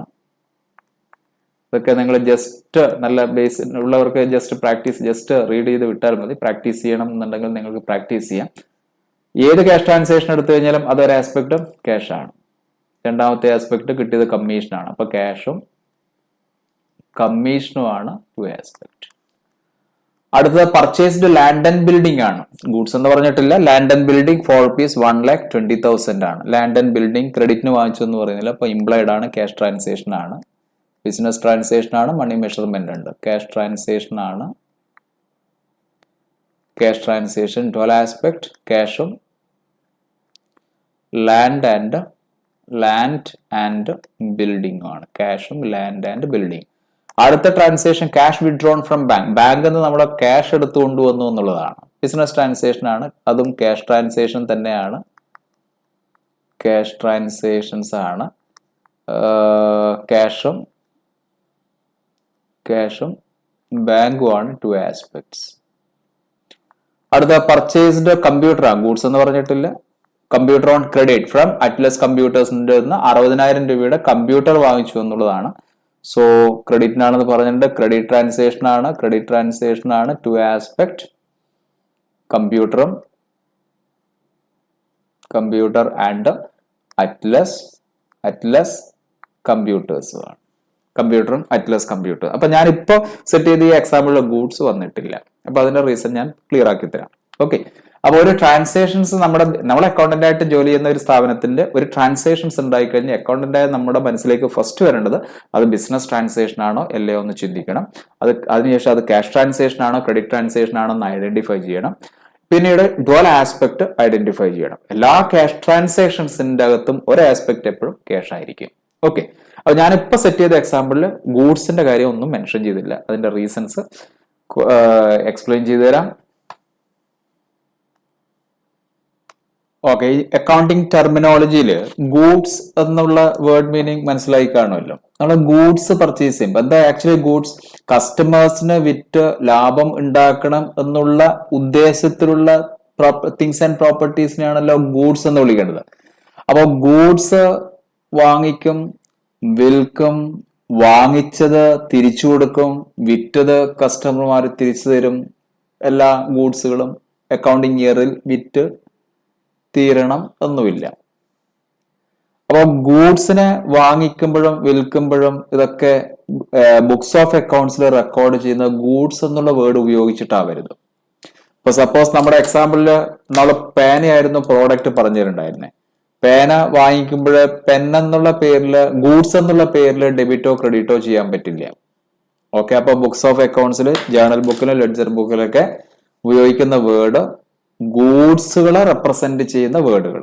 ഗൂഡ്സ് ആണ് കേട്ടോ. ഗൂഡ്സിനെ റെപ്രസെന്റ് ചെയ്യുന്ന വേർഡുകൾ കസ്റ്റമേഴ്സിന് വിറ്റ് ലാഭം ഉണ്ടാക്കണം എന്നുള്ള ഉദ്ദേശത്തിലുള്ള ഗൂഡ്സുകളെ ബുക്സ് ഓഫ് അക്കൗണ്ടിൽ റെക്കോർഡ് ചെയ്യുമ്പോൾ ഗൂഡ്സ് എന്നുള്ള വേർഡ് ഉപയോഗിച്ചിട്ട് റെക്കോർഡ് ചെയ്യരുത്.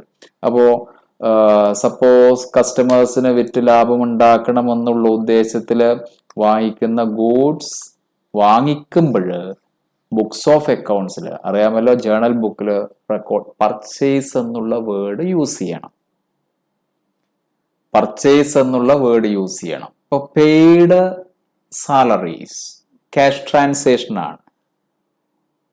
ക്യാഷ് ട്രാൻസാക്ഷൻ ആണ്.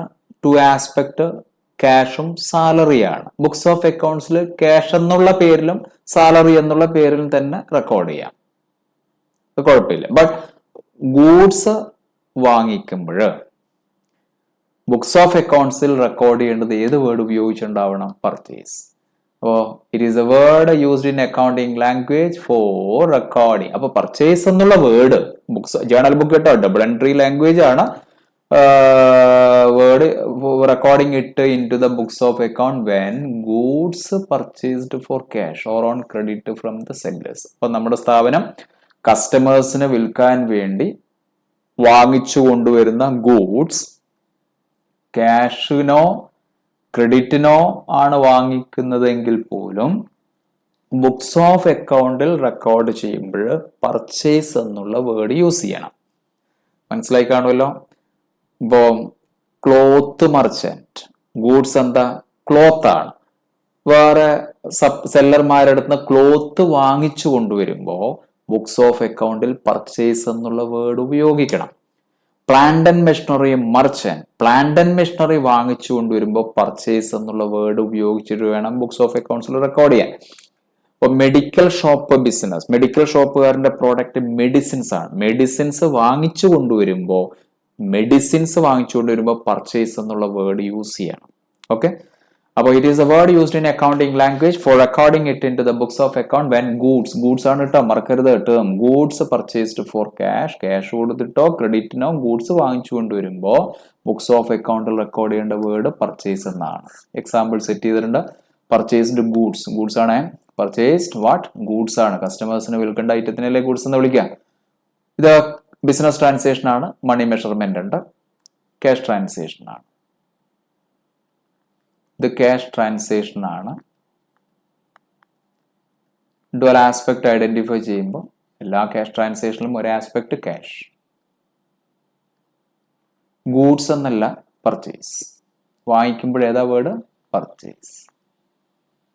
പർച്ചേസ് എന്നുള്ള വേർഡ് ഉപയോഗിച്ചിട്ട് വേണം. അറിയാലോ, എൻട്രി ഒക്കെ എഴുതുന്നത് പർച്ചേസ് എന്നുള്ള വേർഡല്ലേ യൂസ് ചെയ്യും. ഓക്കെ, അപ്പൊ ചിലപ്പോൾ എസറ്റ് ഒക്കെ വാങ്ങിക്കുമ്പോൾ നിങ്ങൾക്ക് തെറ്റായിട്ട് പർച്ചേസ് എന്നുള്ള വേർഡൊക്കെ യൂസ് ചെയ്ത്, അപ്പൊ അങ്ങനെയുള്ള മിസ്റ്റേക്സ് ഒന്നും വരാതിരിക്കാൻ വേണ്ടിയാണ് അത്രയും ഡെപ്തിൽ എക്സ്പ്ലനേഷൻ തരുന്നത്. അടുത്ത example, purchased goods. What? Purchased goods on credit from mister X. ഇത് ബിസിനസ് ട്രാൻസാക്ഷൻ ആണ്, കാരണം മണി മെഷർമെന്റ് ഉണ്ട്. ക്രെഡിറ്റ് ട്രാൻസാക്ഷൻ ആണ്. ഇത് ക്രെഡിറ്റ് ട്രാൻസാക്ഷൻ ആണ്. ഇതൊക്കെ മനസ്സിൽ ചിന്തിക്കുന്ന കാര്യം, ജസ്റ്റ് എഴുതി പ്രാക്ടീസ് ചെയ്യുന്നു എന്ന് മാത്രം. ക്രെഡിറ്റ് ട്രാൻസാക്ഷൻ ആണ്. ടു ആസ്പെക്ട് ക്രെഡിറ്റ് ട്രാൻസാക്ഷനിൽ എപ്പോഴും ഒരിക്കലും ആസ്പെക്ട് ക്യാഷ് ഉണ്ടാവില്ലല്ലോ. മിസ്റ്റർ എക്സും ഗൂഡ്സ് വാങ്ങിച്ചതല്ലേ പർച്ചേസ്. മിസ്റ്റർ എക്സും പർച്ചേസും മിസ്റ്റർ എക്സും ആണ് ഡ്വൽ ആസ്പെക്ട്. ഓക്കെ, ആ പർച്ചേസ് എന്നുള്ള വേർഡ് എപ്പോഴും യൂസ് ചെയ്യണം എന്നുള്ള കാര്യം ക്ലിയർ ആക്കാണെന്ന് മനസ്സിലാക്കുന്നു. ഇനി പർച്ചേസ് റിട്ടേൺസ് എന്നുള്ള വേർഡ് യൂസ് ചെയ്യണം. നമ്മുടെ സ്ഥാപനം ഡീൽ ചെയ്യുന്ന ഗൂഡ്സ് സപ്ലയർമാരുടെ സെല്ലർമാരുടെ വാങ്ങിച്ചു കൊണ്ടുവരുമ്പോൾ പർച്ചേസ് എന്നുള്ള വേർഡ് യൂസ് ചെയ്യണം. ഇനി ക്രെഡിറ്റിന് പർച്ചേസ് ചെയ്ത ഗൂഡ്സ് തിരിച്ചു കൊടുക്കുമ്പോൾ ബുക്സ് ഓഫ് അക്കൗണ്ടിൽ റെക്കോർഡ് ചെയ്യാൻ പർച്ചേസ് റിട്ടേൺ എന്നുള്ള വേർഡ് യൂസ് ചെയ്യണം. Or returns outward. ബിസിനസ് സ്ഥാപനം വാങ്ങിച്ചുകൊണ്ടുവരും ഇൻവേർഡ് ആണ്. വാങ്ങിച്ചത് തിരിച്ചു കൊടുക്കുന്ന റിട്ടേൺസ് ഔട്ട്വേർഡ് എന്നുള്ള വേർഡും യൂസ് ചെയ്യാം. അപ്പൊ നമ്മുടെ സ്ഥാപനം കസ്റ്റമേഴ്സിന് വിൽക്കാൻ വേണ്ടി വാങ്ങിച്ചു കൊണ്ടുവരുന്ന ഗൂഡ്സിനെ വാങ്ങിക്കുമ്പോൾ പർച്ചേസ് എന്നുള്ള വേർഡ് ഉപയോഗിച്ച് ബുക്സ് ഓഫ് അക്കൗണ്ടിൽ റെക്കോർഡ് ചെയ്യണം. പർച്ചേസ് ചെയ്ത ക്രെഡിറ്റിന് വാങ്ങിച്ച ഗൂഡ്സ് പല കാരണങ്ങളുകൊണ്ട് നമ്മുടെ സ്ഥാപനം സെല്ലേഴ്സിന് തിരിച്ചു കൊടുക്കാമല്ലോ. ക്വാളിറ്റി കുറഞ്ഞതുകൊണ്ടും ഡാമേജ് ഒക്കെ ആയതുകൊണ്ട് പല കാരണങ്ങളുകൊണ്ട് തിരിച്ചു കൊടുക്കുമ്പോൾ purchase written or returns outward എന്നുള്ള വേർഡ് യൂസ് ചെയ്യണം ബുക്സ് ഓഫ് അക്കൗണ്ട്സിൽ റെക്കോർഡ് ചെയ്യാൻ. വളരെ ഇമ്പോർട്ടന്റ് ആണ്. നമ്മുടെ സ്ഥാപനം ഗൂഡ്സ് ക്രെഡിറ്റിന് വാങ്ങിച്ചു കൊണ്ടുവന്നു. അത് സപ്പോസ് അത് ഡാമേജ് ആണ്, ക്വാളിറ്റി കുറഞ്ഞതാണ്. അപ്പോൾ നമ്മൾ ആർക്ക് തന്നെ തിരിച്ചു കൊടുക്കുന്നു? സെല്ലർക്ക് തന്നെ തിരിച്ചു കൊടുക്കുമ്പോൾ മണി മെഷർമെന്റ് ഉണ്ട്. ബിസിനസ് ട്രാൻസാക്ഷൻ ആണ്. ബുക്സ് ഓഫ് അക്കൗണ്ടിൽ റെക്കോർഡ് ചെയ്യുമ്പോൾ ഏത് വേർഡ് ഉപയോഗിക്കണം? Purchase returns or returns outward. Returns ഔട്ട്വേർഡും റിട്ടേൺസ് ഇൻവേർഡ് ഒക്കെ പരസ്പരം മാറിപ്പോവാറുണ്ട്. മാറിപ്പോകരുത്. ബിസിനസ് സ്ഥാപനമാണെന്നുള്ളൊരു ചിന്ത ഉണ്ടായാൽ മതി. പർച്ചേസ് ചെയ്യുമ്പോൾ ഇൻവേർഡ് ആണ്, റിട്ടേൺ ചെയ്യുമ്പോൾ ഔട്ട്വേർഡ്. റിട്ടേൺസ് ഔട്ട്വേർഡ് എന്നുള്ള വേർഡ് യൂസ് ചെയ്യാം. It is a word used in accounting language for recording it into the books of account when what? Goods purchased on credit. നമ്മൾ ക്രെഡിറ്റിന് വാങ്ങിച്ചത് returned to the sellers due to various reasons. അപ്പോഴാണ് purchase returns എന്നുള്ള word use ചെയ്യേണ്ടത്. അപ്പൊ ഇവിടെ doubt create ചെയ്തിട്ടുണ്ട്. ക്യാഷിന് വാങ്ങിച്ച ഗൂഡ്സ് തിരിച്ചു കൊടുക്കുമ്പോൾ പർച്ചേസ് റിട്ടേൺസ് എന്നുള്ള വേർഡ് യൂസ് ചെയ്യാൻ പറ്റില്ല. അത് നമുക്ക് പിന്നീട് ക്ലിയർ ചെയ്യാം. ക്രെഡിറ്റിന് വാങ്ങിച്ച ഗൂഡ്സ് പല കാരണങ്ങൾ കൊണ്ട് തിരിച്ചു കൊടുക്കുമ്പോൾ ജേർണൽ ബുക്കിൽ എൻട്രി എഴുതാൻ വേണ്ടി ഉപയോഗിക്കുന്ന word purchase returns or returns outward എന്നാവണം. ഓക്കെ, ക്യാഷിന് വാങ്ങിച്ച ഗൂഡ്സും തിരിച്ചു കൊടുക്കാം, അപ്പോഴാ വേർഡ് യൂസ് ചെയ്യാൻ പറ്റില്ല. അത് പിന്നീട് നമുക്ക് ക്ലിയർ ചെയ്യാം. ഓക്കെ, ദെൻ ഇവിടെ ഒരു എക്സാമ്പിൾ സെറ്റ് ചെയ്തിട്ടുണ്ട്. നമ്മൾ ഫോർ എക്സാമ്പിൾ എക്സിന്റെ അടുത്ത് 25,000 രൂപയുടെ ഗൂഡ്സ് ക്രെഡിറ്റിന് വാങ്ങിച്ചിരുന്നല്ലോ. അതിൻ്റെ അകത്ത് 500 രൂപയുടെ ഗൂഡ്സ് എക്സിന് തന്നെ തിരിച്ചു കൊടുക്കുകയാണ്. ഗൂഡ്സ് ആണ് എക്സിന് ഇടുന്ന 25,000 രൂപ, എക്സാമ്പിളിൽ എക്സിന് ഇടുന്ന 25,000 രൂപയുടെ ഗൂഡ്സ് വാങ്ങിച്ചിരുന്ന ആ 25,000 രൂപയുടെ ഗൂഡ്സിന്റെ അകത്ത് 500 റുപ്പീസിന്റെ ഗൂഡ്സ് നമ്മൾ തിരിച്ച് എക്സിന് തന്നെ തിരിച്ചു കൊടുക്കുക. ക്രെഡിറ്റിന് വാങ്ങിച്ചത് തിരിച്ചു കൊടുക്കുമ്പോഴാണ് ഏത് വേർഡ് യൂസ് ചെയ്യുക? Purchase returns or returns outward എന്നുള്ള വേർഡ് യൂസ് ചെയ്യുക. ഇത് ക്രെഡിറ്റ് ട്രാൻസാക്ഷൻ ആണ്. There is no cash aspect. Credit transaction, ഇത് ക്രെഡിറ്റ് ട്രാൻസാക്ഷൻ ആണ്. ടു ആസ്പെക്ട്, ക്രെഡിറ്റ് ട്രാൻസാക്ഷനിൽ ഒരിക്കലും ഒരു ആസ്പെക്ട് ക്യാഷ് ഉണ്ടാവില്ല. മിസ്റ്റർ എക്സും ഓർ ആദ്യം ഏത് വേണമെങ്കിലും എഴുതാം, പർച്ചേസ്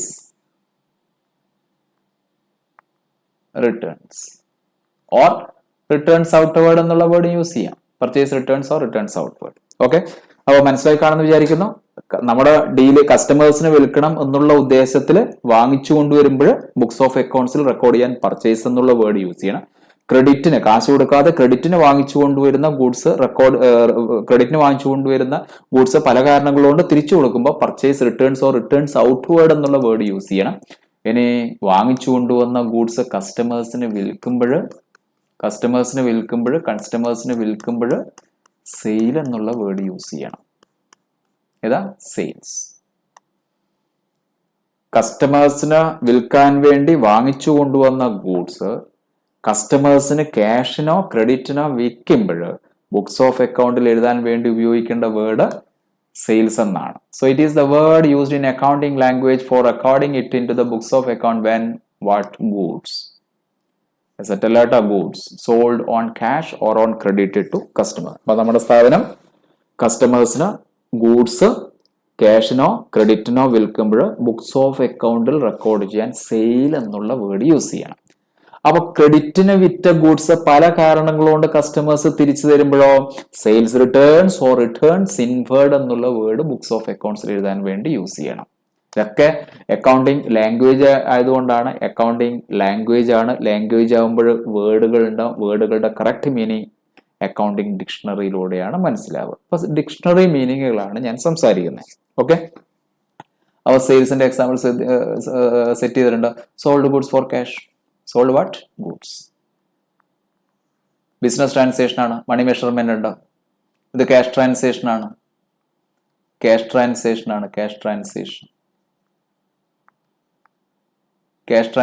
ആണ്. ഡുവൽ ആസ്പെക്ട്, ക്യാഷും ഗൂഡ്സ് അല്ല. വേർഡ് യൂസ് ചെയ്യേണ്ടത് സെയിലാണ്. ഇനി അടുത്ത sold goods on credit to mister Y. നമ്മുടെ സ്ഥാപനം വൈ എന്ന് പറയുന്ന കസ്റ്റമർക്ക് ക്രെഡിറ്റിന് ഗൂഡ്സ് വിറ്റു. ബിസിനസ് ട്രാൻസാക്ഷൻ ആണ്. മണി മെഷർമെന്റ് ഉണ്ട്. ഇത് ക്രെഡിറ്റ് ട്രാൻസാക്ഷൻ ആണ്. ടു ആസ്പെക്ട്, മിസ്റ്റർ വൈയും സെയിലുമാണ്. ഇപ്പൊ 10,000 റുപ്പീസിന്റെ ഗുഡ്സ് ക്രെഡിറ്റിന് വിറ്റു. അപ്പോൾ മനസ്സിലായി കാണുന്നു വിചാരിക്കുന്നു. വാങ്ങിക്കുമ്പോൾ പർച്ചേസ് എന്നുള്ള വേർഡ് യൂസ് ചെയ്യുക. ക്രെഡിറ്റിന് വാങ്ങിച്ച് തിരിച്ചു കൊടുക്കുമ്പോൾ purchase returns or returns outward എന്നുള്ള വേർഡ് യൂസ് ചെയ്യണം. ക്യാഷിനോ ക്രെഡിറ്റിനോ വിൽക്കുമ്പോൾ സെയിൽ എന്നുള്ള വേർഡ് യൂസ് ചെയ്യണം. ഇനി വിറ്റ ഗൂഡ്സ് തിരിച്ച് ക്രെഡിറ്റിന് വിറ്റ ഗൂഡ്സ് കസ്റ്റമർ തിരിച്ച് തരുമ്പോൾ sales returns or returns inward എന്നുള്ള വേർഡ് യൂസ് ചെയ്യണം. Sales returns or returns inward. അപ്പൊ ഇതൊക്കെ നിങ്ങൾക്ക് നിങ്ങളുടെ നോട്ട്ബുക്കിൽ വേണമെങ്കിൽ ഷോർട്ട് നോട്ട്സ് ആയിട്ട് എഴുതിയിടാവുന്നതാണ്. So sales returns or returns inward.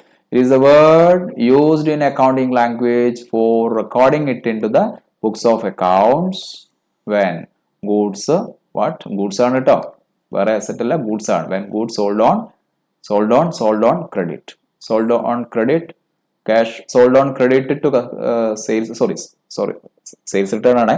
ക്രെഡിറ്റിന് വിറ്റത് അല്ലെ, sold on credit to customers returned by them due to various reason. അപ്പോൾ നമ്മുടെ സ്ഥാപനം ക്രെഡിറ്റിന് ഗൂഡ്സ് കസ്റ്റമേഴ്സിന് വിറ്റു. കസ്റ്റമർമാർ പല കാരണങ്ങൾ കൊണ്ട് ആ ഗൂഡ്സ് റിട്ടേൺ ചെയ്യുമ്പോൾ നമ്മൾ ഏത് വേർഡ് യൂസ് ചെയ്തിട്ട് ബുക്സ് ഓഫ് അക്കൗണ്ട്സിൽ എഴുതണം? Sales returns or returns inward എന്നുള്ള വേർഡ് യൂസ് ചെയ്യണം. എക്സാമ്പിൾ സെറ്റ് ചെയ്തിട്ടുണ്ട്. Goods return by Y. നമ്മൾ നേരത്തെ എക്സാമ്പിൾ വൈക്ക് ഗൂഡ്സ് വിറ്റിരുന്നല്ലോ 10,000ന്റെ. അതിൽ 4,000 രൂപയുടെ ഗൂഡ്സ് വൈ റിട്ടേൺ ചെയ്തു. ഇത് ക്രെഡിറ്റ് ട്രാൻസാക്ഷനാണ്. ടു ആസ്പെക്ട് മിസ്റ്റർ വൈയും sales returns or returns inward ആണ്. ഓക്കെ, അപ്പോൾ പർച്ചേസ് ചെയ്യുമ്പോൾ ഗൂഡ്സ് വാങ്ങിക്കുമ്പോൾ പർച്ചേസ്, ക്രെഡിറ്റിന് വാങ്ങിച്ച് തിരിച്ചു കൊടുക്കുമ്പോൾ പർച്ചേസ് റിട്ടേൺ, ഗൂഡ്സ് ക്യാഷിനോ ക്രെഡിറ്റിനോ വിൽക്കുമ്പോൾ സെയിൽസ്, ക്രെഡിറ്റിന് വിറ്റ് തിരിച്ചു കിട്ടുമ്പോൾ സെയിൽസ് റിട്ടേൺസ്. ഇനി ലോകത്ത് ഏത് സ്ഥലത്ത് പോയിട്ട് അക്കൗണ്ടിങ് ചെയ്യുമ്പോഴും ആ സ്ഥാപനത്തിന്റെ ഗൂഡ്സിനെ റെപ്രസെന്റ് ചെയ്തുകൊണ്ട് ബുക്സ് ഓഫ് അക്കൗണ്ട്സിൽ എഴുതാൻ വേണ്ടി ഉപയോഗിക്കുന്ന ഒരു വേർഡ് കൂടിയേ ഉള്ളൂ. വേറെ ഒരു വേർഡും ഉണ്ടാവില്ല. ഗൂഡ്സിനെ റെപ്രസെന്റ് ചെയ്തുകൊണ്ട് വേറെ വേർഡുകൾ ഉണ്ടാവില്ല. വാങ്ങിക്കുമ്പോൾ പർച്ചേസ്, ക്രെഡിറ്റിന് വാങ്ങിച്ച് തിരിച്ചു കൊടുക്കുമ്പോൾ പർച്ചേസ് റിട്ടേൺ, വിൽക്കുമ്പോൾ സെയിൽസ്, ക്രെഡിറ്റിന് വിറ്റ് തിരിച്ചു കിട്ടുമ്പോൾ സെയിൽസ് റിട്ടേൺ. ഇനി ഒരു വേർഡ് ഇതാണ്. അക്കൗണ്ടിങ് പീരീഡ് കോൺസെപ്റ്റ് പ്രകാരം ഈ കറണ്ട് അക്കൗണ്ടിങ് ഇയറിൽ വാങ്ങിച്ച ഗൂഡ്സ് മുഴുവനായിട്ടും വിറ്റ് തീരണം എന്നില്ല. വിറ്റ് തീരാതിരിക്കുമ്പോൾ ഇയർ എൻഡിൽ അതിനെ ബുക്സ് ഓഫ് അക്കൗണ്ട്സിൽ എഴുതുമ്പോൾ സ്റ്റോക്ക് ഓർ ഇൻവെന്ററി എന്നുള്ള വേർഡ് യൂസ് ചെയ്തിട്ട് എഴുതണം. ഓക്കെ, അപ്പോൾ നമ്മുടെ സ്ഥാപനം കസ്റ്റമേഴ്സിന് വിറ്റ് ലാഭം ഉണ്ടാക്കണം എന്നുള്ള ഉദ്ദേശത്തിൽ വാങ്ങിച്ചു കൊണ്ടുവന്ന ഗൂഡ്സ് വാങ്ങിച്ച കറണ്ട് അക്കൗണ്ടിങ് ഇയറിൽ മുഴുവനും വിറ്റ് തീരണം എന്നില്ല. ചിലപ്പോൾ വിറ്റ് തീരാം. വിറ്റ് തീരാതെ ബാക്കി വരുന്നുണ്ടെങ്കിൽ അതിനെ ബുക്സ് ഓഫ് അക്കൗണ്ട്സിൽ ഏത് വേർഡ് ഉപയോഗിച്ചിട്ട് റെക്കോർഡ് ചെയ്യണം? Stock or inventory. സ്റ്റോക്ക് എന്ന് വിളിക്കാം, ഓർ ഇൻവെന്ററി എന്നും വിളിക്കാം. Stock or inventory. അപ്പൊ എന്താ stock or inventory? It is a word used in accounting language for recording it in to the books of account when there is unsold goods at the end of the accounting period. വിറ്റ് തീരാതെ ബാക്കി വന്ന goods ഉണ്ടെങ്കിൽ books of അക്കൗണ്ടിൽ record ചെയ്യാൻ stock or inventory എന്നുള്ള word use ചെയ്യാം. ഒരു ജസ്റ്റ് ഒന്ന് സമ്മപ്പ് ചെയ്യാം. നമ്മുടെ സ്ഥാപനം ഡീൽ ചെയ്യുന്ന ഗൂഡ്സ് സപ്പോസ് പേനകളാണെന്ന് കരുതുക. പേന ക്യാഷ് കൊടുത്തിട്ടോ ക്രെഡിറ്റിനോ സപ്ലയർമാരുടെ അടുത്ത് വാങ്ങിക്കുമ്പോൾ ബുക്സ് ഓഫ് അക്കൗണ്ട്സിൽ പർച്ചേസ് എന്നുള്ള വേർഡ് യൂസ് ചെയ്യാം. ഇനി ക്രെഡിറ്റിന് വാങ്ങിച്ച പേനകൾ നമ്മുടെ സ്ഥാപനം തിരിച്ച് സപ്ലയർമാർക്ക് തിരിച്ചു കൊടുക്കുമ്പോൾ purchase returns or returns out word എന്നുള്ള വേർഡ് യൂസ് ചെയ്യാം. ഇനി വാങ്ങിച്ചു കൊണ്ടുവന്ന പേന ക്യാഷിനോ ക്രെഡിറ്റിനോ കസ്റ്റമേഴ്സിന് വിൽക്കുമ്പോൾ സെയിൽസ് എന്നുള്ള വേർഡ് യൂസ് ചെയ്യാം. ക്രെഡിറ്റിന് വിറ്റ ഗൂഡ്സ് കസ്റ്റമർമാരെ തിരിച്ച് നമ്മുടെ ഷോപ്പിലേക്ക് തന്നെ തിരിച്ചു തരുന്നുണ്ടെങ്കിൽ sales returns or returns inward എന്നുള്ള വേർഡ് യൂസ് ചെയ്യാം. ഇനി അക്കൗണ്ടിങ് ഇയറിന്റെ എൻഡിൽ വിറ്റ് തീരാതെ പേനകൾ ബാക്കി കിടക്കുന്നുണ്ടെങ്കിൽ അതിനെ ഏത് പേരിൽ റെക്കോർഡ് ചെയ്യണം? സ്റ്റോക്ക് ഓർ ഇൻവെന്ററി എന്നുള്ള പേര് ഉപയോഗിച്ച് റെക്കോർഡ് ചെയ്യണം. മനസ്സിലായി കാണുന്നു പ്രതീക്ഷിക്കുന്നു. വളരെ വളരെ ഇമ്പോർട്ടന്റ് ആണ്. Okay, purchase return, sales return, പിന്നെ ഇൻവെന്ററി, ഇതിനെയൊക്കെ റെപ്രസെന്റ് ചെയ്യുന്ന ഗൂഡ്സുകളെയാണ്. Stock or inventory it is a word used in account. Okay, മനസ്സിലായി കാണുമല്ലോ. നിങ്ങൾക്ക് നിങ്ങളുടെ നോട്ട്ബുക്കിൽ വേണമെങ്കിൽ നോട്ട് എഴുതി വെക്കാം. It is a word used in accounting language for recording it in to the books of account when there is unsold goods at the end of the accounting period. Unsold goods at the end of the accounting period, അതിനെയാണ് inventory or stock എന്ന് പറയുന്നത്. നമ്മൾ accounting കേൾക്കുമ്പോഴും പഠിക്കുമ്പോഴും ചെയ്യുമ്പോഴൊക്കെ ഏറ്റവും കൂടുതൽ കേൾക്കുന്ന ഒരു വേർഡാണ് അക്കൗണ്ട്. അതായത് എല്ലാറ്റിനും പേരിൽ account, trading account, cash account, എക്സിന്റെ അക്കൗണ്ട്, വൈ അക്കൗണ്ട്, അല്ലെ? ഏറ്റവും കൂടുതൽ ഉപയോഗിക്കുന്ന ഒരു വേർഡാണ് അക്കൗണ്ട്. അപ്പൊ ആക്ച്വലി അക്കൗണ്ട് എന്താണെന്ന് ചോദിച്ചാൽ നമുക്ക് വ്യക്തമായിട്ടുള്ള ആൻസർ ഉണ്ടാവില്ല, നല്ലൊരു ക്ലാരിറ്റി ഉണ്ടാവില്ല, അല്ലെങ്കിൽ പറഞ്ഞ് പ്രകടിപ്പിക്കാൻ പറ്റാത്ത അവസ്ഥയായിരിക്കാം. അക്കൗണ്ടിങ് പഠിക്കുമ്പോഴും ചെയ്യുമ്പോഴും കേൾക്കുമ്പോഴും ഏറ്റവും കൂടുതൽ ഉപയോഗിക്കുന്ന വേർഡ് അക്കൗണ്ട് എന്നാണ്. നമുക്കറിയാം ബുക്സ് ഓഫ് അക്കൗണ്ട്സ് രണ്ടെണ്ണമാണ്. ഒന്ന് ജേർണൽ ബുക്ക്. ജേർണൽ ബുക്കിൽ ഞാൻ ക്ലാസ് എടുത്ത് തുടങ്ങിയിട്ടില്ല. എൻട്രി എഴുതാനോ ജേർണൽ ബുക്ക് മെയിൻറ്റെയിൻ ചെയ്യാനോ അക്കൗണ്ടുകൾ മെയിൻറ്റെയിൻ ചെയ്യുന്ന കാര്യങ്ങളൊന്നും ഞാൻ സംസാരിച്ചിട്ടില്ല, ക്ലാസ് എടുത്തിട്ടില്ല. എങ്കിൽ പോലും ജേർണൽ ബുക്കിൽ ജേർണൽ എൻട്രി അവിടെ ഇവിടെയൊക്കെ ആയിട്ട് സ്കേറ്റേഡ് ആയിരിക്കുമല്ലോ. ഇപ്പോൾ ഫോർ എക്സാമ്പിൾ വേജസ് കൊടുക്കുമ്പോൾ നമ്മളെ ജേർണൽ ബുക്കിൽ എൻട്രി ആയിട്ട് എഴുതും. അപ്പോൾ വേജസ് അവിടെ ഇവിടെയൊക്കെ ഉണ്ടാവുക. ജേർണൽ ബുക്ക് ഒരു വലിയ ബുക്കാണ്, അതിന്റെ ഓരോ പേജുകൾ കുറേ ഡിഫറെന്റ് പേജുകളിലല്ലേ വേജസ് അക്കൗണ്ട് ഉണ്ടാവുക. അപ്പോൾ ജേർണൽ ബുക്കിലുള്ള വേജസ് അക്കൗണ്ട് എന്ന് പറയുന്ന ആ ആസ്പെക്ടിന് ലെഡ്ജർ ബുക്കിന്റെ ഒരു പേജിൽ എടുത്ത് കൊണ്ടുവയ്ക്കുമ്പോഴാണ് അത് അക്കൗണ്ട് ആവുന്നത്. ക്ലിയർ ആണോ? ഇപ്പൊ സ്റ്റാഫിന് സാലറീസ് കൊടുക്കുമ്പോൾ ജേർണൽ എൻട്രി ജേർണൽ ബുക്കിന്റെ ഡിഫറെന്റ് പേജുകളിൽ സാലറി അക്കൗണ്ട് ടു ക്യാഷ് എന്നുണ്ടാവുക. അപ്പോൾ സാലറീനെ ലെഡ്ജർ ബുക്കിന്റെ ഒരു പേജിൽ കൊണ്ടുവയ്ക്കുമ്പോഴാണ് അതൊരു അക്കൗണ്ട് ആവുന്നത്. അപ്പൊ അക്കൗണ്ട് എന്ന് പറഞ്ഞാൽ സമ്മറി ഓഫ് ദി ട്രാൻസാക്ഷൻസ് ആണ്. ആക്ച്വലി ട്രാൻസാക്ഷൻസ് ഒക്കെ ചെതറിക്കിടക്കുന്നുണ്ടാവും ജേർണൽ ബുക്കിൽ, അവിടെ ഇവിടെയൊക്കെ ഡിഫറെന്റ് പേജുകളിലാണ് ചെതറിക്കിടക്കുന്നുണ്ടാവും. അപ്പൊ അതിനെയൊക്കെ അടുക്കി ഒതുക്കിയിട്ട് ലെഡ്ജർ ബുക്കിന്റെ ഒരു പേജിൽ കൊണ്ടുവയ്ക്കുമ്പോഴാണ് അത് അക്കൗണ്ട് ആവുന്നത്. So what is the practical meaning of account? Summary of the transactions are known as account. സമ്മറിയാണ്. ട്രാൻസാക്ഷൻസിന്റെ ഒക്കെ സമ്മറി ചെയ്യാനാണ് അക്കൗണ്ട് എന്ന് പറയുക. ഓക്കെ, അപ്പോൾ summary of the transactions are known as account. അപ്പോൾ summary of the transactions are known as account. There are two approaches for identifying debit aspect and credit aspect in double entry system. നമ്മൾ journal ബുക്കിൽ entry എഴുതണമെങ്കിൽ നമുക്ക് debit ആസ്പെക്റ്റും credit ആസ്പെക്റ്റും identify ചെയ്യാൻ പഠിക്കണം. നമ്മളിപ്പോൾ ഇതുവരെ ക്ലാസ് എടുത്തത് എന്താ? നമ്മുടെ അക്കൗണ്ടന്റ് ആയിട്ട് ജോലി ചെയ്യുന്ന സ്ഥാപനത്തിൽ ഒരു ട്രാൻസാക്ഷൻസ് ഉണ്ടായി, അത് ബിസിനസ് ട്രാൻസാക്ഷൻ ആണോ അല്ലയോ എന്ന് ഐഡന്റിഫൈ ചെയ്യാൻ പഠിച്ചു. Every transaction must have two aspects. Cash transaction ആണോ ക്രെഡിറ്റ് ട്രാൻസാക്ഷൻ ആണോ എന്ന് ഐഡന്റിഫൈ ചെയ്യാൻ പഠിച്ചു.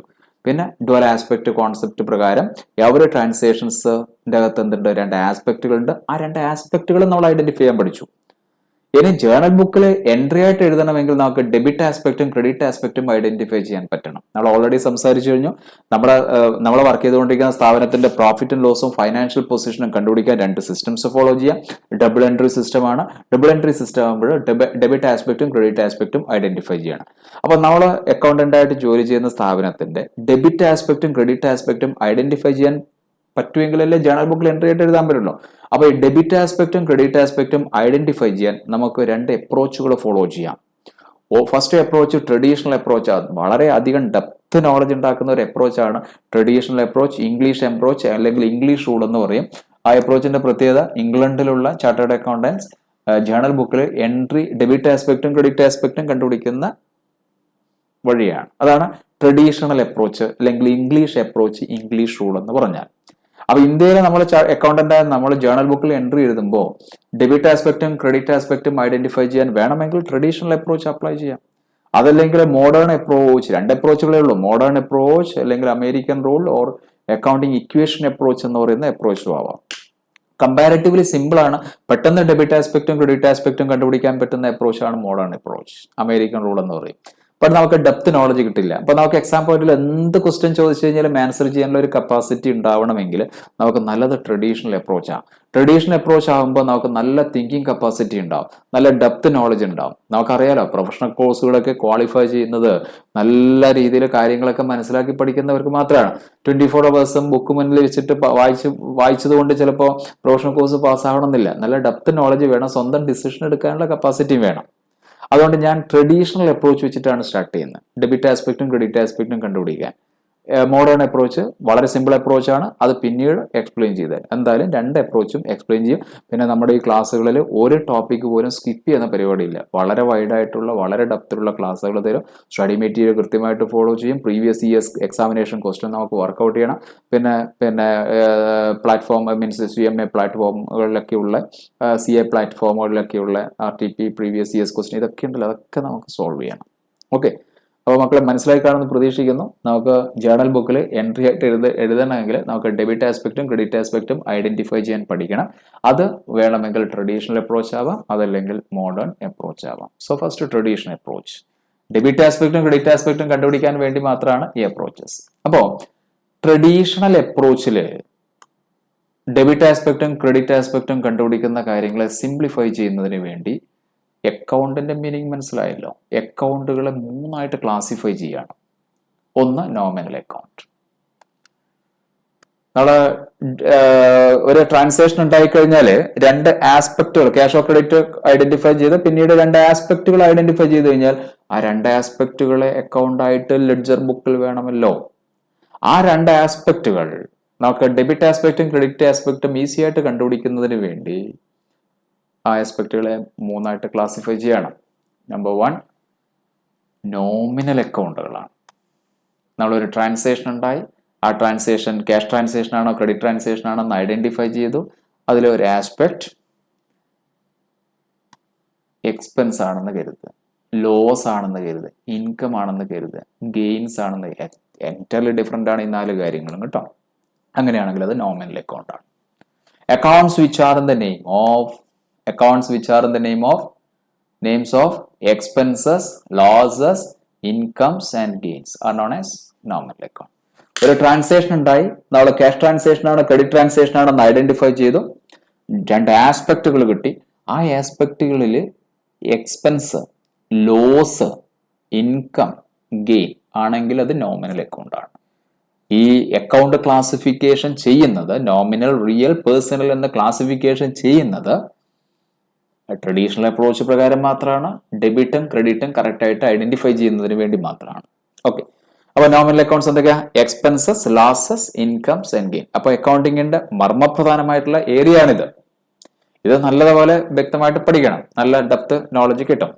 അപ്പോൾ accounts which are the name of expenses, losses, incomes and gains, that is nominal account. അടുത്ത റിയൽ അക്കൗണ്ട് ആണ്. നമ്മൾ കുറച്ച് ടേംസ് ഒക്കെ ക്ലിയർ ചെയ്തിട്ടുണ്ടല്ലോ. നോമിനൽ അക്കൗണ്ട്, അടുത്ത real. Accounts which are the names of asset. ഒരൈറ്റം മാത്രമേ ഉള്ളൂ കേട്ടോ. Accounts which are the name of asset. Transactions ഉണ്ടായി, cash or credit transaction identify ചെയ്തോ, രണ്ട് ആസ്പെക്റ്റുകൾ കണ്ടുപിടിച്ചു. ആ രണ്ട് ആസ്പെക്റ്റുകളിൽ അസെറ്റ് ആണെങ്കിൽ റിയൽ അക്കൗണ്ട്, എക്സ്പെൻസ് ആണെങ്കിൽ, ലോസ് ആണെങ്കിൽ, ഇൻകം ആണെങ്കിൽ, ഗെയിൻ ആണെങ്കിൽ നോമിനൽ അക്കൗണ്ട്. അടുത്ത personal account. Accounts which are in the name of persons and institutions. Accounts which are in the name of persons and institution. ഒരു transaction ഉണ്ടായി, cash or credit transaction identify ചെയ്തു, രണ്ട് ആസ്പെക്റ്റുകൾ കണ്ടുപിടിച്ചു. ആ ആസ്പെക്റ്റുകൾ ഒരാളുടെ പേര് അല്ലെങ്കിൽ ഒരു സ്ഥാപനത്തിന്റെ പേരാണെങ്കിൽ അത് പേഴ്സണൽ അക്കൗണ്ട് ആണ്. അപ്പൊ expenses, losses, incomes and gains nominal, asset real, persons and institutions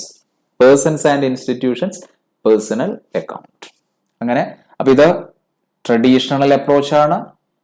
debit ആസ്പെക്റ്റും ക്രെഡിറ്റ് ആസ്പെക്റ്റും കണ്ടുപിടിക്കാനുള്ള അപ്രോച്ചസ് അതിനു വേണ്ടിയാണ്. ഡെബിറ്റും ക്രെഡിറ്റും കറക്റ്റ് ആണെങ്കിൽ മാത്രമാണല്ലോ പ്രോഫിറ്റും ലോസും ഫൈനാൻഷ്യൽ പൊസിഷനൊക്കെ കറക്റ്റ് ആയിട്ട് കാൽക്കുലേറ്റ് ചെയ്യാൻ പറ്റുക. മോഡേൺ അപ്രോച്ച് ഉണ്ട്, ട്രഡീഷണൽ അപ്രോച്ച് ഉണ്ട്. സോ ഫസ്റ്റ് എക്സ്പ്ലെയിൻ ചെയ്യുന്നത് ട്രഡീഷണൽ അപ്രോച്ച് ആണ്.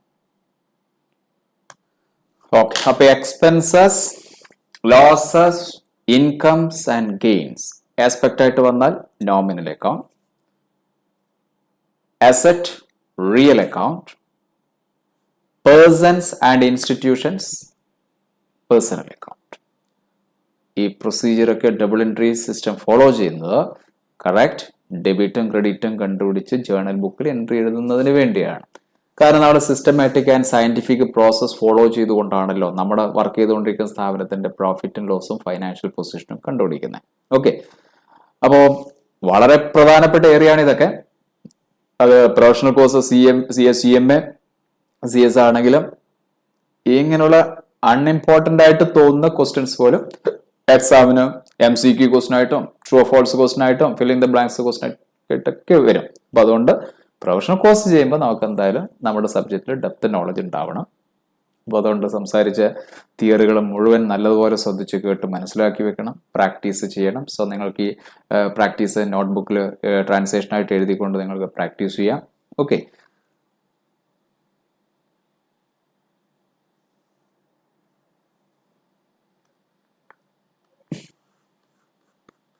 കുറച്ച് എക്സാമ്പിൾ സെറ്റ് ചെയ്തിട്ടുണ്ട്. റിപ്പീറ്റേഷൻ ആണ്.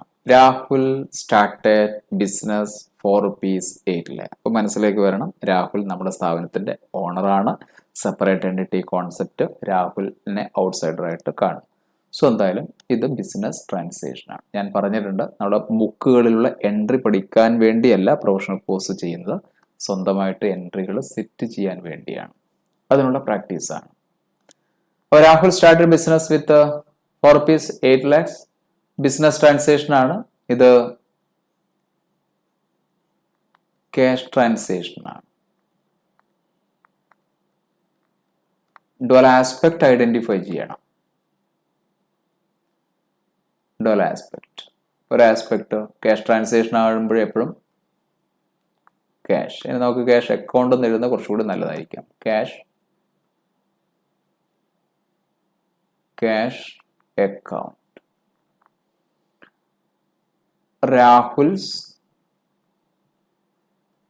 Capital account. ഇത് നമ്മൾ പ്രാക്ടിക്കൽ അക്കൗണ്ടിങ് ചെയ്യണമെങ്കിൽ, ജേർണൽ ബുക്കിൽ എൻട്രി എഴുതണമെങ്കിൽ ട്രഡീഷണൽ അപ്രോച്ചാണ് നമ്മൾ ഫോളോ ചെയ്തുകൊണ്ട് ചെയ്യുന്നതെങ്കിൽ ഈ ക്യാഷ് നോമിനൽ ആണോ, റിയൽ ആണോ, പേഴ്സണൽ ആണോ എന്ന് ഐഡന്റിഫൈ ചെയ്യണം. എന്നിട്ട് ഒരു പ്രൊസീജിയറും കൂടി കഴിഞ്ഞാൽ നമുക്ക് പ്രാക്ടിക്കലി അക്കൗണ്ടന്റ് ആയിട്ട് ജോലി ചെയ്യാം. മീൻസ് ജേർണൽ ബുക്കിൽ എൻട്രി എഴുതിക്കൊണ്ട് സ്റ്റാർട്ട് ചെയ്യാവുന്ന. ക്യാഷ് ഒരാളല്ല, ഒരു സ്ഥാപനവുമല്ല. അപ്പൊ അതുകൊണ്ട് പേഴ്സണൽ അക്കൗണ്ട് അല്ല. ക്യാഷ് എന്ന് പറയുന്ന ആസ്പെക്ട് ഒരു ഇൻഡിവിജ്വൽ അല്ല, ഒരു സ്ഥാപനമല്ല, ഇപ്പോൾ പേഴ്സണൽ അക്കൗണ്ട് അല്ല. ക്യാഷ് കിട്ടിയതാണോ കൊടുത്താണോ എന്ന് നോക്കണ്ട. ക്യാഷ് എക്സ്പെൻസ് അല്ല, ലോസും അല്ല, ഇൻകം അല്ല, ഗെയിനും അല്ല, ഇപ്പൊ നോമിനൽ അക്കൗണ്ട് അല്ല. ക്യാഷ് നമ്മുടെ സ്ഥാപനത്തിന്റെ എസെറ്റ് ആണ്. ക്യാഷ് എസെറ്റ് ആണ്. ക്യാഷ് എസെറ്റ് ആണ്. എസെറ്റ് ആണെങ്കിൽ റിയൽ അക്കൗണ്ട് ആണ്. ഓക്കെ. രാഹുൽസ് ക്യാപിറ്റൽ. രാഹുൽ, രണ്ടാമത്തെ ആസ്പെക്ട് രാഹുൽസ് ക്യാപിറ്റൽ. രാഹുൽ ഒരു പേഴ്സൺ ആണ്. Person. Rahul's capital personal account. മനസ്സിലായി കാണുമെന്ന് വിചാരിക്കുന്നു. എൻട്രി ബൈ ഹാർട്ട് ചെയ്യേണ്ട. എന്ത് ട്രാൻസാക്ഷൻ വന്നു കഴിഞ്ഞാലും സ്വന്തമായിട്ട് എൻട്രി സെറ്റ് ചെയ്യാൻ നമുക്ക് സാധിക്കണം. Deposit cash in bank. നമ്മുടെ സ്ഥാപനം ബാങ്കിൽ കാശ് ഡെപ്പോസിറ്റ് ചെയ്തു. ക്യാഷ് ട്രാൻസാക്ഷൻ ആണ്.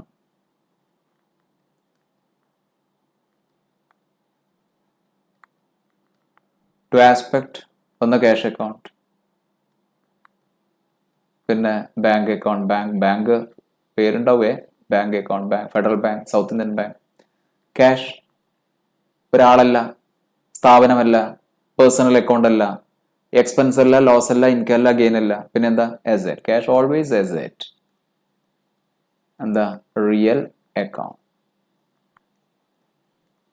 പ്രൊഫഷണൽ എക്സാമിന് എൻട്രി ചോദിക്കുക, എൻട്രി മാത്രമല്ല ചോദിക്കുക, ബാക്കിയുള്ള ഇൻഡയറക്റ്റ് ആയിട്ടുള്ള പലതരത്തിലുള്ള കാര്യങ്ങളടക്കം ചോദിക്കും. സോ അതുകൊണ്ട് ഇതേ പ്രൊസീജിയർ തന്നെ പ്രാക്ടീസ് ചെയ്യുന്നത് നല്ലതാണ്. ബാങ്ക് എക്സ്പെൻസ് അല്ല, ലോസ് അല്ല, ഇൻകം അല്ല, ഗെയിൻ അല്ല, അപ്പോൾ നോമിനൽ അക്കൗണ്ട് അല്ല. ബാങ്ക് അസെറ്റ് അല്ല, ബാങ്ക് ഒരു ഇൻസ്റ്റിറ്റ്യൂഷൻ ആണ്. Bank institution. നമ്മൾ കൺഫ്യൂസ്ഡ് ആവരുത്. മോഡേൺ അപ്രോച്ച് അല്ല ഫോളോ ചെയ്യുന്ന, traditional approach. So traditional approach പ്രകാരം ബാങ്ക് ഒരു ഇൻസ്റ്റിറ്റ്യൂഷൻ ആണ്, പേഴ്സണൽ അക്കൗണ്ട് ആണ്. ചില ആൾക്കാർ സാർ ബാങ്ക് അസെറ്റ് അല്ലേ, ഡെപ്പോസിറ്റ്, അങ്ങനെ ഒന്നും ചിന്തിക്കരുത്. ബാങ്ക് ഒരു സ്ഥാപനമാണ് ട്രഡീഷണൽ അപ്രോച്ച് പ്രകാരം. അപ്പൊ ഇൻസ്റ്റിറ്റ്യൂഷൻ ആണ്, പേഴ്സണൽ അക്കൗണ്ട് ആണ്. Institution, personal account. Okay. Purchased goods for cash. Business transaction ആണ്. മണി മെഷർമെന്റ് ഉണ്ട്. ക്യാഷ് ട്രാൻസാക്ഷൻ ആണ്. ക്യാഷ് ട്രാൻസാക്ഷൻ ആണ്. Two aspect. ഒരു ക്യാഷ് ട്രാൻസാക്ഷൻ ആയെങ്കിൽ എപ്പോഴും ക്യാഷ്. പിന്നെ ഗൂഡ്സ് ആയപ്പോൾ ഗൂഡ്സ് വാങ്ങിക്കുമ്പോൾ ഏത് വേർഡ് വേണം? Purchase, purchase, purchase, purchase. Cash asset ആണ്, മനസ്സിലാക്കി കഴിഞ്ഞു. റിയൽ അക്കൗണ്ട് ആണ്. പർച്ചേസ് എന്നുള്ള ആസ്പെക്ട് ഒരാളല്ല, ഒരു സ്ഥാപനമല്ല, ഇപ്പോൾ പേഴ്സണൽ അക്കൗണ്ട് അല്ല. പർച്ചേസ് എസെറ്റ് അല്ല, പർച്ചേസ് വിൽക്കാൻ വേണ്ടിയല്ലേ വാങ്ങിക്കുന്നത്, അപ്പൊ എക്സ്പെൻസ് ആണ്. പർച്ചേസ് എക്സ്പെൻസ് ആണ്, നോമിനൽ അക്കൗണ്ട്. എക്സ്പെൻസ് ആകുമ്പോൾ expenses, losses, incomes and gains nominal account ആണല്ലോ. Nominal account. Sold goods for cash. Business transaction ആണ്. മണി മെഷർമെന്റ് ഉണ്ട്. ക്യാഷ് ട്രാൻസാക്ഷൻ ആണ്. ക്യാഷ് ട്രാൻസാക്ഷൻ ആണ്. Two aspect. ക്യാഷ് ട്രാൻസാക്ഷനിൽ എപ്പോഴും ഒരു ആസ്പെക്ട് ക്യാഷ് ആണ്. പിന്നെ സോൾഡ് ഗൂഡ്സ് അല്ലേ, ഗൂഡ്സ് വിൽക്കുമ്പോൾ സെയിൽ എന്നുള്ള വേർഡ് യൂസ് ചെയ്യണം. Sales account. Cash asset.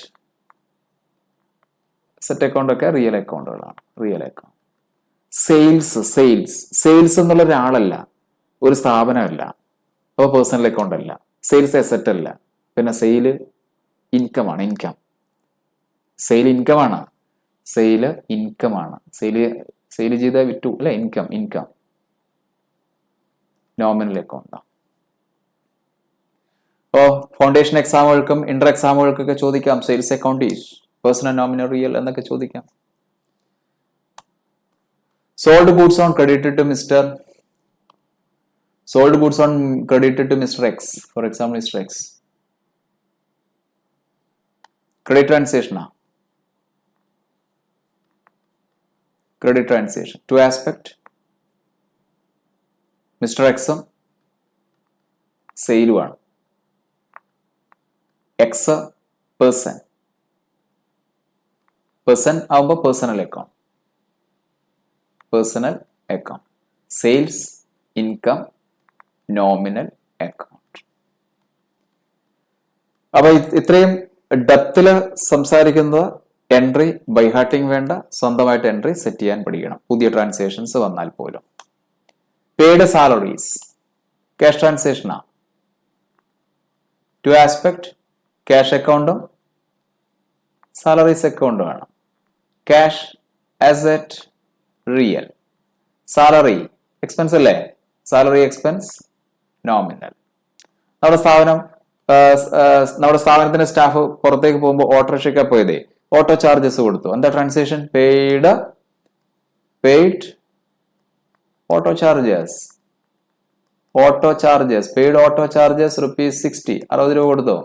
Cash transaction ആണ്. ടു ആസ്പെക്ട് ക്യാഷും ക്യാഷ് അക്കൗണ്ടും ഓട്ടോ ചാർജസ് അക്കൗണ്ടും ആണ്. ക്യാഷ് അസറ്റ് ആണ്, റിയൽ അക്കൗണ്ട് ആണ്. ഓട്ടോ ചാർജസ് എക്സ്പെൻസ് ആണ്, നോമിനൽ അക്കൗണ്ട് ആണ്. ഇങ്ങനെ നമുക്ക് ഐഡന്റിഫൈ ചെയ്യാൻ പറ്റണം. ഓക്കെ, അപ്പോൾ ഇതൊക്കെയാണ് ഡബിൾ എൻട്രി സിസ്റ്റം പ്രകാരമുള്ള പ്രിൻസിപ്പിൾസ്. നിങ്ങൾ പ്രിൻസിപ്പിൾസ് ഒക്കെ മനസ്സിലാക്കി വരുന്നു. പ്രിൻസിപ്പിൾസ് ഒക്കെ ഫോളോ ചെയ്യണം, കോൺസെപ്റ്റുകൾ ഫോളോ ചെയ്യണം. എന്നിട്ട് വേണം പ്രാക്ടിക്കൽ അക്കൗണ്ടിങ് സ്റ്റാർട്ട് ചെയ്യാൻ.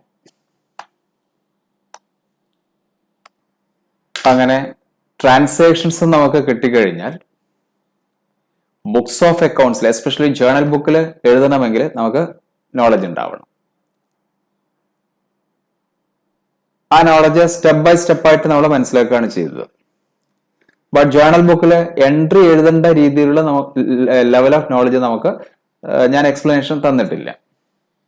പിന്നെ അതിന്റെ പ്രാക്ടിക്കൽ കോൺസെപ്റ്റ് ഒക്കെയാണ് നമ്മൾ ഇന്നത്തെ ക്ലാസ്സിൽ എക്സ്പ്ലെയിൻ ചെയ്തത്. അക്കൗണ്ടിങ് വേണമെന്ന് പ്രൂവ് ചെയ്ത് തന്നു കഴിഞ്ഞു. ബിസിനസ് സ്ഥാപനങ്ങളുടെ ഒബ്ജക്റ്റീവ് എന്താണ്, ഒരു അക്കൗണ്ടന്റിന്റെ ലോകത്ത് എവിടെ പോയിട്ട് ഒരു അക്കൗണ്ടിങ് ജോലി ചെയ്യുമ്പോഴും അവരുടെ ഒബ്ജക്റ്റീവ് എന്താണ്, അക്കൗണ്ടന്റ് ഒരു ബിസിനസ് ഓർഗനൈസേഷന്റെ അക്കൗണ്ടിങ് വർക്ക് ചെയ്യുമ്പോൾ എന്തൊക്കെ ഫോളോ ചെയ്യണം, അങ്ങനെ കുറെ ടേമുകളൊക്കെയാണ് നമ്മൾ ക്ലിയർ ചെയ്തത്. അപ്പോൾ ഇന്നത്തെ ക്ലാസ്സിൽ ജേർണൽ എൻട്രി എഴുതാനുള്ള നോളജ് ലെവലിലേക്ക് നമ്മൾ ആയിട്ടില്ല. കുറച്ചുകൂടി നമുക്ക് പ്രാക്ടീസ് ചെയ്യണം. ഓക്കെ, അപ്പോൾ ട്രാൻസാക്ഷൻസ് ആൻഡ് ഈവന്റുകൾ ഉണ്ടായാൽ അക്കൗണ്ടന്റ് ആയത് നമ്മൾ ഫസ്റ്റ് എന്താ ചെയ്യേണ്ടത്? അത് ബിസിനസ് ട്രാൻസാക്ഷൻ ആണോ അല്ലയോ എന്ന് ഐഡന്റിഫൈ ചെയ്യണം. പിന്നീട് ക്യാഷ് ട്രാൻസാക്ഷൻ ആണോ ക്രെഡിറ്റ് ട്രാൻസാക്ഷൻ ആണോ എന്ന് ഐഡന്റിഫൈ ചെയ്യണം. ഡോല ആസ്പെക്ട് ഐഡന്റിഫൈ ചെയ്യണം. ഡെബിറ്റും ക്രെഡിറ്റും കണ്ടുപിടിക്കാൻ രണ്ട് അപ്രോച്ചുകളിൽ ട്രഡീഷണൽ അപ്രോച്ചും ഉണ്ട്, മോഡേൺ അപ്രോച്ചും ഉണ്ട്. അങ്ങനെ തന്നെ പഠിക്കണം, പ്രൊഫഷണൽ ലെവലിൽ മസ്റ്റ് ആണ്. അപ്പോൾ ട്രഡീഷണൽ അപ്രോച്ചാണ് ഞാൻ എക്സ്പ്ലെയിൻ ചെയ്തത്. ട്രഡീഷണൽ അപ്രോച്ച് പ്രകാരം രണ്ട് ആസ്പെക്റ്റുകൾ കിട്ടിക്കഴിഞ്ഞാൽ ആ ആസ്പെക്റ്റുകളിൽ expenses, losses, incomes and gains ആണെങ്കിൽ നോമിനൽ അക്കൗണ്ട്. ഇതൊക്കെ വിശദമായിട്ട് എക്സ്പ്ലെയിൻ ചെയ്യുന്നുണ്ട്. പിന്നെ അസറ്റ് ആണെങ്കിൽ real account, persons and institutions ആണെങ്കിൽ പേഴ്സണൽ അക്കൗണ്ട്. ഈ കാര്യങ്ങൾ ഐഡന്റിഫൈ ചെയ്ത് കഴിഞ്ഞതിന് ശേഷമാണ് ഡെബിറ്റ് ചെയ്യണോ ക്രെഡിറ്റ് ചെയ്യണോ എന്നുള്ള കാര്യം ഐഡന്റിഫൈ ചെയ്യേണ്ടത്.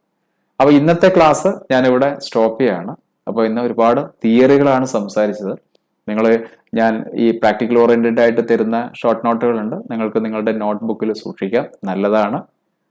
എന്തായാലും ഇതൊക്കെ സംസാരിച്ച് ക്ലിയർ ആക്കിയതിന് ശേഷം പുറത്തൊരു അക്കൗണ്ടന്റ് ചെയ്യുന്ന ജോലി നമുക്ക് ക്ലാസ് റൂമിൽ തന്നെ സെറ്റ് ചെയ്ത് ക്ലിയർ ആക്കണം, ജേർണൽ ടു ബാലൻസ് ഷീറ്റ് എന്നുള്ളത്. അപ്പോൾ ഡെബിറ്റ് ആസ്പെക്റ്റും ക്രെഡിറ്റ് ആസ്പെക്റ്റും കണ്ടുപിടിക്കുന്ന പ്രൊസീജിയർ എക്സ്പ്ലെയിൻ ചെയ്തിട്ടില്ല. ഓക്കെ, ഒരു ആസ്പെക്ട് കിട്ടിക്കഴിഞ്ഞാൽ പേഴ്സണൽ, നോമിനൽ, റിയൽ എന്ന് ഐഡന്റിഫൈ ചെയ്യാനുള്ള കാര്യങ്ങളേ ആയിട്ടുള്ളൂ. സോ ഞാൻ ഇന്നത്തെ ഈ ക്ലാസ് ഇവിടെ സ്റ്റോപ്പ് ചെയ്യാണ്. ഇതിന്റെ കണ്ടിന്യൂഷൻ നമുക്ക് അടുത്ത ദിവസമാണ്. ഓക്കെ, അപ്പൊ എല്ലാവരും നല്ലതുപോലെ തിയറികൾ വ്യക്തമായിട്ട് കാണുക. സ്പീഡ് കൂട്ടിയിട്ട് വേണമെങ്കിൽ കാണാം, സ്പീഡ് കുറച്ചിട്ടോ കൂട്ടിയിട്ടോ നോർമൽ സ്പീഡിലോ സൗകര്യം പോലെ നിങ്ങൾക്ക് ചെയ്യാവുന്നതാണ്. എല്ലാവരും ശ്രദ്ധിച്ച് എന്തായാലും കേൾക്കണം. ഓക്കെ, എന്നിട്ട് ഷോർട്ട് നോട്ട് വേണമെങ്കിൽ നോട്ട്ബുക്കിൽ ചെയ്യണം. പിന്നെ ഞാനിപ്പോൾ എഴുതി കാണിച്ച പോലെ നിങ്ങൾക്കും പ്രാക്ടീസ് ചെയ്യാം.